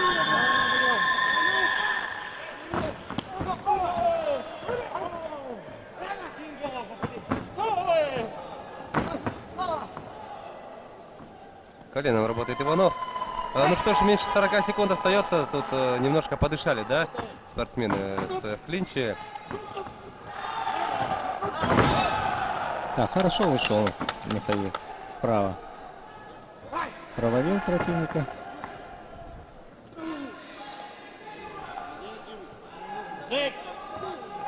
Брейк, шаг назад оба делают. Ну, ответ тоже. Ответка, да, от Иванова. Последние секунды данного поединка. Ну что ж, последние секунды. Все, гонг звучит, и да, сейчас объявят победителя. Михаил и Тамерлан благодарят друг друга. Ну что ж, сейчас будет озвучен итог данного поединка. Ну, настроение у Тамерлана после привета папе и маме вчера и сегодня хорошее.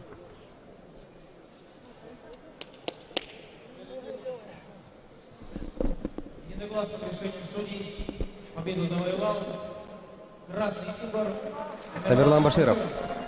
Да. Выходит он в финал этой весовой категории. Ну, поздравим Михаила Иванова. У Да. него бронзовая медаль, что тоже достойно на чемпионате. Он в составе сборной команды России.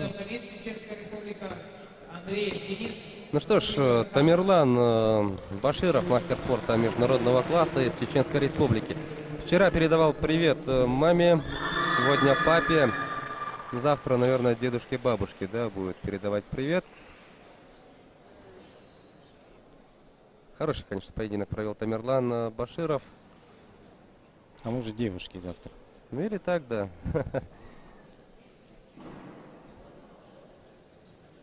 Узнаем завтра. Да, завтра узнаем.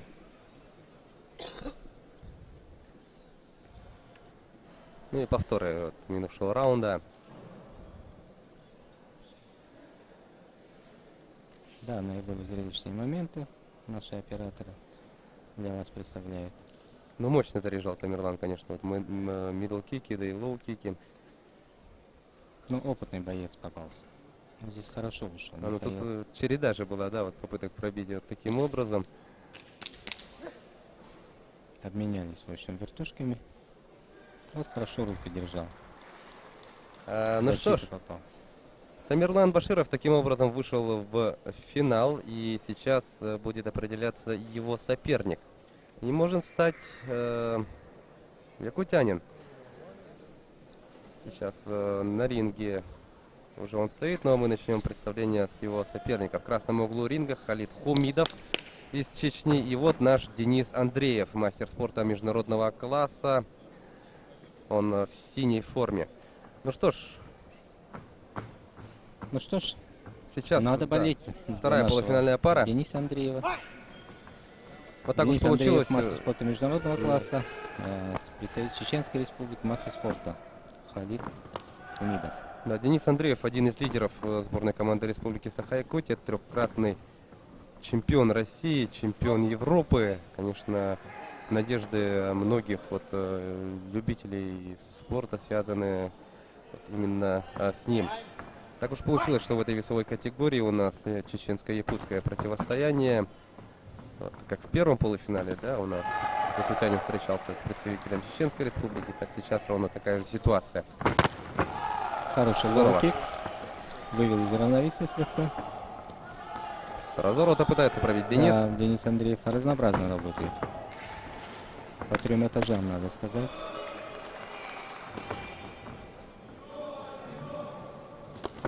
Хороший удар по печени. Бэкфист и сразу же лоу-кик.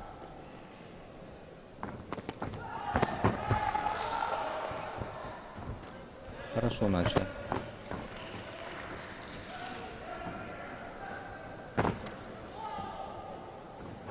Хороший темп задали спортсмены.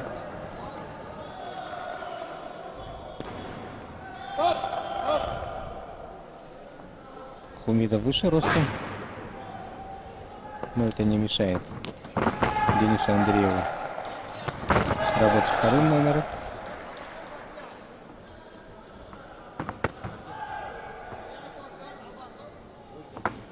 Потихоньку завершается, близится к своему завершению первый раунд. Тут залетает Хумидов. Стоп! Стоп!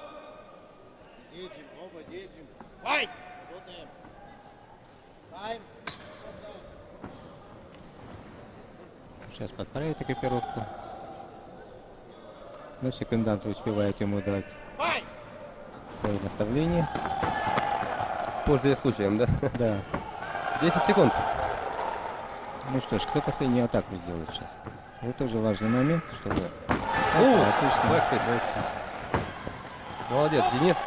Да, и на этой Денис, ноте у нас да. завершается первый раунд. Позитивно закончили первый раунд. Сейчас послушаем.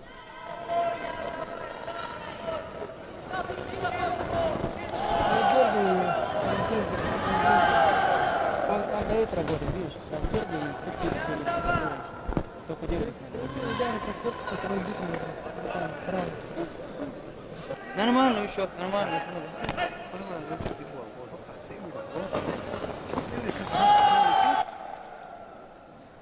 Андрей Алексеев говорит, что надо раздергивать своего соперника. И то, что вот Халид дает поработать. Хорошо колено восстановил атаку противника. Денис. Хорошо. Лоу-кик. Защита от лоу-кика.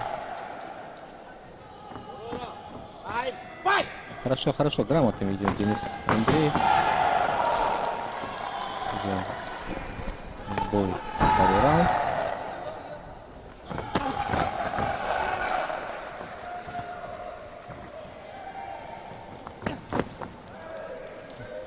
Вот Денис Андреев находит моменты неожиданно. Взрывается. И набирает очки.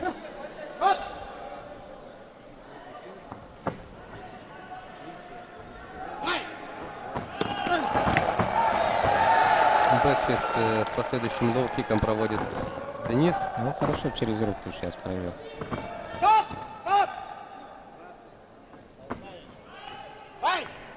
Рефери говорит Хамидову, что нельзя толкать. Еще один бэкфист, двойной бэкфист. Двойной, с двух сторон. Ну, хорошо чеченский спортсмен держал руку, поэтому по рукам, по защите удары прошли.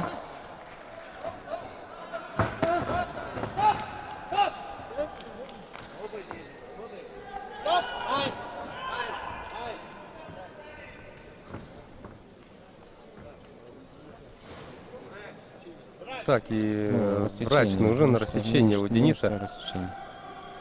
Ну что сейчас, что скажет врач? Ну, дождемся.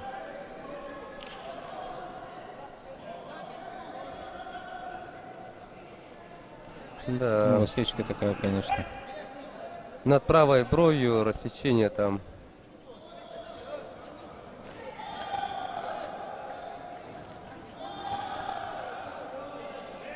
Неприятное такое, да, рассечение. Но продолжается поединок.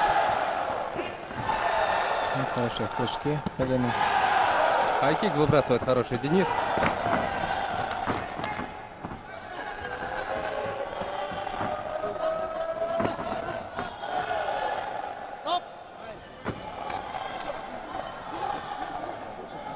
Поправить надо экипировку Хамидову, и тут он успел получить наставление от своих секундантов. Через руку хороший удар.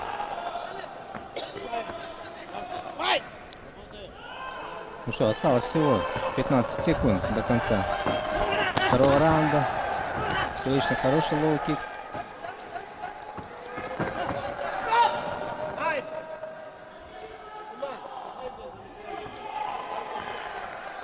Ну и замечание секундантам Хамидова, рефери предупреждает, что последний раз, да, вот обращается к ним. Толкает.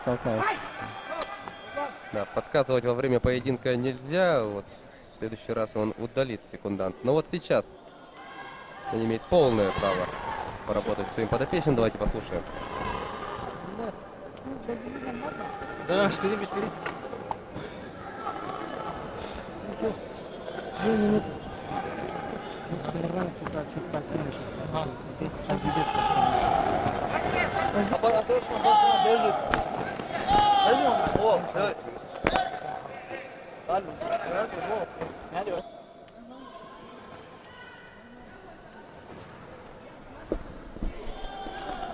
Вот наилучшие моменты.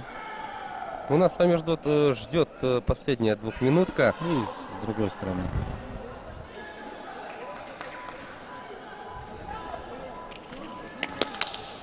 Хорошо ведет Денис Андреев.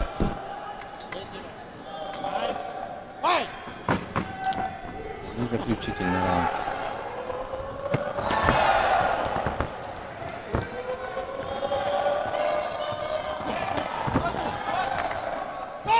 Удар коленом хорошо в печень.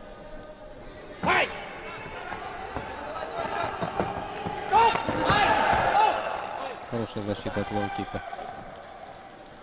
Чувствует Денис. В лоу-кике защищается правильно.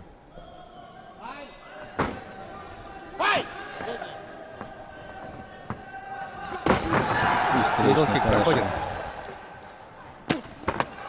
Отлично.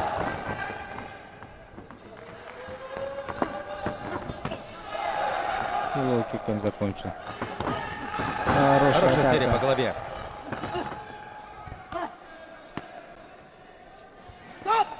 Так, над плечом удар. Плечом.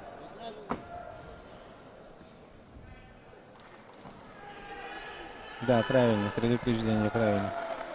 Нельзя проводить такие удары плечом.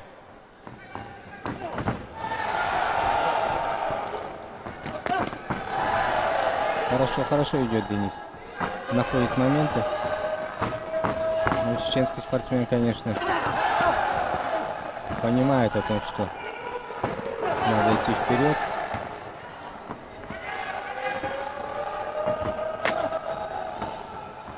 Да, постоянно наступает, да, Хамидов? С приближением конца поединка он все решительно идет вперед. Хорошо ушел Денис. Вот Денис ниже ростом, но вот у него специфика такая, вести вторым номером. Не находит момент, когда атаковать.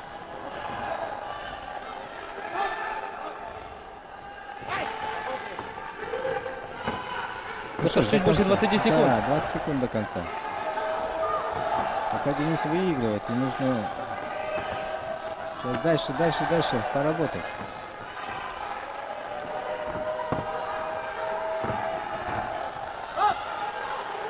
Колено держает Хамидов. Ну И последняя секунда. Все, звучит гонг. Ну, браво, браво. Триумф у нас оживился. Спортзал.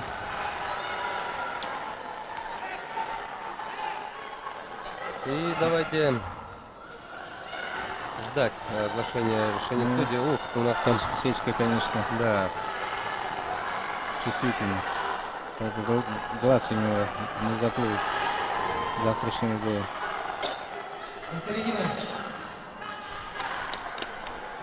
Ну что ж. Единогласным решением судей победу завоевал спортсмен синего. Оглашение. Ну что, поздравляем единогласным решением, он в финале. Денис Андреев, мастер спорта международного класса. Вышел в финал. Поздравляем Дениса. И таким образом в борьбе за золото Денис встретится с Тамерланом Башировым из Чеченской Республики. Молодец, Денис. Да, он был точнее, Денис. Поздравляет его. Да, надо показаться врачу, пусть они посмотрят сейчас. Сечка неприятная, конечно.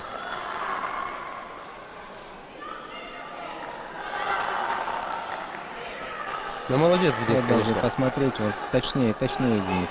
Вот не дает работать противнику в ближнем бою. Вяжет его грамотно Денис. Уходит и вот боковой вот боковой. Точно бьет.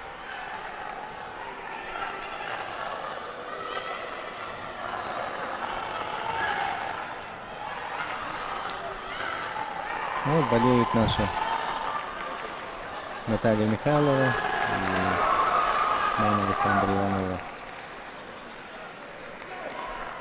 На ваших телеэкранах Владислав Украинец. Это мастер спорта международного класса из Пермского края. Ему сейчас также в борьбе за выход в финал будет противостоять Ислам Дацаев. Это кандидат в мастера спорта из Чеченской Республики.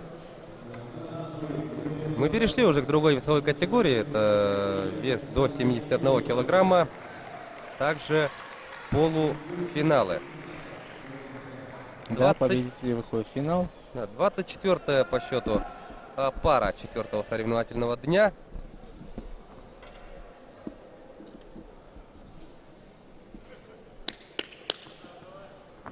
Ну и сейчас начнется встреча.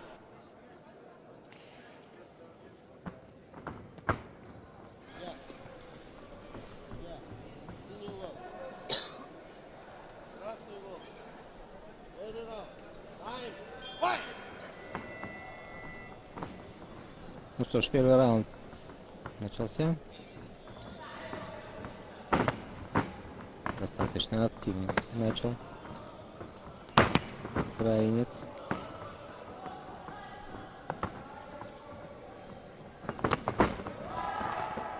Хороший встречный лоу-кик провел сейчас Ислам Дацаев, Чеченская Республика.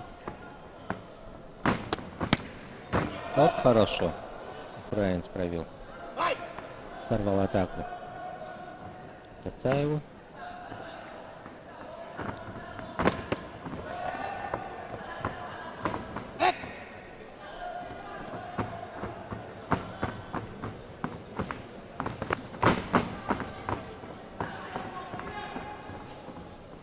Достаточно активно начали спортсмены.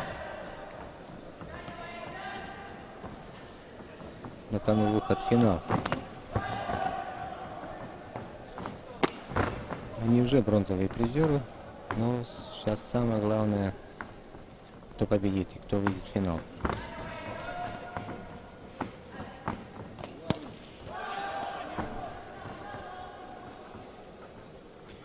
Напомню, что в красной форме это Владислав Украинец, мастер спорта международного класса, Пермский край.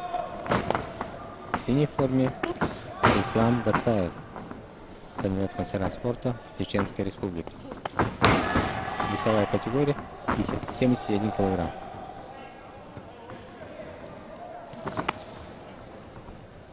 Ну что ж, до конца осталось буквально 10 секунд.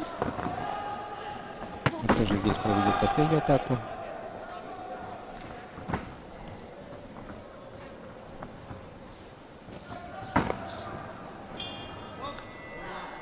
Так, завершился первый раунд.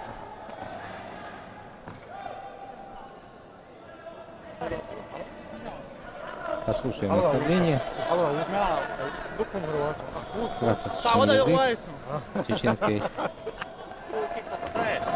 Видишь, он остается на месте, так добавь еще один лоу-кик или с рук атаку добавь и закончим лоу-киком. Да, тут татуировка красивая, комбат называется, который поднял в атаку своим. Поднялся в атаку и весь полк.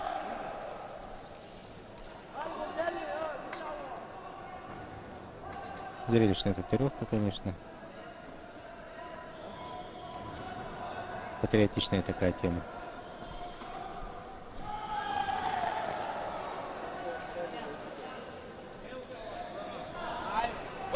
Да, к сожалению, этот комбат, подняв в атаку весь свой полк, погиб в этом бою. И хоть в память об этом, наверное, он знает, украинец этого героя. Напоминает нам всем эту историю героическую во Второй Великой Отечественной войне. Героизм советских солдат. Ну что ж, у нас второй раунд. Бэкпресс по защите.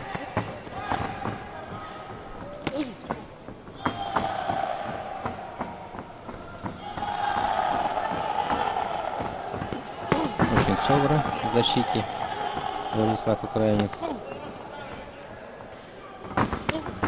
Хорошо держит руки.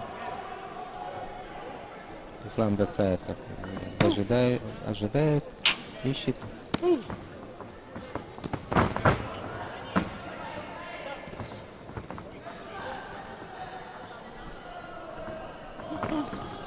Что ж, это 24-я пара на сегодня в нашей программе. Победитель этого поединка выйдет завтра в финал.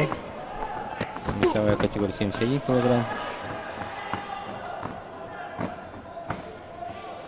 Удары достаточно тяжелые, шутки такие вы слышите.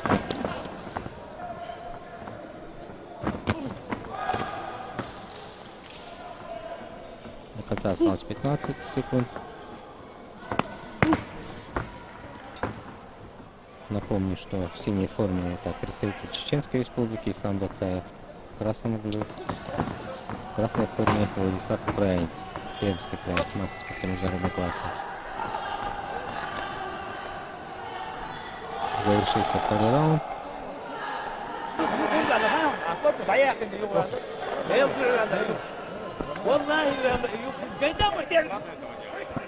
То есть своими атаками не вались все четко, то есть пробил, видишь, его провалил, дальше ты контратакуешь справа.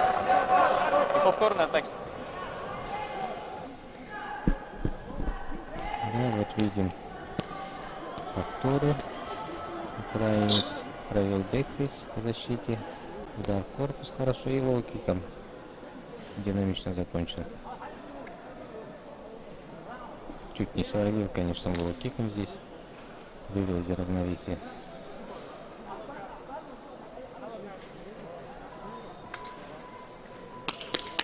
Ну что ж, и сейчас начнется у нас заключительный раунд. Третий раунд. Напомним, что это полуфинал. Победитель получит право биться за золото чемпионата. Все финалы у нас пройдут завтра. Но сегодня, правда, мы уже посмотрели, да, пару финалов среди женщин.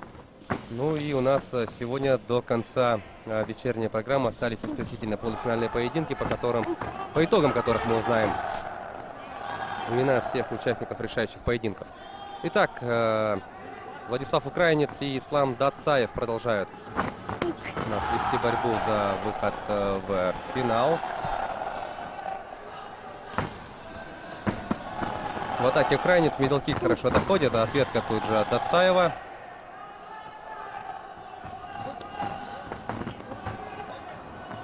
Серия удара в украинца.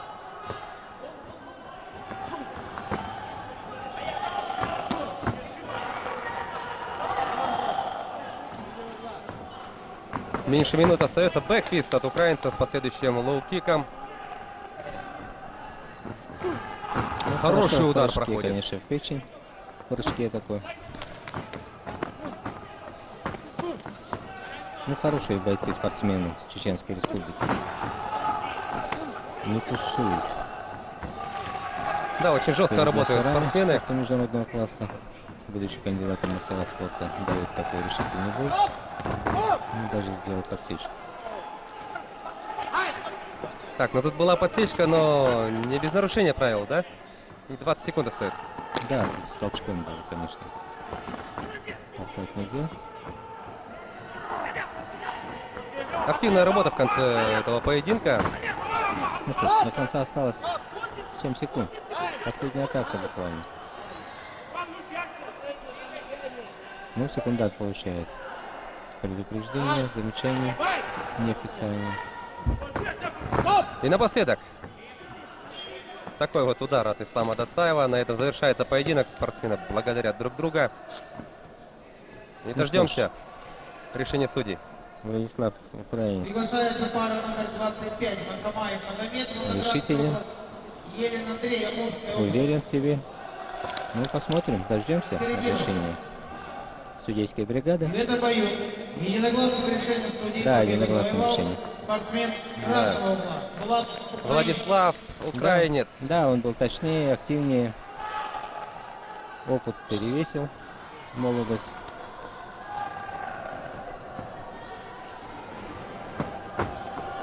И таким образом Владислав Украинец, мастер спорта международного класса из Пермского края, становится первым финалистом весовой категории до 71 килограмма. Ну, поздравляем его. Завтра мы его увидим в финале. И он встретится в финале. Денис, так, он встретится... ну сейчас вот мы будем определять да. на 25-й паре. Следующая пара. Будет понятно, кто его противник. И Владислав отправляется восстанавливать свою энергию, собираться с мыслями и готовиться к финалу. Ну а пока мы видим яркие эпизоды минувшего третьего раунда. Да, вот будет толчок. И такой вот красивый, да, амплитудный удар в прыжке Ислама Дацаева в самой концовке поединка. Ну что ж, и сейчас давайте приступим к выявлению соперника Владислава по финалу. Это Магомед Махамаев, мастер спорта из Волгоградской области. На ваших телеэкранах готовится он выйти на ринг. Ну а с ним будет биться в этом поединке Андрей Елин, кандидат в мастера спорта из Амурской области. Вот именно эти два файтера сейчас оспорят оставшуюся путевку в финал. Магомед уже на ринге, настраивается. И сейчас Андрей Елин выйдет тоже.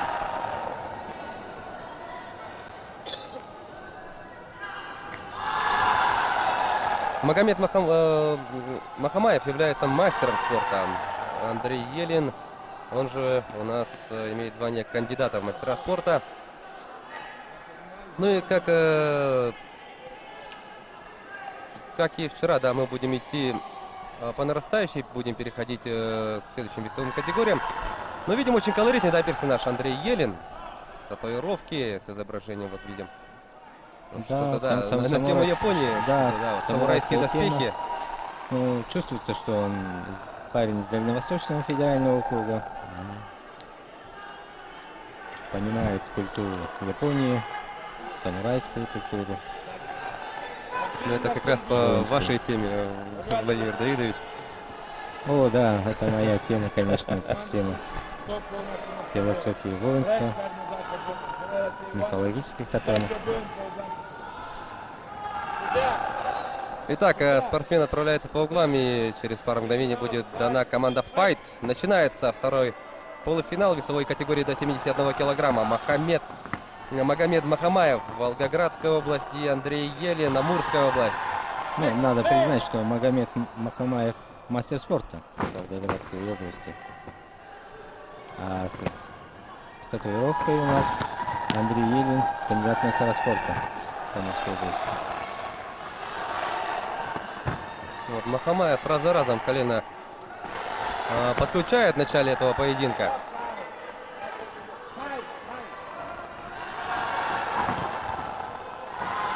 Да, и по этажам хорошо работает, конечно, Магомед Махамаев.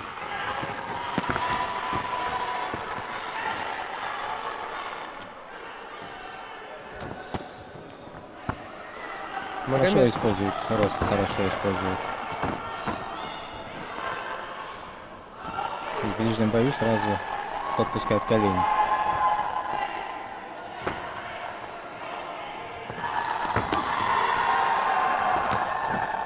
Ну, Елин тут занял центр ринга. Магомед как бы выжидающий, да, так сигнализирует Магомед о том, что был удар ниже пояса. Но тут же, да, в рабочем порядке как бы этот вопрос был решен.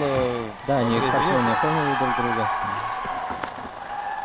Лоу заряжает Магомед.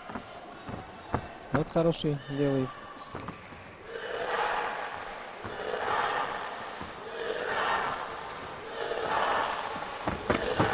25 секунд до конца первого раунда.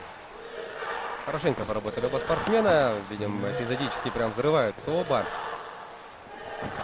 Да, ищут. Стараются подловить друг друга. Ну, вот хороший такой серию ударов провел Андрей Елин. Кандидат мастера спорта. Ну вот, завершился первый раунд.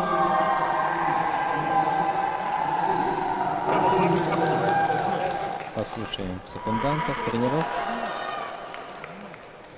Да, послушаем.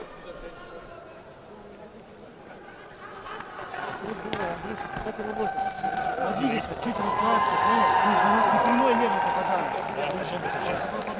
Я пообрезаю было, как ты сейчас работал. Обрезаю, расслабься. Поднимаешь голову. Нагни, не голову.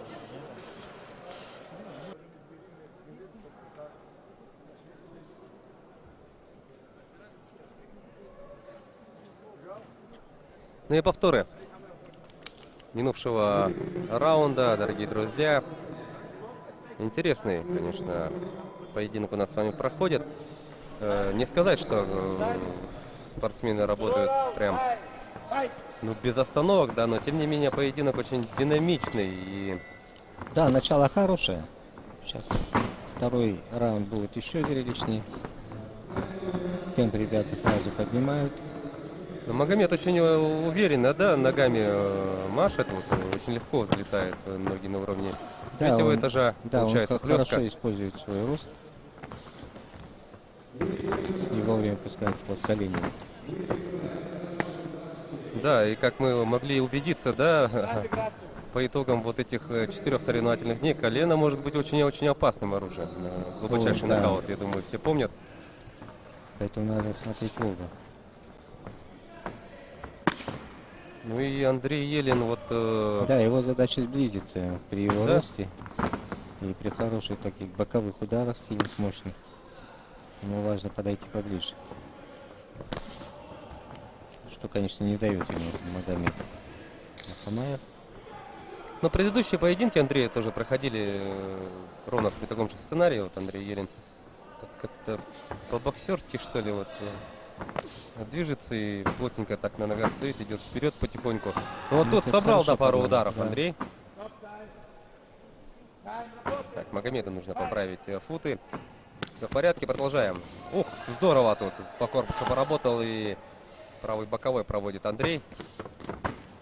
Да, надо признать, что Андрей Еле достаточно неудобен. Он левша. И сильно у него рука левая. И вот прямой доходит до цели.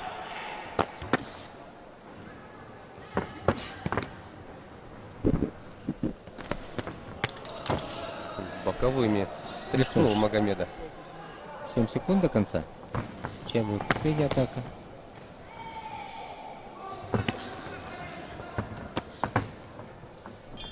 Звучит гонг.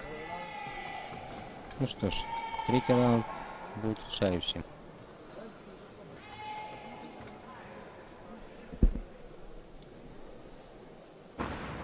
Давай, не ставишь, не пробиваешь и стоишь. Опять вторым темпом работаешь. Вторым темпом можешь. Одну пробиваешь, или тебя хавает. И ты пробиваешь и думаешь, что он тебе открыт ногой, и ты... Не эффект. Видно. Раз-два нажал, раз-два колен, разорвал, лоу. Раз-два там крутанул. Да, подмигнули.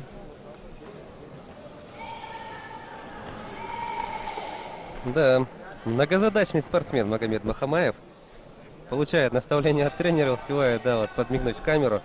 Чувствует камеру. Это важный момент тоже.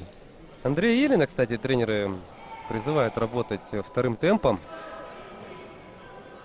Да, ему важно несколько волн атак надо делать. Поплотнее работать. Итак, заключительная двухминутка. Погнали. Какой обмен идет? Коленом влетает Магомед. Ну как-то Андрей вот Да, больше у него- движения, да, наблюдается да, уже? как-то? Да, у него, конечно, хорошая боксерская школа. Он старается сблизиться. По корпусу работает Андрей, и про голову тоже не забывает.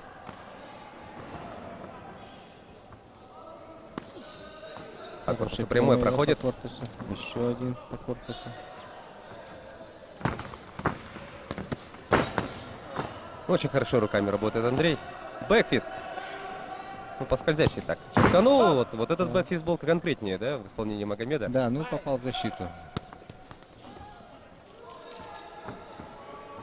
Ровно минута до конца.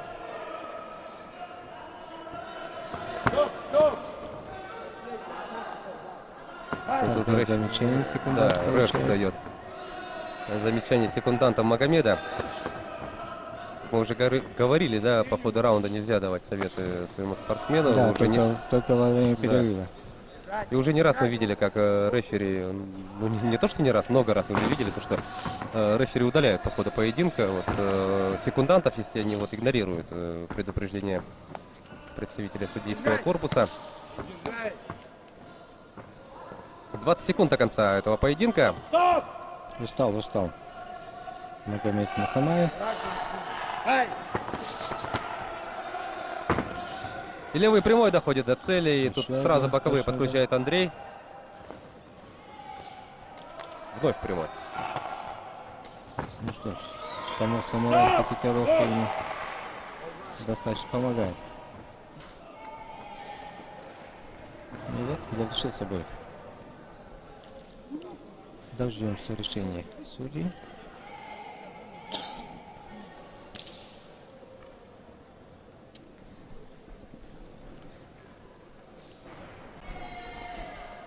Итак,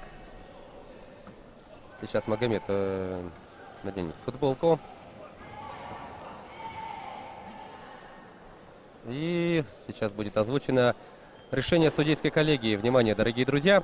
Ну, уверен в себе, да, Магомед Махамаев? Но кому поднимет руку? В данном бою победу одержал единогласным решением судейской бригады спортсмен красного угла Махамаев. Да, и не зря был уверен. Да. Магомед Махамаев объявляется победителем данного поединка, и Да, он был становится чуть вторым разнообразнее. финалистом. Чуть разнообразнее был. И он встретится в финале завтра с Владиславом, украинец. Мастер спорта международного класса с Пермского края.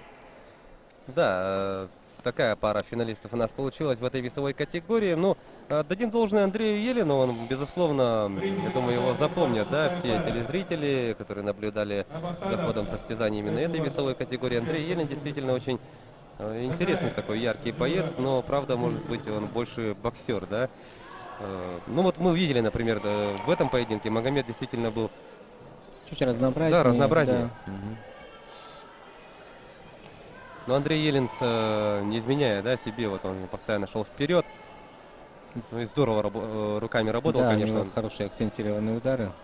Не хватило у него, конечно.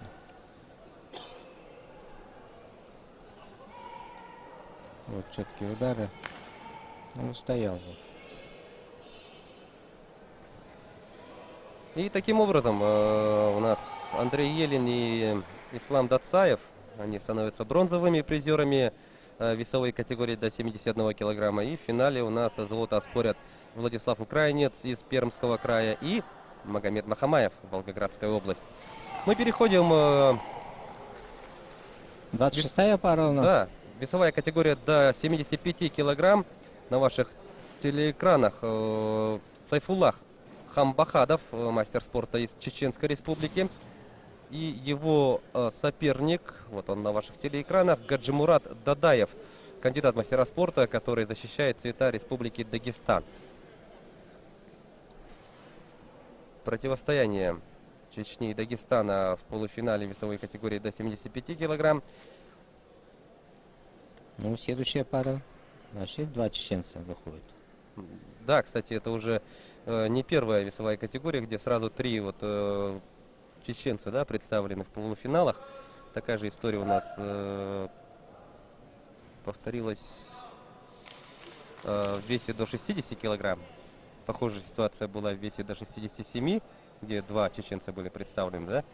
Ну, это говорит о том, что действительно спортсмены с очень хорошей подготовкой, но в первую очередь это говорит о том, что действительно чеченцы привезли очень большую команду, 46 да. человек.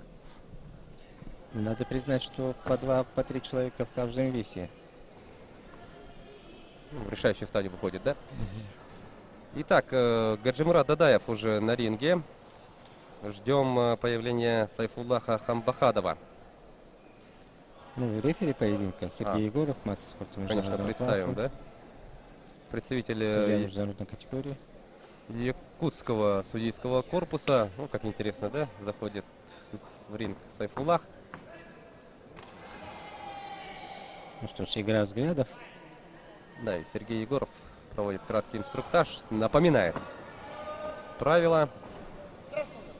И сейчас Сергей Егоров в свойственной себе манере, эмоциональной такой манере скажет «файт». И начинается поединок.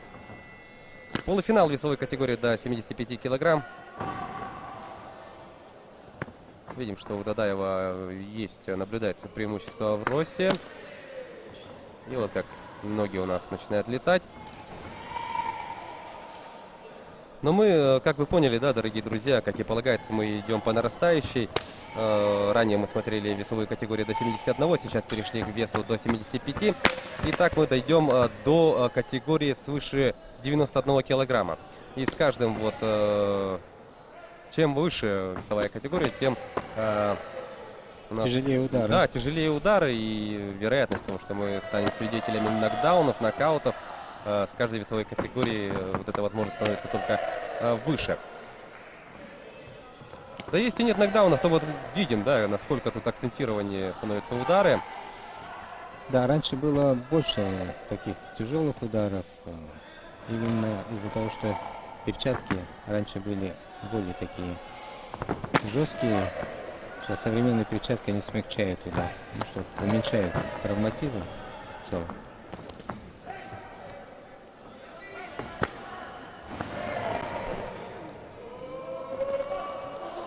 Ну что ж, достаточно такой равный бой идет, позиционная такая игра.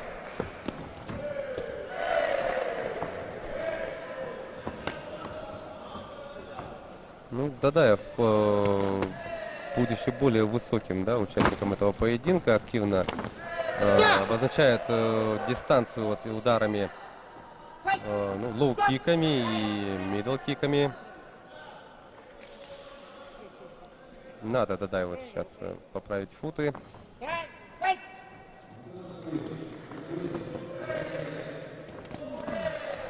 Ну, хорошо через руки вот прошла двоечка.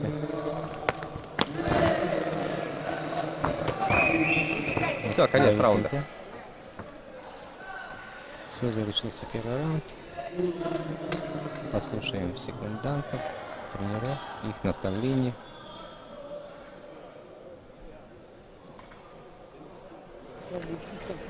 Наверх, так и наверх.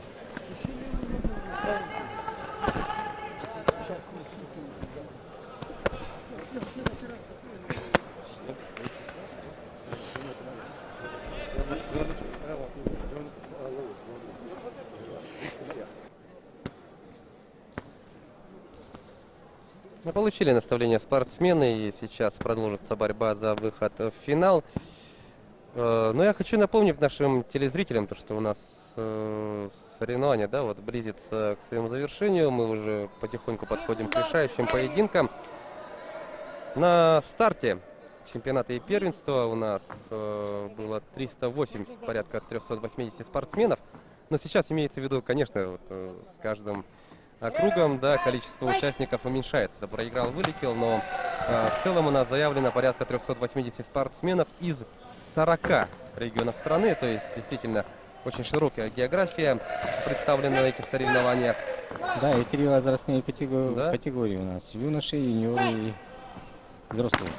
3 ринга у нас установлены на арене Центра спортивной подготовки «Триумф». И вот параллельно у нас проходили состязания. Сейчас в данный момент у нас работает только один центральный ринг, где у нас вот продолжают оспаривать, да, путевки в финал мужчины. Самые интересные поединки. Да, напомню, что победители, чемпионы России поедут на чемпионат мира. Они получают путевку именно в составе сборной команды страны. Являются данные соревнования отборочными. И на кону не просто медали, но и еще и путевки. Есть за что бороться. В ближайшее время будет известно, где этот чемпионат мира пройдет осенью. Да, в числе кандидатов Италия, США, Словакия, Босния и Объединенные Арабские Эмираты. Да, как обычно пройдет конкурс, кто наиболее лучшие условия создаст. Да, кто вот с лучшей заявкой, да, вот приедет и защитит свой проект, как в 2019 году Иннокентий Григорьев сделал в Самаре. Да, абсолютно. Да, тот и, собственно, получит право принять столь значимые соревнования. Подходит к завершению второй раунд. Сергей Егоров проверил, все ли в порядке с щитками Дадаева и дал продолжить поединок. Последние секунды. И такие вот акцентированные, такие сильные, да, вот тут удары ногами. Да, тут вес серьезно, 75 килограмм.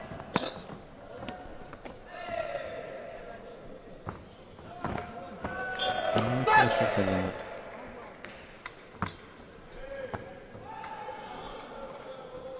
Впереди еще один раунд, третий раунд.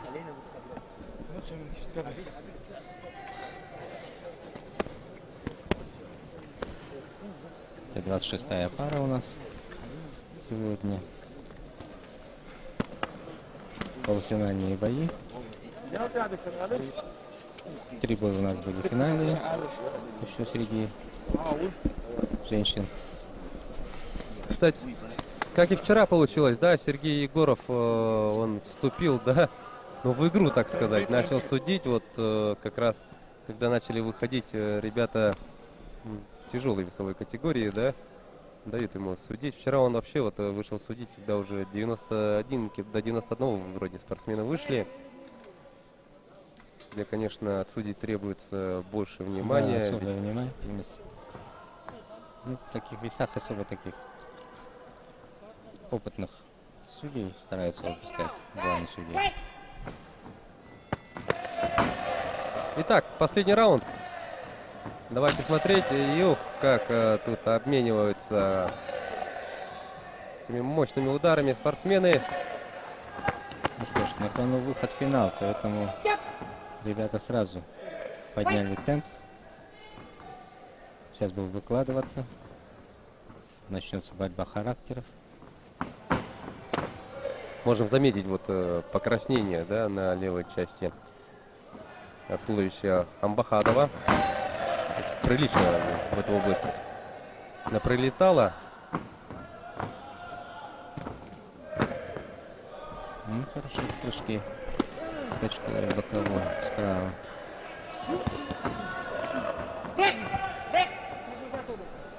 Ну, напомню, что в красной форме представитель Чеченской Республики Сайфуллах Хамбахадов, мастер спорта, а его противником является представитель Республики Дагестан Ганджимурат Ганджимурт Дадаев, кандидат мастера спорта. Напомню, это весовая категория 75 килограмм.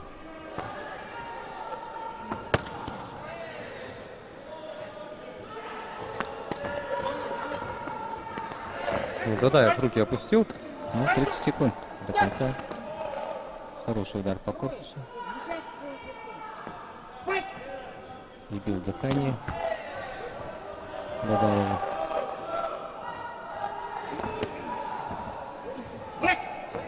15 секунд до конца встречи. Так. Официальное предупреждение сейчас будет Дадаеву.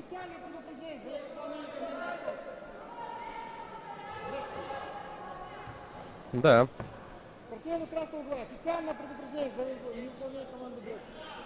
Ну, обоюдное, да, вот да, официальное предупреждение обоим спортсменам за то, что вот игнорируют команда Сергея Егорова. Ну и последние секунды тут надо, конечно, включить все свои резервы. Так, ну тут что тут начинается? Не надо нам этого, не надо остановиться. Тут Сергей Егоров, конечно, сразу вмешался. Так, все, надо успокоить своих ребят. И тут бодаться начали, ну что, в буквальном такое? смысле.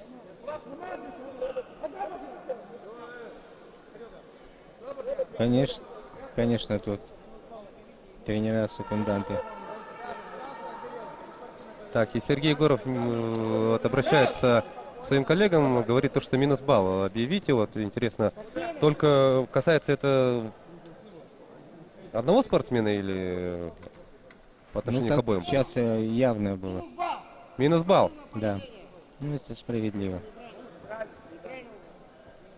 Да, я как-то в динамике не обратил внимания. Сайфуллах, видимо, да, начал. А, нет, обоим. Ну, обоим. Да.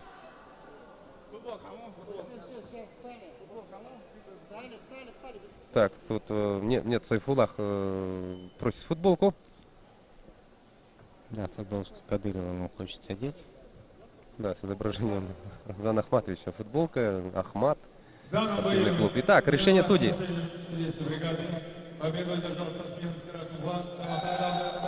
Да, и ну, Сайфуллах Хамбахадов. Поздравим его. Побеждает и национальный боец. Выходит в финал. Спорта. Да, выходит в финал.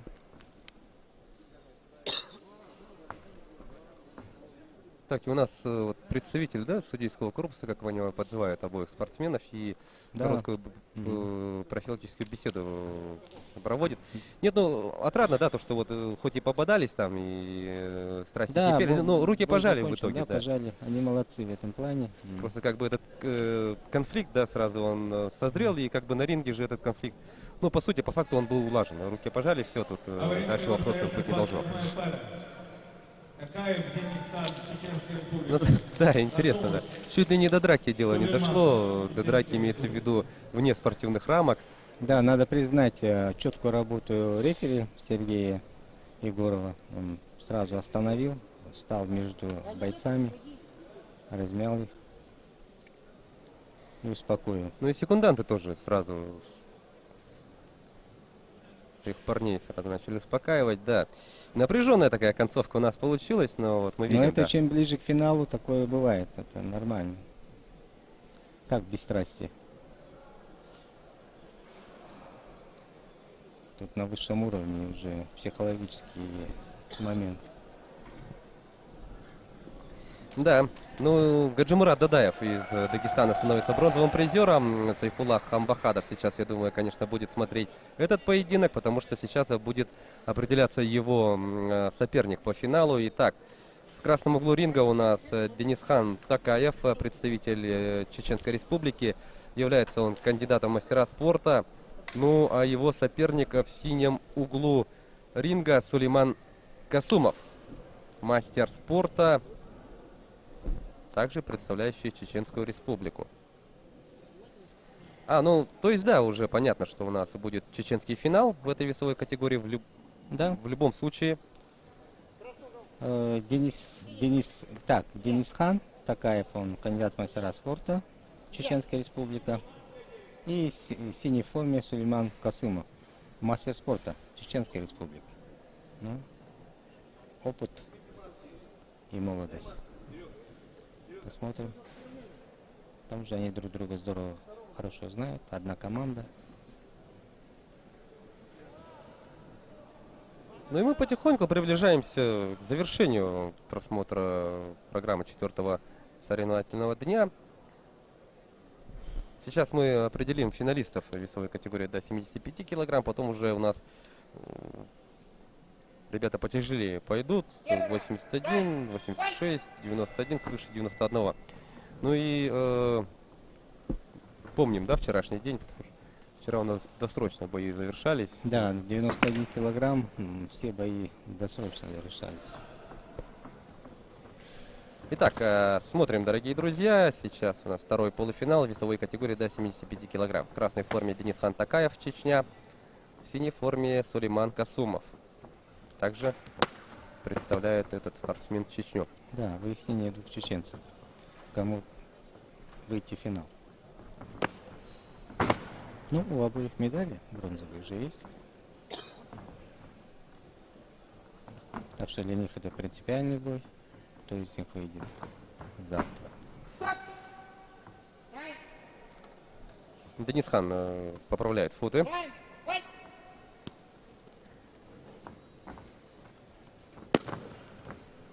Мощный лоу заряжает Касумов.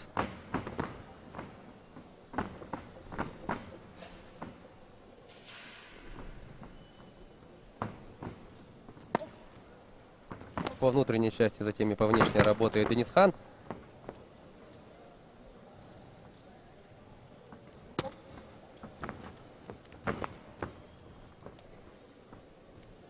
Ну, спокойно начинают, да, работать в этом поединке оба спортсмена. Это, конечно, связано с тем, что прекрасно знают друг друга, манеру ведения, да, да, поединка. Знают прекрасно друг друга.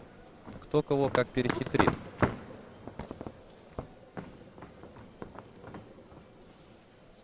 Сейчас потихоньку начинают вкладываться в удар.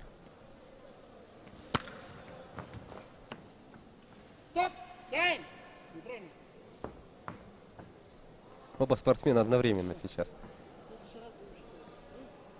поправили вот футы. Как я вижу, вот у Сулеймана, да, Касумова, у него экипировка вот помимо вот самих фиксаторов, вот щитков, да, там, мне кажется, поверх да, еще и лейкопластырь добавили. Лейкопластырь. Ну так надежнее по ходу боя. Ну да, это потому что же вот мы видим, да, то, что очень часто вот футы слетают и да. Это тратится время, да. Ну ладно, тут вопрос ведь не только во времени, это и как бы сбивает темп, как бы это может действительно отвлекать, и, видимо, в этом плане очень внимателен, да, внимательно к этому плану относится Сулейман Касумов, и он сверху вот расклеил лейкопластырь.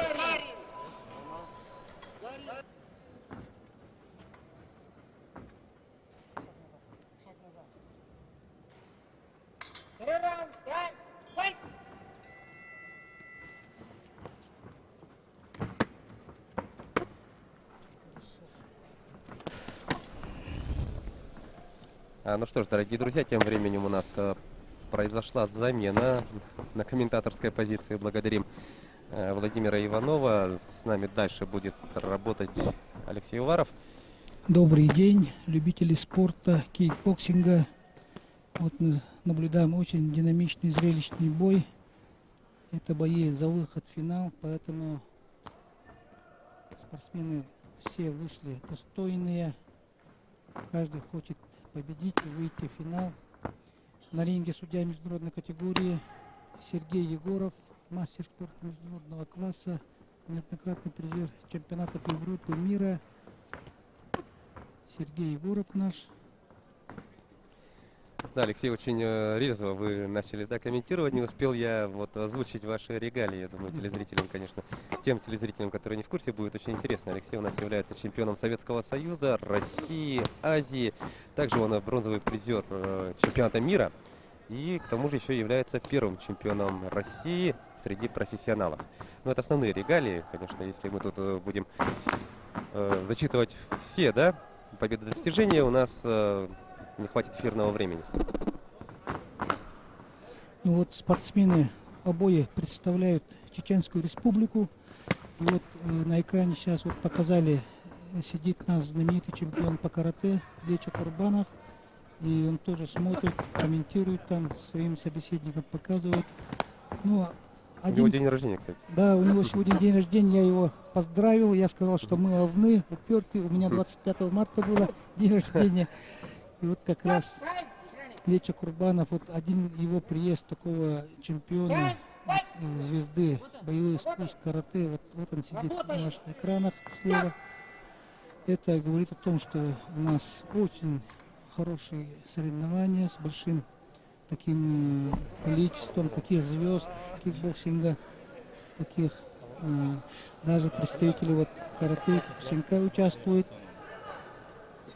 Ну, о масштабе соревнований говорит, Да. Присутствие столь прославленных представителей боевых единоборств. Действительно, ведь этот чемпионат России, он является отборочным на чемпионат мира, и цифры впечатляющие, действительно. Порядка 380 спортсменов из 40 регионов страны. Да, это очень представительные соревнования.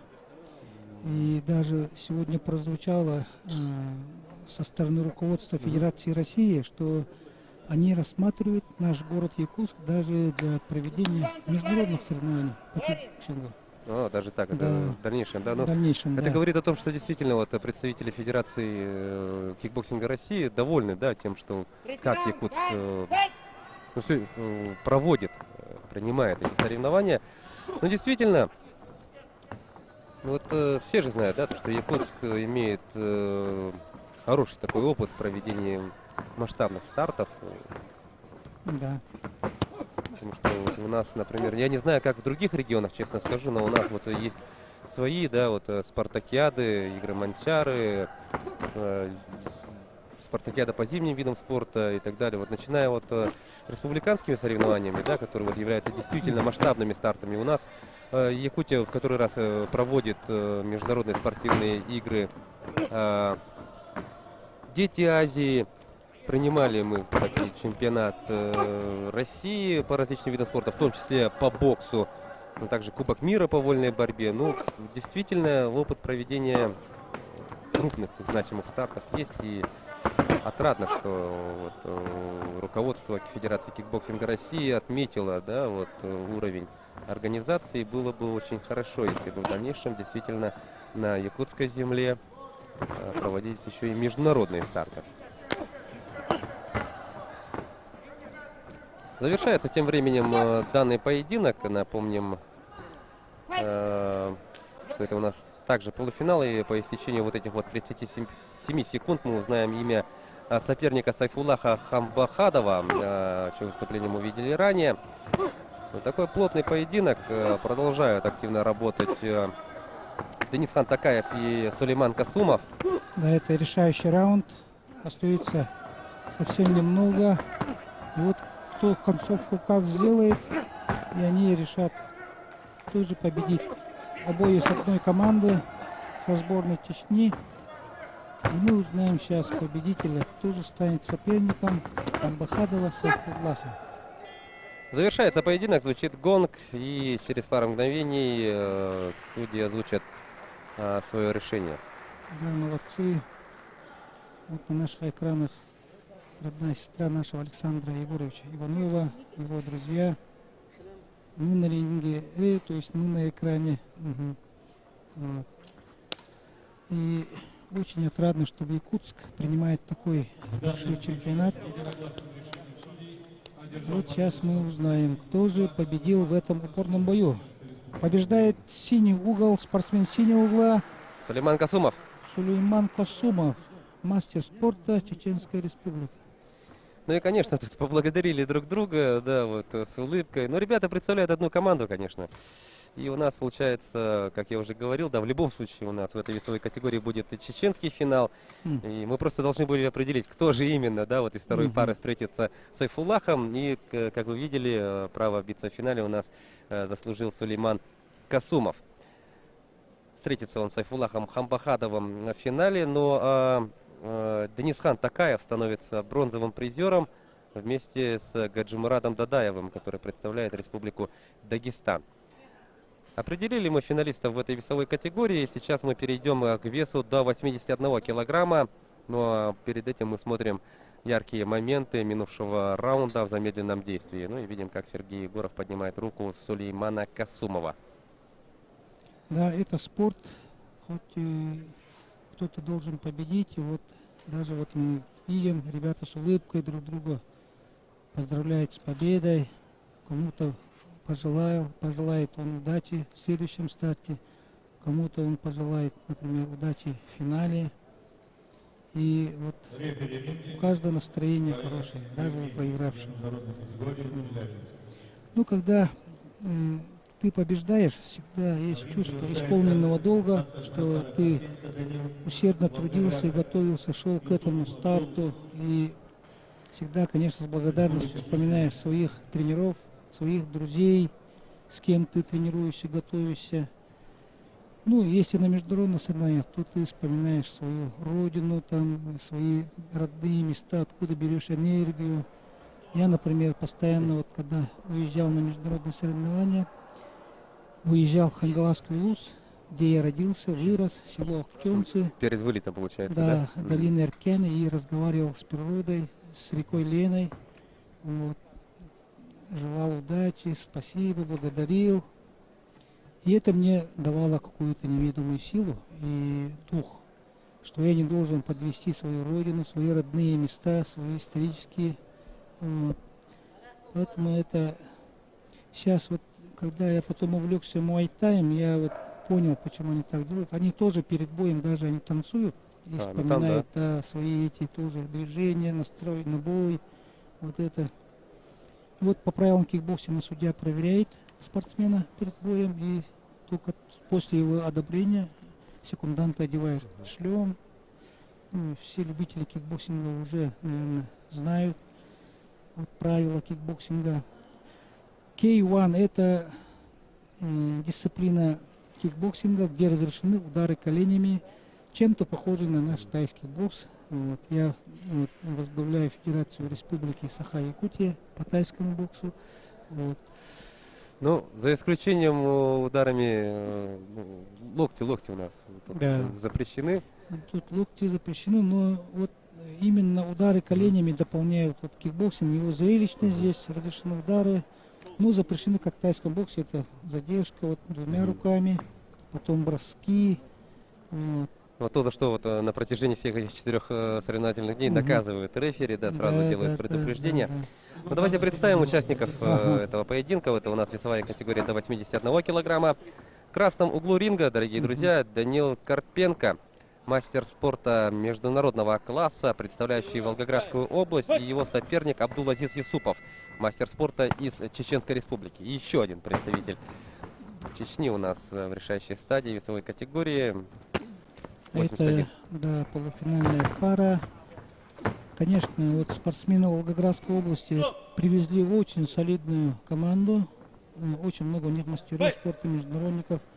И, конечно, у них главный тренер это Дмитрий Соломин, наш друг наших якутских спортсменов, моих друзей. первого тайбоксера Николая Иванова, когда он единственный занял серебряную медаль из России в 93 году в Таиланде на Кубке Короля. А Дима тогда стал, третье место он занял. Вот. И вот он потом в будущем стал чемпионом мира по кикбоксингу, Европы, стал заслуженным мастером спорта. А сейчас он передает свой опыт своим подопечным, и уже он является заслуженным тренером России. Дмитрий Соломин, Волгоградская область. Вот мы видим спортсмен как раз с красного угла, это представляет Волгоградскую область, мастер спорта международного класса. И позавчера я вот Максима Воронова здесь видел, известного у нас промоутера, заслуженного мастера спорта по кикбоксингу с Волгограда. О многом разговаривали. Он как раз говорил, что Гриша, Попову Гриша, он там рассказывал, что его бой он показывал там разные. Гриша хорошо знает Попова. Гриша начинал в нашем клубе, шел.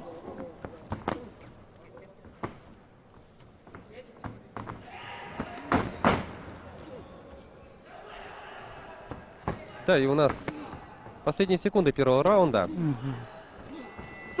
Звучит гонг. Да, в обоюдной форме прошло. Вот мастер спорта международного класса Карпенко Данил. Но несмотря на Юсупов Абдул, здесь ему достойно оказывает сопротивление, не чурается опытного спортсмена, вперед идет. Ну, это тактика любого бойца, который вот, спортсмен что-то вот кричит. Ну, молодец он. Кикбоксинг учит терпеть боль, идти вперед к заветной цели.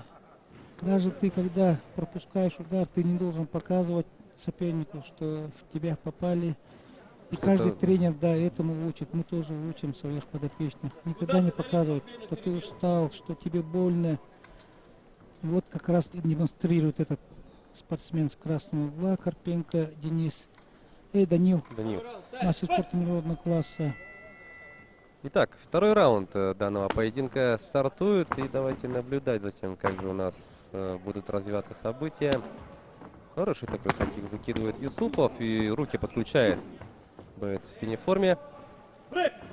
Еще один яркий представитель Волгоградской школы вот, бокса, да, вот в основном боксеры начали первыми у нас с Волгограда участвовать на соревнованиях по кикбоксингу. Очень известный был такой спортсмен Кулибаба, он был чемпионом среди профессионалов. А с Якутии, вот в Волгограде у нас учился как раз Костя Тимофеев, наш, мой земляк Монголасского вуза.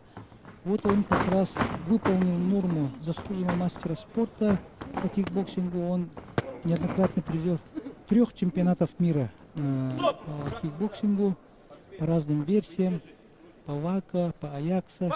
И вот Костя как раз учился в Волгоградском государственном университете. Вот как раз он там занимался боксом. Он воспитанник нашего прославленного тренера Ивана Кривогорницына. Царство небесное. Ну вот как раз Иван Романович вот очень долго работал тренером-общественником. Вот хороший удар демонстрирует спортсмен с разворота синего угла. Ну, Юсупов, как мы видим, умеет и любит, да, махать ногами. Здорово у него хайкик пролетает, вылетает. И сейчас видели с разворота тоже очень красиво пробил. Да, я не удивлюсь, что он воспитанник Лечи Курбанова из карате Синкай. Поэтому он очень уверенно ногами работает. Кики.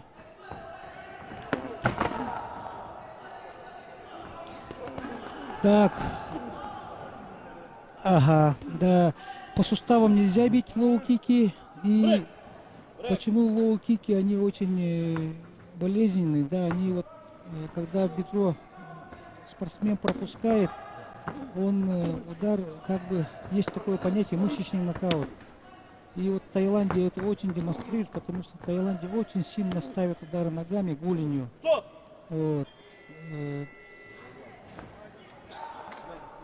Как раз вот сейчас закончился второй раунд. сейчас во втором раунде спортсмен из синего угла очень хорошо демонстрировал свою работу ногами. Хорошо. Ну, лоу-кики ставятся именно, как я вот своим ученикам говорил, как будто вы бьете ломом. Это голенью, именно голенью наносится удар, как будто это, когда при очень больших тренировках постановка удара ногами, и нога набивается, и поэтому, которые хорошо бьют ногами, вот как раз мой ученик так работал, Сергей Миронов, но он по фулл контакту, поэтому вот он настолько сильно бил ногами, ударами сильно, да, вот я ему поставил, вот, когда с Японии приехал, именно по тайской методике удар ногами.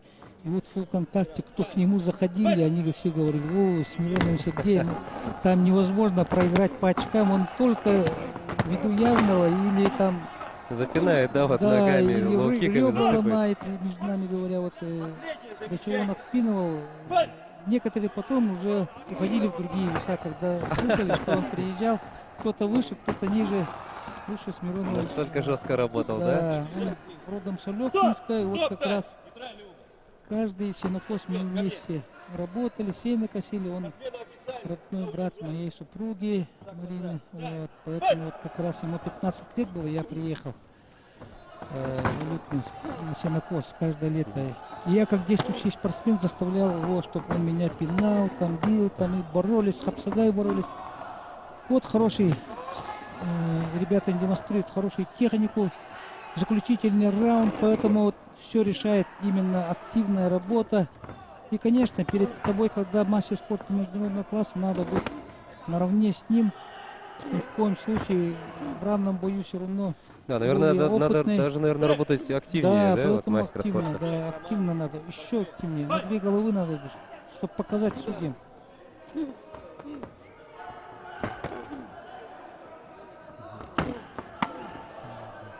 Но мы знаем то, что вот, например, у нас в кикбоксинге, да, вот на счет идут вот именно акцентированные удары, да, а что касается области, например. Да. Шлепки не считаются. Именно когда даже он щит ставит, например, спортсмен, да, и поднимает ногу, и удар проходит, и он как бы теряет равновесие, да, это как считается тоже как пропущенный удар.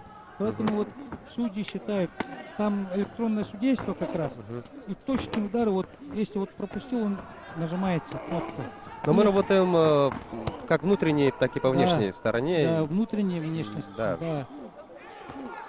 По бедру, и вот где щитки, да, вот тоже иногда вот, как встречный удар проходит, кик можно, когда вот он тебя в голову бьет, ты можешь его подсекать, его ногу, можно тоже. Тоже. Но самое главное, чтобы это акцентировано было. Да. Тычки, легкие шлепки. А такие вот прямые удары, суставы, это запрещены, конечно. Да.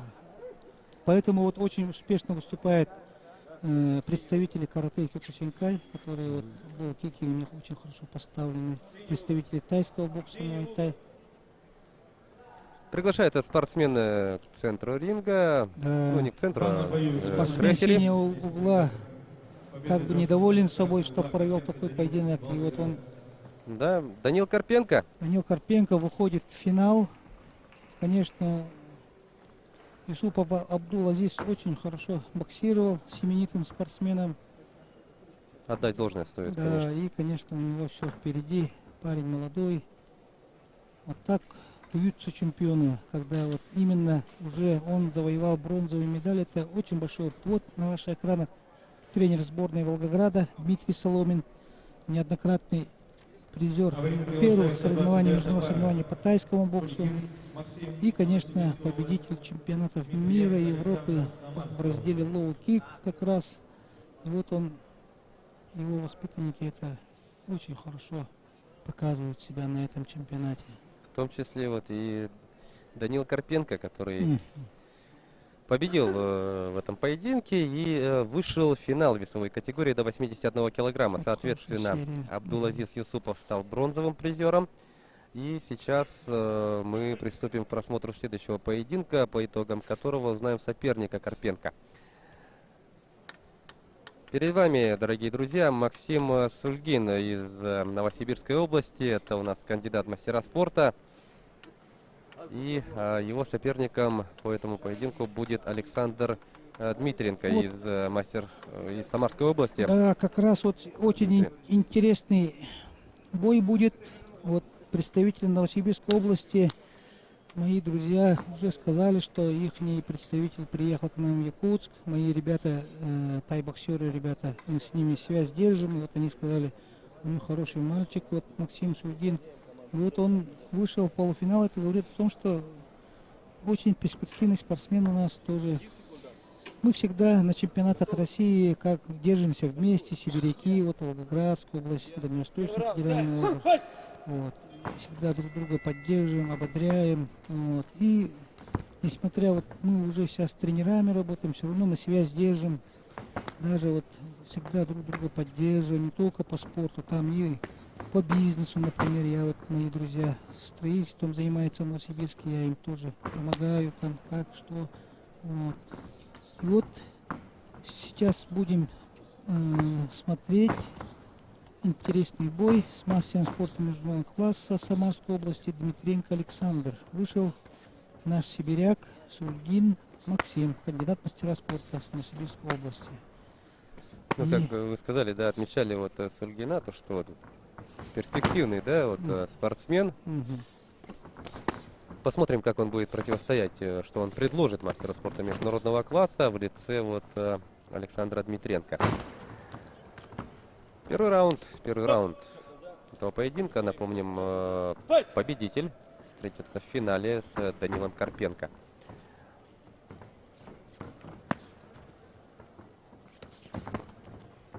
Вот так и был Сульгин.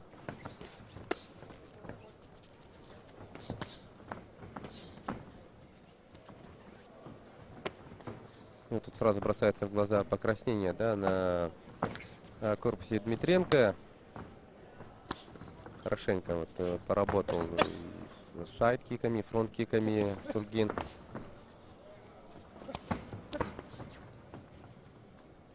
Ну и руками тоже доводит Сульгин удара до цели.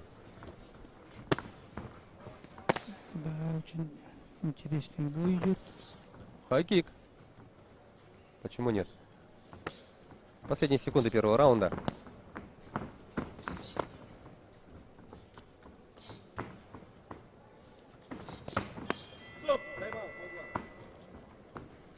Ну что, спортсмен отправляется по углам. Стоит отметить, да, Сульгин здорово смотрится.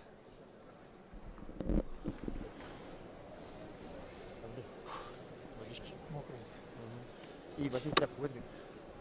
Да, я вспоминаю себя, когда я вот тоже в полуфинал выходил. Когда полуфинал боксируешь, уже нету шага назад. Ты уже должен только победить, потому что обидно бывает. Вот ты проиграл в полуфинале, а золотая медаль уже там осталась. Поэтому только победа. Никаких этих. Я вот вспоминаю сейчас, вот нахлынули мне воспоминания, как я вышел в полуфинал. И когда я вышел, смотрю, парень Это стоит. о каком турнире мы говорим? Это чемпионат СССР по кикбоксингу, когда вот с Александром Ивановым мы первые места завоевали. И когда я вышел, стоит этот из Казахстана спортсмен, и я смотрю, это кажется со мной будет такой голубоглазый, как у нас Сахаляр, а у них вот смесь казаха с русским, голубоглазый казах стоит, такой нос метис, а нос перебитый такой. Мастер спорта там, ну, написано, я знаю, что передо мной мастер спорта. Явно боксер, руки длинные, как у обезьяны. Так. И его массажирует, и казах такой, Анан Сагей, говорит. А я же в армии служу. Чё? Это про меня, что ли? Я вот так смотрю на него. Это что такое? Я сейчас покажу тебе, говорю. Ну а что это означало? Ну, вот это фраза? означает, как бы, поимей его, да. Типа, ну, меня, я ростом маленький, там, якутовская глаза, там, Сахара. Зря они так мне сказали, я мог проиграть. Ага. Ну, наоборот. Я вспомнил моего кумира Брюса Ли, как он вот так выходил на драку, да. И я такой, я же просто так шел, один, у меня ни секунда никого выходил. Я такой, не понял, я сейчас покажу, я такой вышел, такой, раз, стою. И этот, и казахи сами, зря мне сказали, как они промолчали, я на них вот так посмотрел, с ног до головы посмотрел, говорю, ну, смотрим, говорю. И на видео этот бой у меня был, на видеокассете. Я когда вот двух спортсменов уже заставляют руки пожать перед боем, я такой к нему вот так подхожу. Ну что, сейчас посмотрим, кто кого. И вот было желание только победить, потому что для меня настрой был запредельный, да. И, конечно, с первого раунда он, оказывается, потом я узнал, что он чемпион СССР среди профессионалов. Это по 5 раундов, я еще 5 раундов не боксировал, это только 3 раунда. А он уже чемпион среди профессионалов, мастер спорта по боксу СССР. И вот такой равный бой. С первых же минут он мне нос разбил, там ногой пинает в ближнем бою, с разворота пинает, там такой. Мне помогла наша якутская борьба Хапсагай. В ближнем бою я подсечки делаю, ему там его сбиваю, он падает. Тогда еще броски были разрешены. Да, броски были разрешены, да, в ближнем бою, подсечки. И вот такой равный, первый бой такой равный был, первый раунд. А там мы боксировали предварительно бои 2 раунда, а в финале 3 раунда. И вот как раз последний раунд, и вот моя коронка была, это когда Солнышко Демпси, это левый скачковый боковой, вот, который я еще изучал в детстве сам по учебникам по боксу, там это. И вот у меня была своя домашняя заготовка. Тем более у меня по боксу первый разряд, а он мастер спорта. Да, и вот представьте, это самая решающая секунда. Я боксирую и резко отхожу ему влево. А он влево мне поворачивается, и вот тут как раз остается мертвая зона. И я обратно к нему подскакиваю и с левой боковой попадаю, потом правый. И вот 2 удара все решили, я думаю. Судьи вот посмотрели, кому победу не могут дать, кому победу. И вот 2 моих точных удара сыграли вот решающую роль. Решающую роль. Кому дать преимущество. И такое чувство было гордости, когда победу мне дали, что я вышел в финал. А в финал вышел я со своим давним соперником Санькой Ильевым с Челябинска, с которым я на финале чемпионата РСФСР боксировал.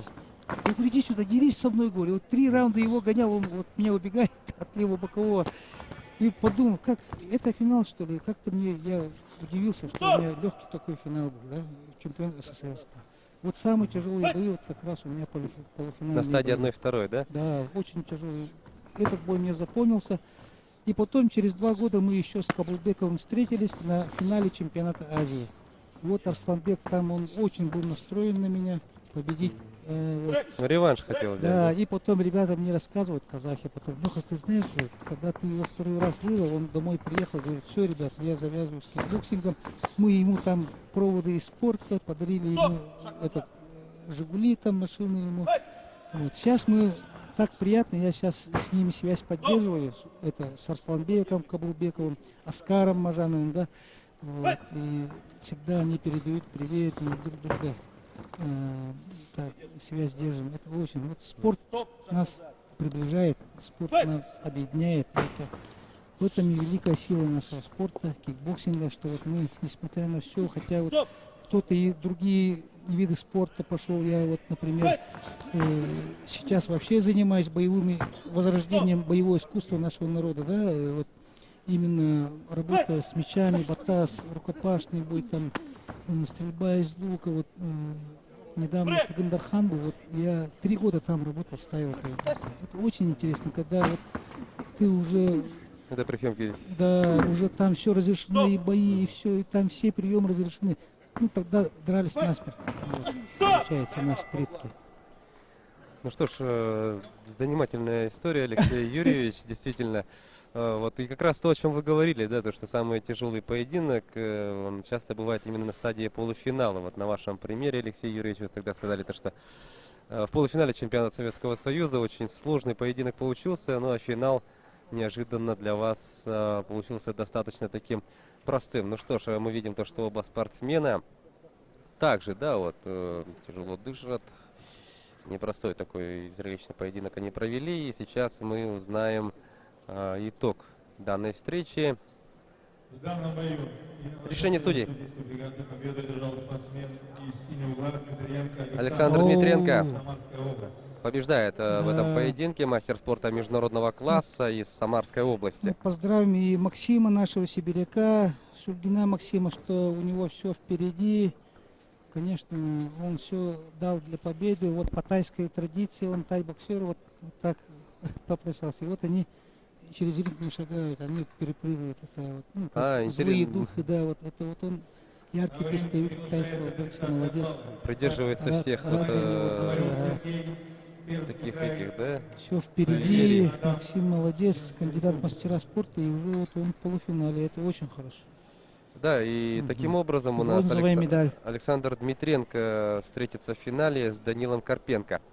Да, интересный бой. Два международника спорят за золотую медаль в весовой категории до 81 килограмма. Ну а сейчас мы предлагаем вашему вниманию вот повторы минувшего третьего раунда.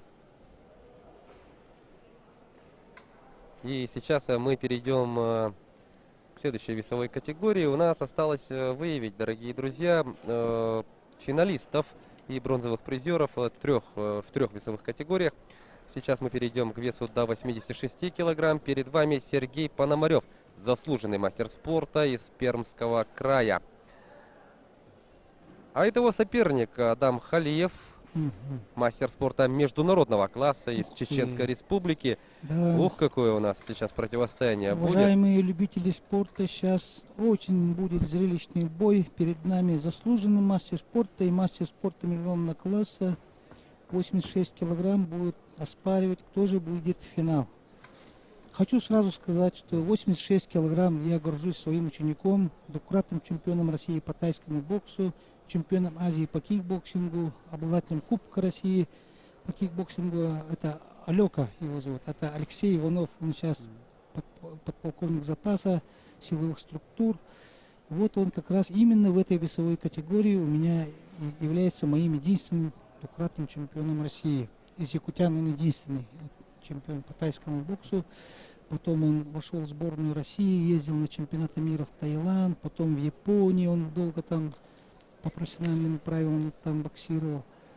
И, конечно, вот Алёка потом еще стал, как у нас, универсальный боксер по всем видам единоборств. И тэквондо, там, и хапсага, и там... По всем видам участвовал, да? Да, потом разные вот эти другие виды единоборств, там комплексное единоборство, там тоже вот он воспитал чемпионов. У него тренерский дар, тоже вот он хорошо тренирует, тоже. Сейчас вот он находится на заслуженном отдыхе. Надеюсь, что вот он будет как-то передавать свое мастерство своим ученикам. Вот он стоит, как раз вот он стоит. Алёка. Так.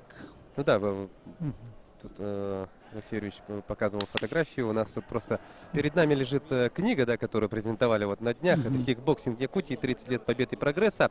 Мы неоднократно упоминали эту книгу в ходе наших трансляций. И сейчас пока что малая часть этих книг прилетела в Якутск. И пока вот эти книги они раздали, вот, как я понимаю, VIP-гостям, да, представителям федерации региональных. Ну а в скором времени основная партия прибудет в Якутск и поступит книга в продажу. В этой книге у нас расписана вся вот эта 30-летняя история якутского кикбоксинга с упоминанием всех героев нашего вида спорта, вот, в том числе Алексея Уварова. Там немало, конечно, материала посвящено Алексею Юрьевичу. Ну что ж, у нас начинается поединок, полуфинальный поединок весовой категории до 86 килограммов. Ух, тут хороший правый боковой доводит Халиев до цели. И мы, конечно же, еще раз отметим то, что чем выше весовая категория, тем ощутимее удары у нас становятся. Прекрасно помним, да, вчера вот весь день у нас не было каких-либо нокаутов и каких-то таких нокдаунов. Дошли мы до весовой категории до 91 килограмма, и там все бои подряд закончились досрочно. Причем были совсем уж тяжелые нокауты. Мы хотим хлеба и зрелищ, но еще раз отмечаем, что мы, конечно же, при всем этом не хотим, чтобы как-то вот нокауты, да, сказывались на здоровье спортсменов. Ну что ж, Сергей Пономарев, заслуженный мастер спорта из Пермского края, и Адам Халиев, мастер спорта международного класса из Чеченской Республики.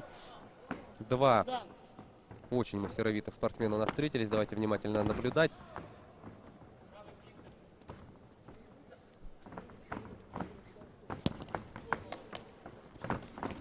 К сожалению, нет, но вот надо нам карточку спортсмена, вот, к сожалению, нам не выдают тем не менее, вот очень известные спортсмены, тем более вот очень обоюдно острая борьба идет. Судья замечание дает, чтобы он поймал. Вот.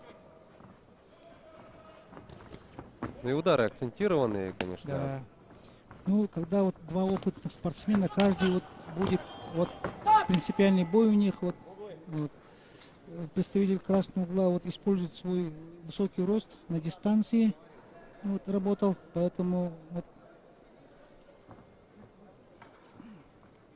И я думаю, они уже, наверное, встречались, такие обычно, такие титулованные спортсмены, у них вот принципиальные бои бывают у них. Сколько ты его встречаешь, вот, где-то нужно просто по-четче ему там, знаешь, на ножки встать, вот это, он здесь полетит. То есть и все. Его кик не забывай. Да, вот очень дельный совет дает секундант. Ну, Пермский край очень известный тоже. Когда мы выступали в советское время, вот тоже они были, участвовали тоже с Пермского края. И вот молодцы до сих пор, вот их представители есть, оказывается. Вот. Ну и причем при таком приличном звании, да, высоком, заслуженный мастер спорта России. Ну вот мы видим, да, вот именно нарезку действий, вообще, как же у нас бьются. Очень такой откровенно они бьются. Никакой разведки, обмен, кто удар выстоит, тот и может победить, да? Но это тяжелый вес, поэтому тут любой удар решающий. Например, вот мой ученик Алексей Иванов, он все бои нокаутом выиграл, когда чемпионом России был в 96-м году, да, то есть в 97-м году. И удар с разворота. И здесь вот тоже вот может в любой момент закончиться. Любой удар может стать решающим, да? Да.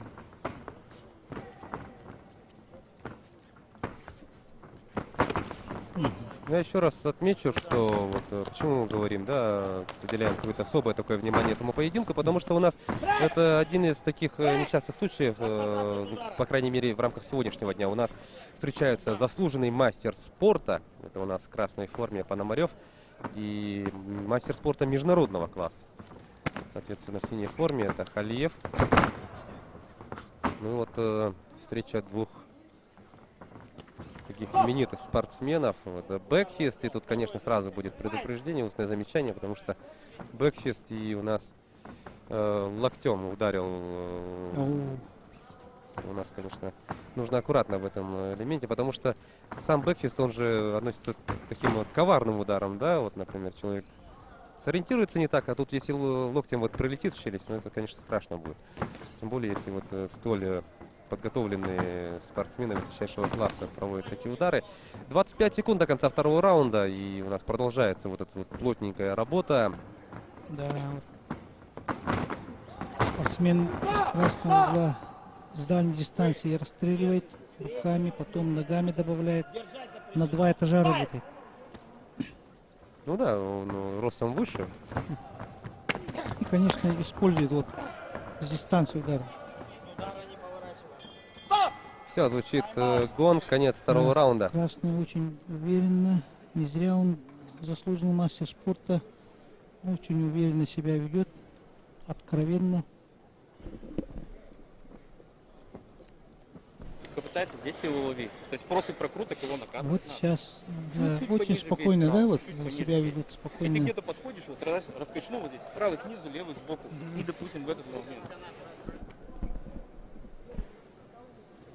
Получили наставление оба спортсмена, но я думаю, вот может, да, кто-то сказать, что заслуженный мастер спорта международного класса, да, могут, в принципе, и без секундантов, наверное, кто-то может так подумать, но несмотря на то, что насколько ты именитый, тогда взгляд со стороны, он всегда отличается от субъективной оценки происходящего, а то и, собственно, тренера.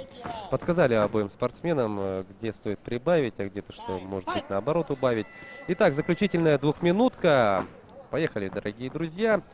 Сергей Пономарев, заслуженный мастер спорта, против мастера спорта международного класса Адама Халиева. Да, сейчас очень третий раунд. Спортсмену из синего угла терять нечего. И вот ему только нужен нокаут. Иначе по очкам опытного маститого соперника ему не победить. Поэтому он все будет делать, именно чтобы как-то что-то. Но это спорт.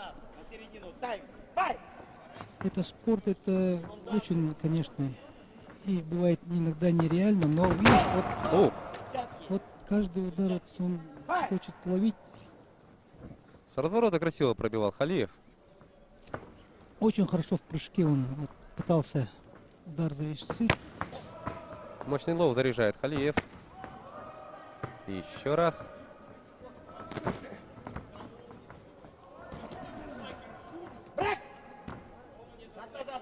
Звучит команда брейк. Ох ты, какой мощный удар. Вот отвечает синий. Молодцы. Ребята демонстрируют очень.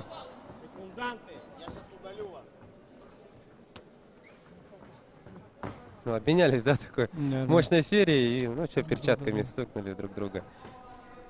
И последняя минута пошла. Красивая комбинация. Точно еще одна попытка. Это вот Халиева в из прыжке арсенала пробить. карате, да, вот он пытается как-то вот прыжки ударами. Меньше 30 секунд остается. И Да, очень динамичный бой.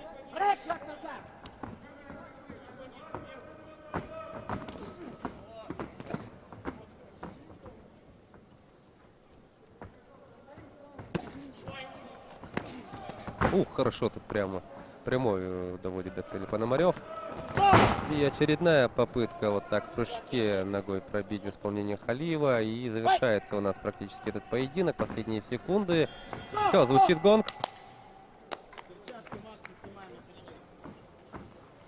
И сейчас мы узнаем имя первого финалиста весовой категории до 86 килограмм.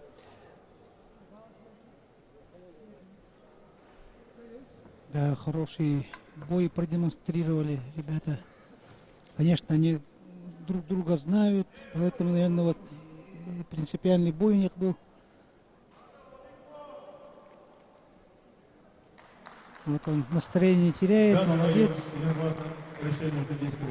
Главное, вот он выстоял все 3 раунда отбоксировал, это тоже дорого стоит. Да, Сергей Пономарев объявляется победителем данного поединка, и таким образом заслуженный мастер спорта из Пермского края выходит в финал.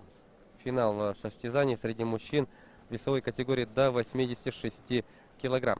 Но отдадим должное Адаму Халиеву. Вместе с Сергеем они действительно продемонстрировали очень красочный поединок, полный вот таких вот очень акцентированных ударов и бескомпромиссной борьбы на протяжении всех 3 раундов. Ну и это мы можем видеть в замедленном действии. Действительно, 2 мастера встретились, и это стало в итоге очень прекрасным зрелищем. Сейчас по итогам следующего поединка мы определим соперника Сергея Пономарева. С кем же вот заслуженный мастер спорта из Пермского края будет оспаривать золото. Вторая пара полуфиналистов весовой категории до 86 килограмм готова выйти на ринг. Ну а пока вот мы видим повторы минувшего заключительного раунда поединка между Пономаревым и Халиевым. Денис Бочаров, мастер спорта международного класса из Владимирской области, на ваших телеэкранах. Готовится он выйти на ринг, а это его соперник Шамиль Вагабов. Он является мастером спорта и представляет команду Приморского края. Вот, победитель данной встречи выйдет в финал и сойдется с Сергеем Пономаревым. Готовятся оба спортсмена к предстоящему поединку. Рефери приглашает обоих к центру ринга. Сейчас будет краткий инструктаж. И будет дана команда «Файт».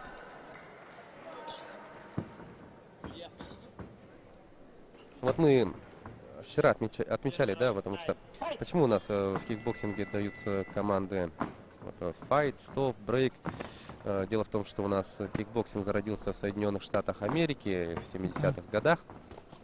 И как у нас вот, бывает, да, например, в дзюдо команды звучат на японском, оценки даются на японском. И вот у нас, например, самый яркий пример — это масс-рестлинг, который вышел на международную арену. Да, существует более 50, если не ошибаюсь, федераций по всему миру по нашему виду спорта. И вот если, например, проводится чемпионат, ну, там, Австралии, допустим, условно, да, вот там все равно команды будут даваться по-якутски, то есть Че и так далее, да. И вот у нас такая же история, и вот мы всегда вспоминаем, да, на протяжении всех этих 4 дней успех Александра Иванова, нашего прославленного кикбоксера. Говорим то, что эти чемпионаты и первенства, они посвящены вот 30-летию победы Александра Иванова на чемпионате мира в Лондоне, который прошел в 91 году. Вот значимости, да, этой победе прибавляет то, что тогда в финале в Лондоне Александр Иванов победил американца. Вот тогда, в 91 году, вот, грубо говоря, у нас кикбоксинг только зародился, начинает развиваться, да, в Советском Союзе, а в США вот этот вид спорта уже с 70-х годов вот, семимильными шагами развивался. И вот еще один дополнительный факт, который добавляет вот, значимость этой победе Александра Иванова. Да. Хорошо, хорошо. Итак, у нас продолжается первый раунд, у нас уже последние секунды. И Денис Бочаров и Шамиль Вагабов продолжают оспаривать путевку в финал. Последнюю путевку в этой весовой категории. Активно работает на последних секундах. Ух, тут колено здорово подключает Шамиль Вагабов. Все, звучит гонг. Сейчас у нас будет возможность послушать тренеров.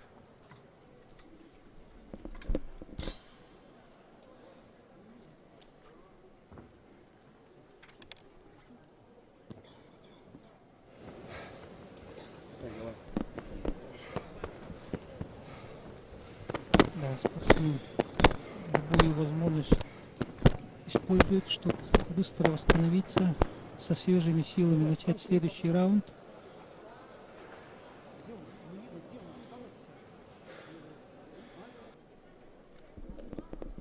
В каждом углу спокойно. Спортсмены чисто восстанавливаются, кикбоксеры. И вот мы видим техничный удар руками. Ну туда это спокойствие еще и ушел. объясняется тем, что позади ведь только стартовый раунд. И я думаю, вот сейчас после завершения второй двухминутки, конечно, уже, наверное, поактивнее будут работать секунданты в углах. Фронт-кик хороший, затем и сайд-кик добавляет Бочаров. Ну, что касается званий, да, у нас Денис Бочаров-то является мастером спорта международного класса. А его соперник Шамиль Вагабов, он мастер спорта. Значит, они более такие уже маститые спортсмены, поэтому вот хороший бэкфейс доводит до цели Вагабов. Вот, если бы чуть-чуть бы судья мог остановить, и можно было считать, если бы он покачнулся бы еще на ногах, но он его потряс вот этим ударом, поэтому почему-то вот опытные спортсмены, если попадают, активно начинают прессинговать, и можно бой завершить досрочно. Вот. Ну да, тут Вагабов тоже этим же... почему-то он не воспользовался. Да, он потряс своего соперника, и надо было идти еще уверенно, уверенно. Иногда у нас не хватает, вот я своим ребятам тоже говорю, нашим спортсменам, да, что вы дома боксируете, надо чуть увереннее, ну, чуть понаглее, чуть-чуть, да, чуть-чуть. Да, есть спортсмены, которые выходят на ринг как на последний бой. Как будто они тут должны умереть. Бан или пропал, да? Да, есть такие, которые, помимо спортивных правил, они еще... Да, глаза горят, все. Вот эти минуты используют до конца. Но тут, знаете, еще дело ведь в том, что Денис Бочаров мастер спорта международного класса. Например, если и пошатнул его, да, то можно, наверное... Он не показал, да, конечно. Да, можно наткнуться там да, на приличнейший удар. Ну, для него это будет уроком, что нельзя недооценивать своего соперника, что вот надо всегда руки держать. Вот, ну, этот у Шамиля, кажется мне, это его наработанный прием. Поэтому он вот очень много часто вот этот прием делает с разворота удар. Да, причем в обе стороны, как я увидел. Да. Это очень, конечно, когда при развороте этот удар весь тело все идет. Вот очень коварный, очень хороший прием. И сейчас вот мы послушаем. Внимание, представители команд, спортсмены. По окончании работы Поджимайте. Делай. Раз, два. Правый подход. Ну, Дениса Бочарова вот, призывает тренер поджимать. Поджимать. И, как я понял, вот, Вот двойка в голову, да, и третий удар по корпусу. Вот Такое он наставление поджимает, получил. да. Вот хороший удар прошел. Бекфест. Вот удар. Да, Прямо вот в челюсть. да. Прямо в челюсть попал. Поэтому это он потряс. Ну как у нас еще среди боксеров говорят, по бороде попал. И как раз он бородатый по бороде. Тут буквально, да, по бороде. Ну да, действительно, Шамиль Вагабов в этом эпизоде вот хорошо так плотненько попал. И, ну, он, в принципе, пошел, да, вот развивать свой успех, но как-то каких-то значительных результатов не добился. Может быть, да, вот как Алексей Юрьевич говорил, надо было идти еще более вот, дерзко, Да, решительно. рисковать надо, рисковать иногда это приносит плоды, и можно как бы, ну, в кавычках, сломать соперника, да, вот когда ты начинаешь прессинговать, туда постоянно вот ногу бросать в корпус, а потом переводишь на голову, например, да, он привыкает, да, руки вот постоянно держатся. Вот мой ученик Сергей Миронов, когда заходил, он прямо обрабатывал ногами вот эти. Ну, по корпусу работал, по корпусу, да. И поэтому, когда боксеры заходили, которые уверены руками, они, для чего он их пинал, что они уже боялись вот поднять, только под него ногами сюда. Прилетает, и да? они вот так уже все, лишь бы вот сберечь свои ребра, чтобы не было перелома, да, можно сказать. Вот для чего вот обрабатывал. А потом уже Сергей показал движение Да. ногой, сразу руки вниз, и тут уже голова открытая, да? Да, и как раз вот я горжусь своим учеником, вот Сергеем Мироновым, да, вот сейчас вот он своих друзей, вот Тесленко, президент Федерации кикбоксинга Ленинградской области, своего друга, своего соперника, вот он каждый день встречает, возит на машине, показывает достопримечательности.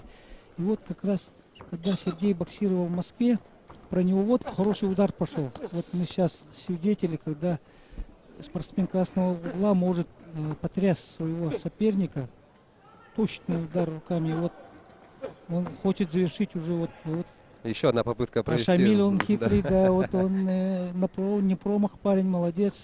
Все равно как-то пытается что-то сделать, чтобы поймать на ошибки своего соперника.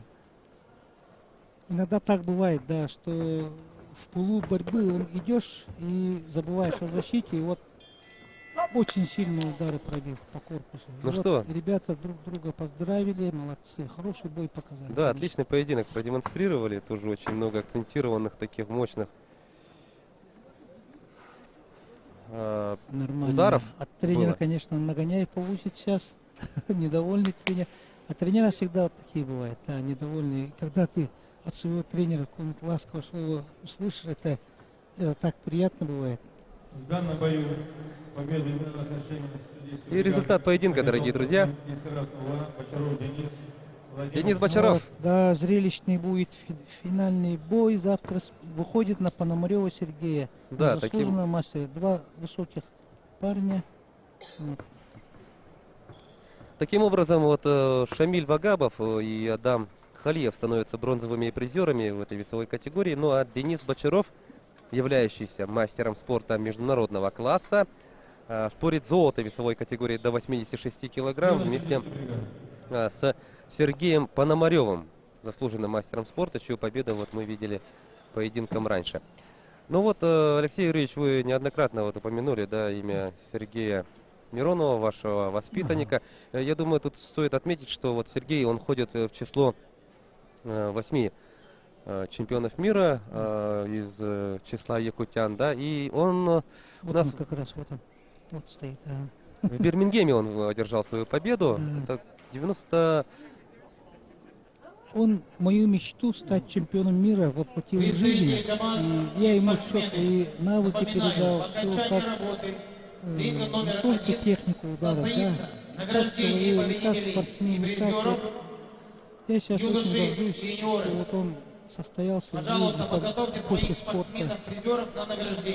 И вот мы сейчас представляем до 91 килограмма уже заходит у нас супертяжи почти. Да, Дмитрий Васенев на ваших телеэкранах, это мастер спорта из Нижегородской области. И синим угла выйдет Каимов Булат из Чеченской Республики, кандидат в мастера спорта. Но Булата пока мы не видим. Ну вот как раз про Сергея вот и расскажу. Вот Игорь Аранский такой был у нас спортивный публицист, там вот журналист, он очень много в 90-х годах вот про восточное единоборство печатал книги, писал. И вот как раз вот когда он увидел Сергея Миронова на ринге, он про него написал прямо в газете «Советский спорт», говорит, я столько чемпионов видел, говорит, про них кинофильмы, то есть книги писал, там Джеки Чаном общался, с Чаком Норрисом, столько чемпионов видел там в Японии, в Америке. Но такого парня, кто так ногами работает, я еще не видел, говорит. Он так поразился техникой работы его ног, Сергея. А он тогда боксировал, 10 раундов боксировал с чемпионом России по профессиональному боксу, с Мамедовым, вот, спортсменом из города Москвы. И все 10 раундов он работал, настолько так ногами мощно работал. А ударом с разворота именно научил его Александр Иванов. Когда я вот уехал на занятия муай-тай в Японию, я вот как раз Сергея передал, чтобы он мастерство своему другу, своему первому тренеру Александру Егоровичу Иванову, чтобы он с ним работал, научил его. И вот он так научил его ударом разворота, как Ван Дам вот пинает же, вот, он на ринге вот так пинал вообще, так красиво было. И много таких нокаутов у него было известных, сильных спортсменов он выиграл. Но вот я повторюсь, что с Сергеем Мироновым выходили, и все жалели своих учеников, что, потому что он не умеет по очкам выигрывать. Он или нокаут, обязательно или досрочно, да? Досрочно. Поэтому вот настолько он себя зарекомендовал. Когда даже я его тренировал, когда вот он маленький, не маленький, вот юный, да, а потом я его уже сюда в город привез. Уже мы тренировались тогда еще в Кутсюре, когда я клуб Махсол еще не открыл, я работал тренером под руководством Василия Егорова. Вот был клуб Кутсюр у нас, стадион юности. Вот. И там я, Сергей, почему ты сильно пинаешь, говорю, своего тренера? Нет, я легко, говорит. Это еще легко, я да? уже тогда он начал уже меня вот, ну, уже поражать. Настолько мощный у него удар от природы, да, вот такие тяжелые ноги, руки тяжелые. А когда он еще от силы ударит, вообще, как говорится, держи этот свет, туши свет. Но мы отметим, что помимо вот победы на чемпионате мира в Бирмингеме на счету Сергея Миронова, но если вот говорить об основных, да, его достижениях, есть у нас еще и победа на чемпионате Азии. Да, вот Кубок Азии был в городе Бишкеке, там при многотысячном стадионе, вот все наши титулованные бойцы там, ну, стали призерами, чемпионами стали, да, там Иннокентий Макаров, Василий Васильев, там Иван Колесов, там. А вот Сергей настолько, вот он все бои выиграл и в финале вышел против мощного бойца из Азербайджана, Мамедов. А так он сказал, что он 20-кратный чемпион мира потом стал, этот Мамедов. 20-кратный. Представь. Ничего себе. Чемпион мира. И тогда Сергей Миронов одержал над ним и победу. У него, да, он одержал над ним победу, вот, и он вошел в историю там. И Сыренов из города Мирного у нас парень был тоже в тяжелом весе, вот он стал чемпионом. Ну что ж, тут, я думаю, не стоит, да, нам сильно отвлекаться на историю, потому что это все-таки 90, весовая категория до 91 килограмма, и тут, ну, любой второй удар, да, каждый удар может стать вот, вот мы решающим. Смотрим, да, что вот перед нами уже рост, вес, там все вот это до 91, вот почти двухметровый спортсмен у нас с красного угла. Да, вчера Дмитрий вот, Васенев, мастер спорта. Все поединки в этой весовой категории закончились досрочно. Тут, конечно, цена невнимательности, да, намного выше, чем в предыдущих весовых категориях. Да, вот спортсмены с красного угла демонстрируют такие акцентированные удары. Не только руками, но и ногами. Вообще, вот, очень настроен решительно. Вот. Дмитрий Васенев является мастером спорта. Что касается его соперника, это Булат Каимов. Он у нас кандидат в мастера спорта.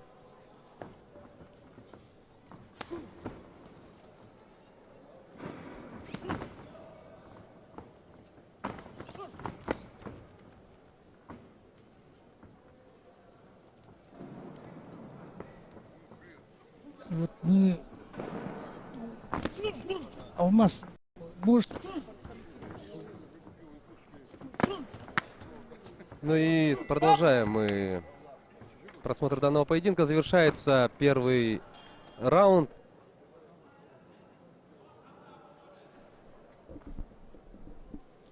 Ну и послушаем тренеров.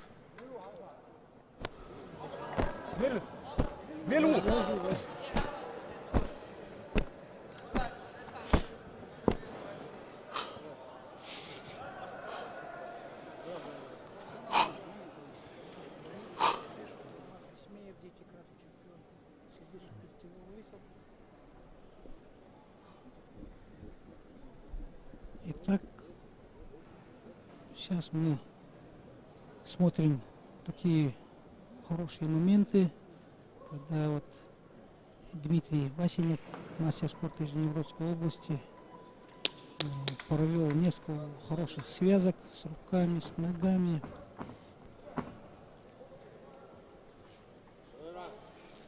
Да, близится к завершению 4-й соревновательный день чемпионата России по кикбоксингу. И у нас остались вот самые тяжелые весовые категории. Мы продолжаем просмотр поединка, полуфинального поединка между мастером спорта Дмитрием Васиневым из Нижегородской области и кандидатом в мастера спорта из Чеченской Республики Булатом Каимовым. Ух, как! Сейчас Да, высоко вот пробивал спортсмен Васинев. из красного угла, да, очень решительно настроен. Вот даже в прыжке демонстрирует. Вот нечаянно вот сейчас Да, это... сам нарвался на это, непреднамеренно было. Это, конечно, неприятно. Так бывает, конечно. Он со всего разбега хотел.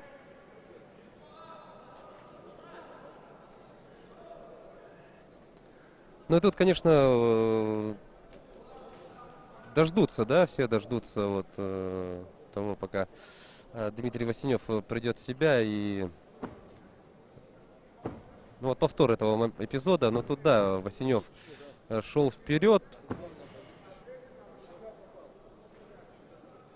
Да, и такое, конечно, случается, и что-то поделать тут.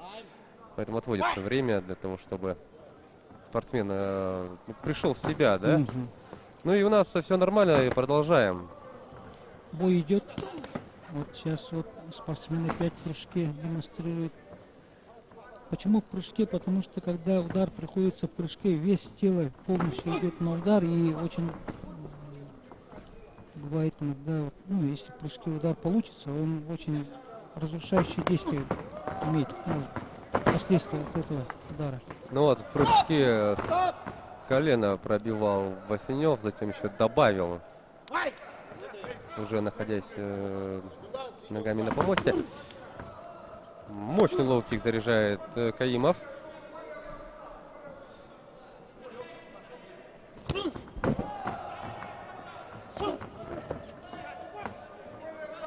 Вот Лечо Курбанов советует своему подопечному, как работать. Да, вот могли вы его заметить на... Ну, сейчас его уже не видно, но ранее вот на VIP-стол, да, и он Да, единственный, кто стоял. Кто прямо оттуда, да, он дает советы, настолько горячие эмоции, потому что переживает тоже. Да, он, конечно, советы дает Булату Каимову, представителя Чеченской Республики. Сейчас он действительно ведет очень сложный поединок Да. с Васиневым. Вот мы видим сзади, да, VIP-стол. Единственный, кто стоит, это у нас Лечо, и советует Каимову. Так, решающий раунд остался. Но все-таки видно, что все-таки превосходство спортсмена красного очень уверенный, мощный. Тем не менее, это тяжелый вес, супер тяжелый вес, можно сказать. Вот Лечо на наших экранах известный чемпион, мировая легенда, карате Кикусинкай. Очень приятный в общении. Лечо мы как раз меня познакомил мой друг Георгий Казанашвили с Нерюнгри, представитель ассоциации карате Кикусинкай. Покатали на якутских лайках его мы, подарили якутский нож, чурон, и все это я вот ему рассказывал про традиции нашего народа, про охотничьи традиции, когда в берлогу убитому медведю именно запускают самого юного, самого молодого, кто есть вот на охоте. И Лечо был поражен нашими традициями. Он говорит, я ему еще сказал, надо еще тебе на нашей якутской лошади посидеть, говорю, вот, поскакать. И это ему очень понравилось.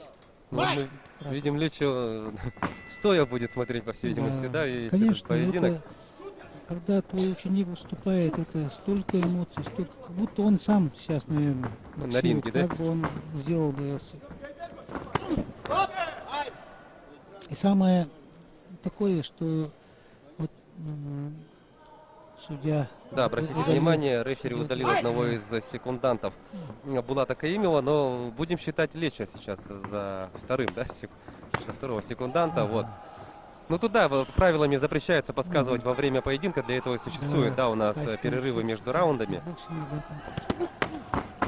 И вот когда игнорируют просьбы рефери, то рефери удаляет. Да, спортсмен Каимов Булат что-то хочет противопоставить, но Власенев Дмитрий очень решительно настроен, вообще вот ничего не дает ему делать, ничего не получается, поэтому вот даже в прыжке старается коленями, он настолько длинный еще в прыжке. Ему удается там провести атакующие действия.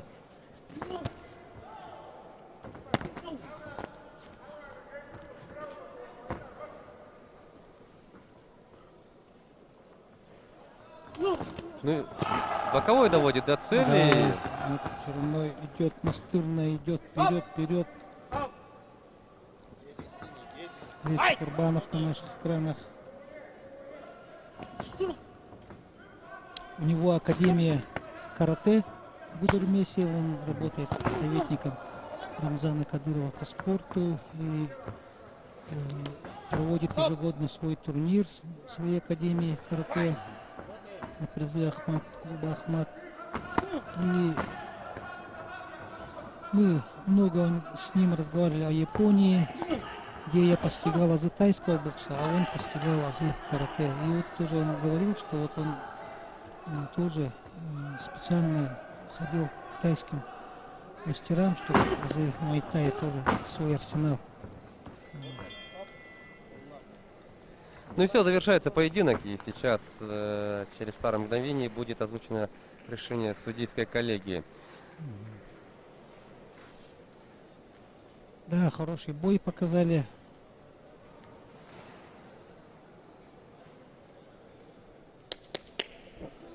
Конечно, для спортсмена это был драматичный бой, но тем не менее он был, оказывал достойное сопротивление своему именитому спортсмену, мастеру спорта. Да, Дмитрий Васенев признается победителем этого противостояния, и таким образом представитель Нижегородской области, мастер спорта, выходит в финал. Да. Ну а в свою очередь Булат Каимов, он становится бронзовым призером чемпионата. Поздравляем его с этим результатом. Фаворит приглашается 33-я пара. В хорошем настроении. Волгоградская область. Дмитрий Васенев идет готовиться к финалу. Завтра мы его увидим. Завтра у нас завершающий день чемпионата, и все решающие поединки, да, у нас пройдут в рамках завтрашней трансляции.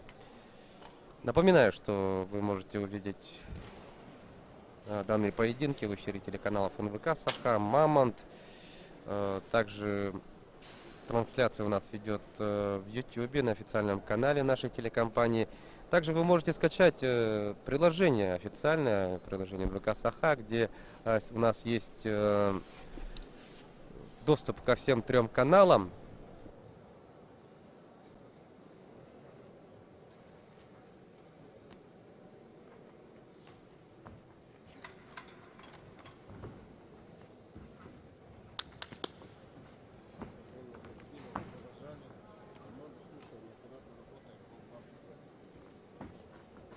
Красный год. Сливов готов? Every round. Time. Fight!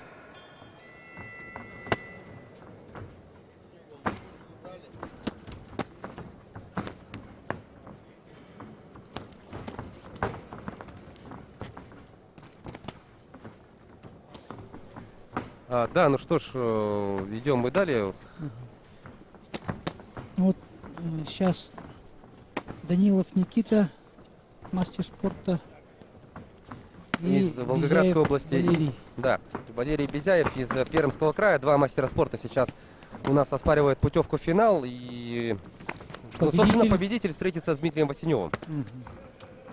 И ух, какой хайкик тут. Хорошие встречные удары провел. Ну, коллеги мне сообщили, да, подсказали о том, что у нас весовая категория свыше 91 здесь килограмма чувствуется, не выйдет. Бой будет, ну-ка, все 3 раунда. Кажется, вот красный спортсмен из красного угла очень сильно пропускает удары. Я вот думаю, обоюдной атаки идет. Очень такие откровенные удары. Если так много будут пропускать, то может быть, конечно, какие-то проблемы. Вот. Обоюдно они попадают друг в друга.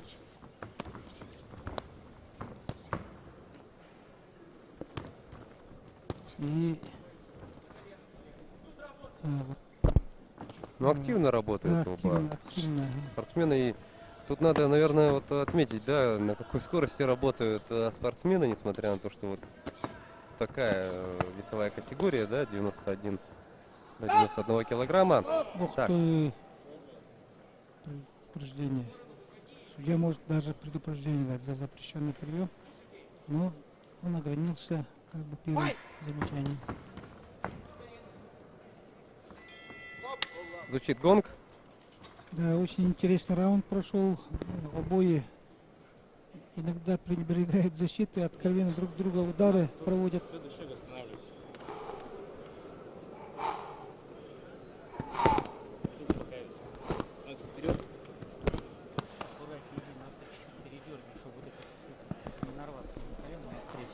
И сразу ответ. Чуть не пробила ответ. Вот чуть стало здесь прям и знаешь, пробивание. Ну и смотрим яркие эпизоды, да, минувшего раунда. Да, сейчас вот смотрим хорошие моменты. Лоу-кики. И вот работа на встречных порах.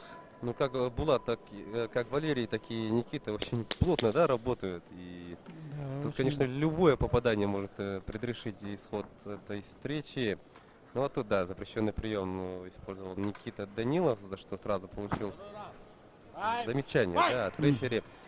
Итак, второй раунд этого противостояния. Победитель выйдет в финал и встретится с Дмитрием Васеневым. Смотрим. Фронт-кик от Безяева.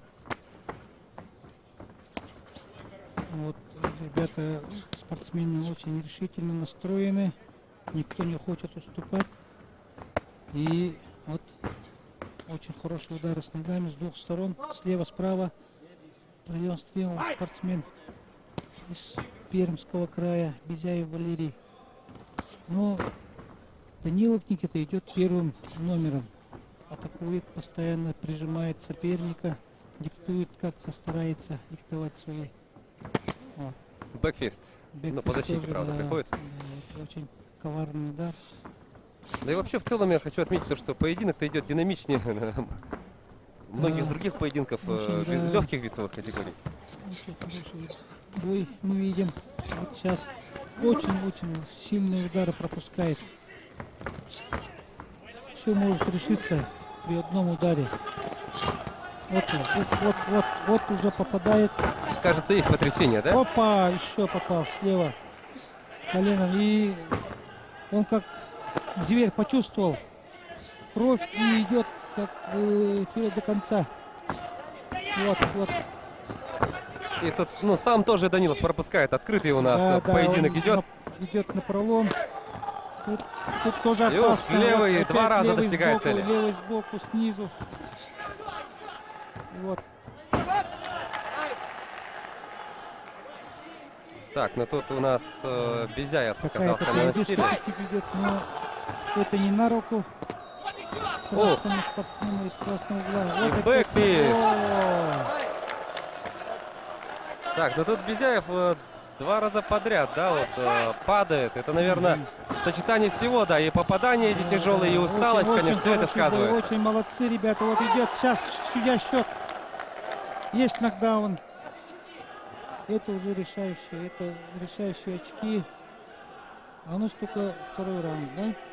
Третий. Ну, да, тут несколько... Всё. Остановили, все. Судья, да, принял решение остановить бой ввиду явного преимущества, что он не может. А, нет. Оказывается, у нас второй раунд. Нет, поспешили, да? Да. Это время Ну, закончилось. Это спасло спортсмена.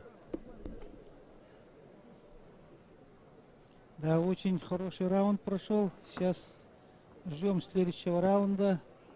Если спортсмен также будет настырно нападать, я думаю, бой завершится. Я чуть-чуть не победил. Вот.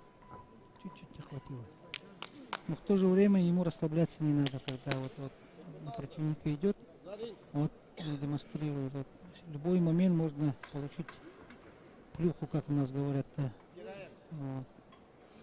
Ну, действительно, Никита Данилов был близок к тому, чтобы завершить, да, поединок Да, досрочно. тем более вот высокого парня он прямо на дистанции.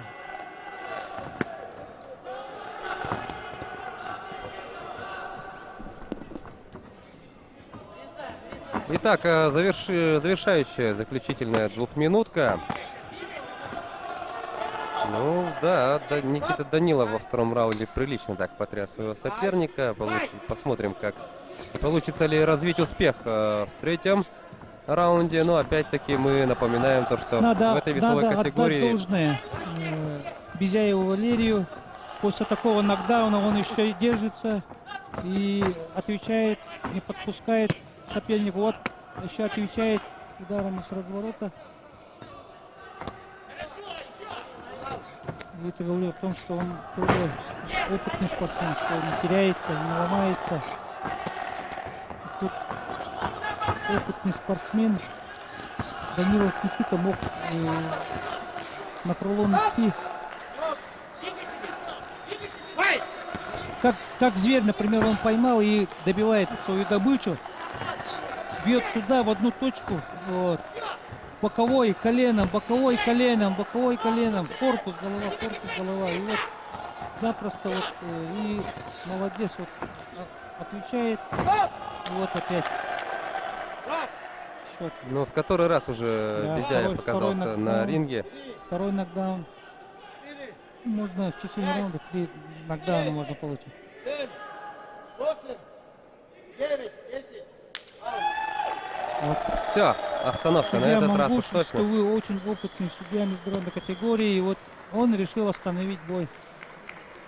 Тренера довольны, как бы в шоке, можно сказать, что так бой завершили. И вот может у них это принципиальный бой, может это, ну тем не менее вот спортсмен молодец тоже из Пермского края. В этом бою выделенное преимущество победу одержал спортсмен. Да, поздравляем Никиту Данилова. И получается он в финале весовой категории до 91 килограмма встретится с Дмитрием Васеневым из Нижегородской области. Ну а в свою очередь Валерий Безяев и Булат Каимов становятся бронзовыми призерами чемпионата, с чем мы их поздравляем. Ну а завтра нас с вами ждет очень интересное противостояние в финале. Еще раз скажем, Никита Данилов, Волгоградская область, и Дмитрий Васенев, Нижегородская область. Ну, у нас есть еще одна весовая категория, это самые тяжелые ребята, свыше 91 килограмма, но, как мне подсказали коллеги, там поединки, вот эти два запланированных поединка полуфинальных, да, они не состоятся, но в любом случае будет процедура объявления победителей. Ну, как я понимаю, тут получилось так, да, совпало, что в двух поединках соперники, один из участников, видимо, ввиду травмы не смогли принять участие. Ну а мы смотрим, как Никита Данилов добивался этой победы в замедленном действии. Хороший зрелищный бой провел Данилов Никита и заслуженно вышел в финал. И в финале ждем интересный бой с Васеневым Дмитрием. Ну а сейчас мы видим, как на ринг выходит Магомед Адаев, представитель Чеченской Республики, кандидат в мастера спорта. Объявляется он победителем. Вот у него соперник был Зубаир Хатуев, также кандидат в мастера спорта из Чеченской Республики. Но он на этот поединок не явился, наверное, ввиду травмы. И сейчас ровно таким же способом у нас будет объявлен победитель второй полуфинальной встречи. На ринг у нас сейчас пригласят Асадуллу Насипова, как я понимаю.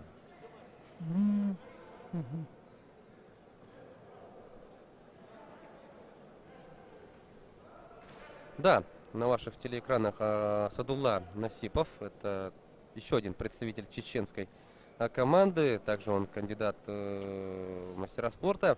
Должен был он оспаривать путевку в финал с Александром Гринчаком из Амурской области. Но, видимо, Александр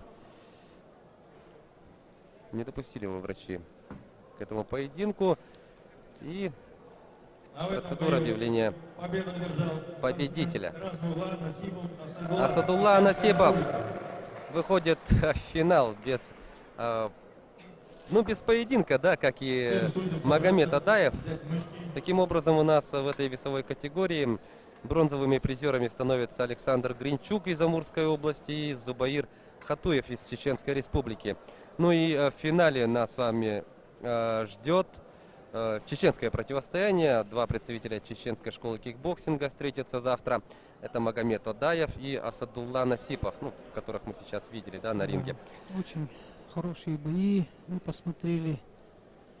Бойцы показали, на что они способны, как тренировались, как их готовили. И все-таки это чемпионат России, отборочный чемпионат мира. Поэтому занимайтесь спортом, берегите себя, будьте здоровы. Да, таким получился у нас последний, четвертый соревновательный день. Завтра начнем программу примерно в такое же время. Занимайтесь спортом, будьте здоровы.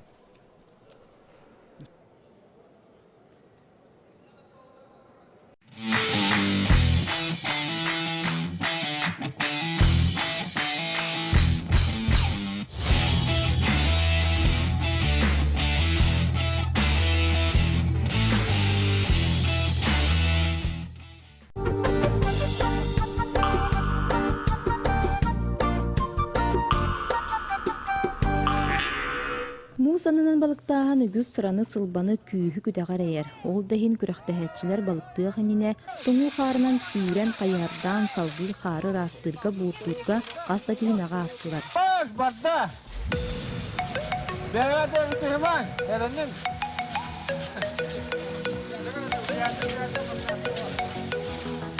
Аяқта мактак ирасында.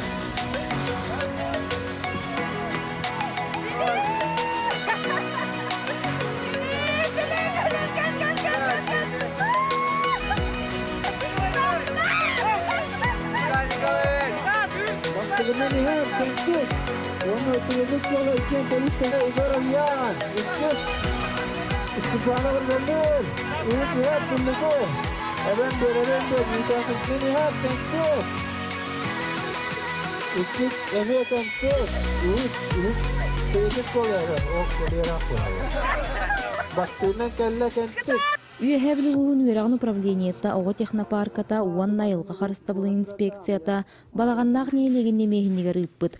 Осколалар иккардыларғар мусанынан балықтағын күрәқті хетігер 12 хаманды кытынна. Бір хамандаға 2 кихи оскола верінәтчіде уанна учутал әбетер аға кыттар. Торуккаттер бұл құлын тұтар хүлбекке күнеден аңдайды тағы ұғын үйерді. Тыгын электринне куюр күрәгән дигәннәр үтүләләр тантан бу кәлен коронавирус туран калган булырын туактаган тәрәһенә бар бадактара оттан бу ел тарихдан намрабыт гәҗәбу ого технопаркалара ди тәрибиттере оттан улахан җохна җыла мандык бу күнүер бу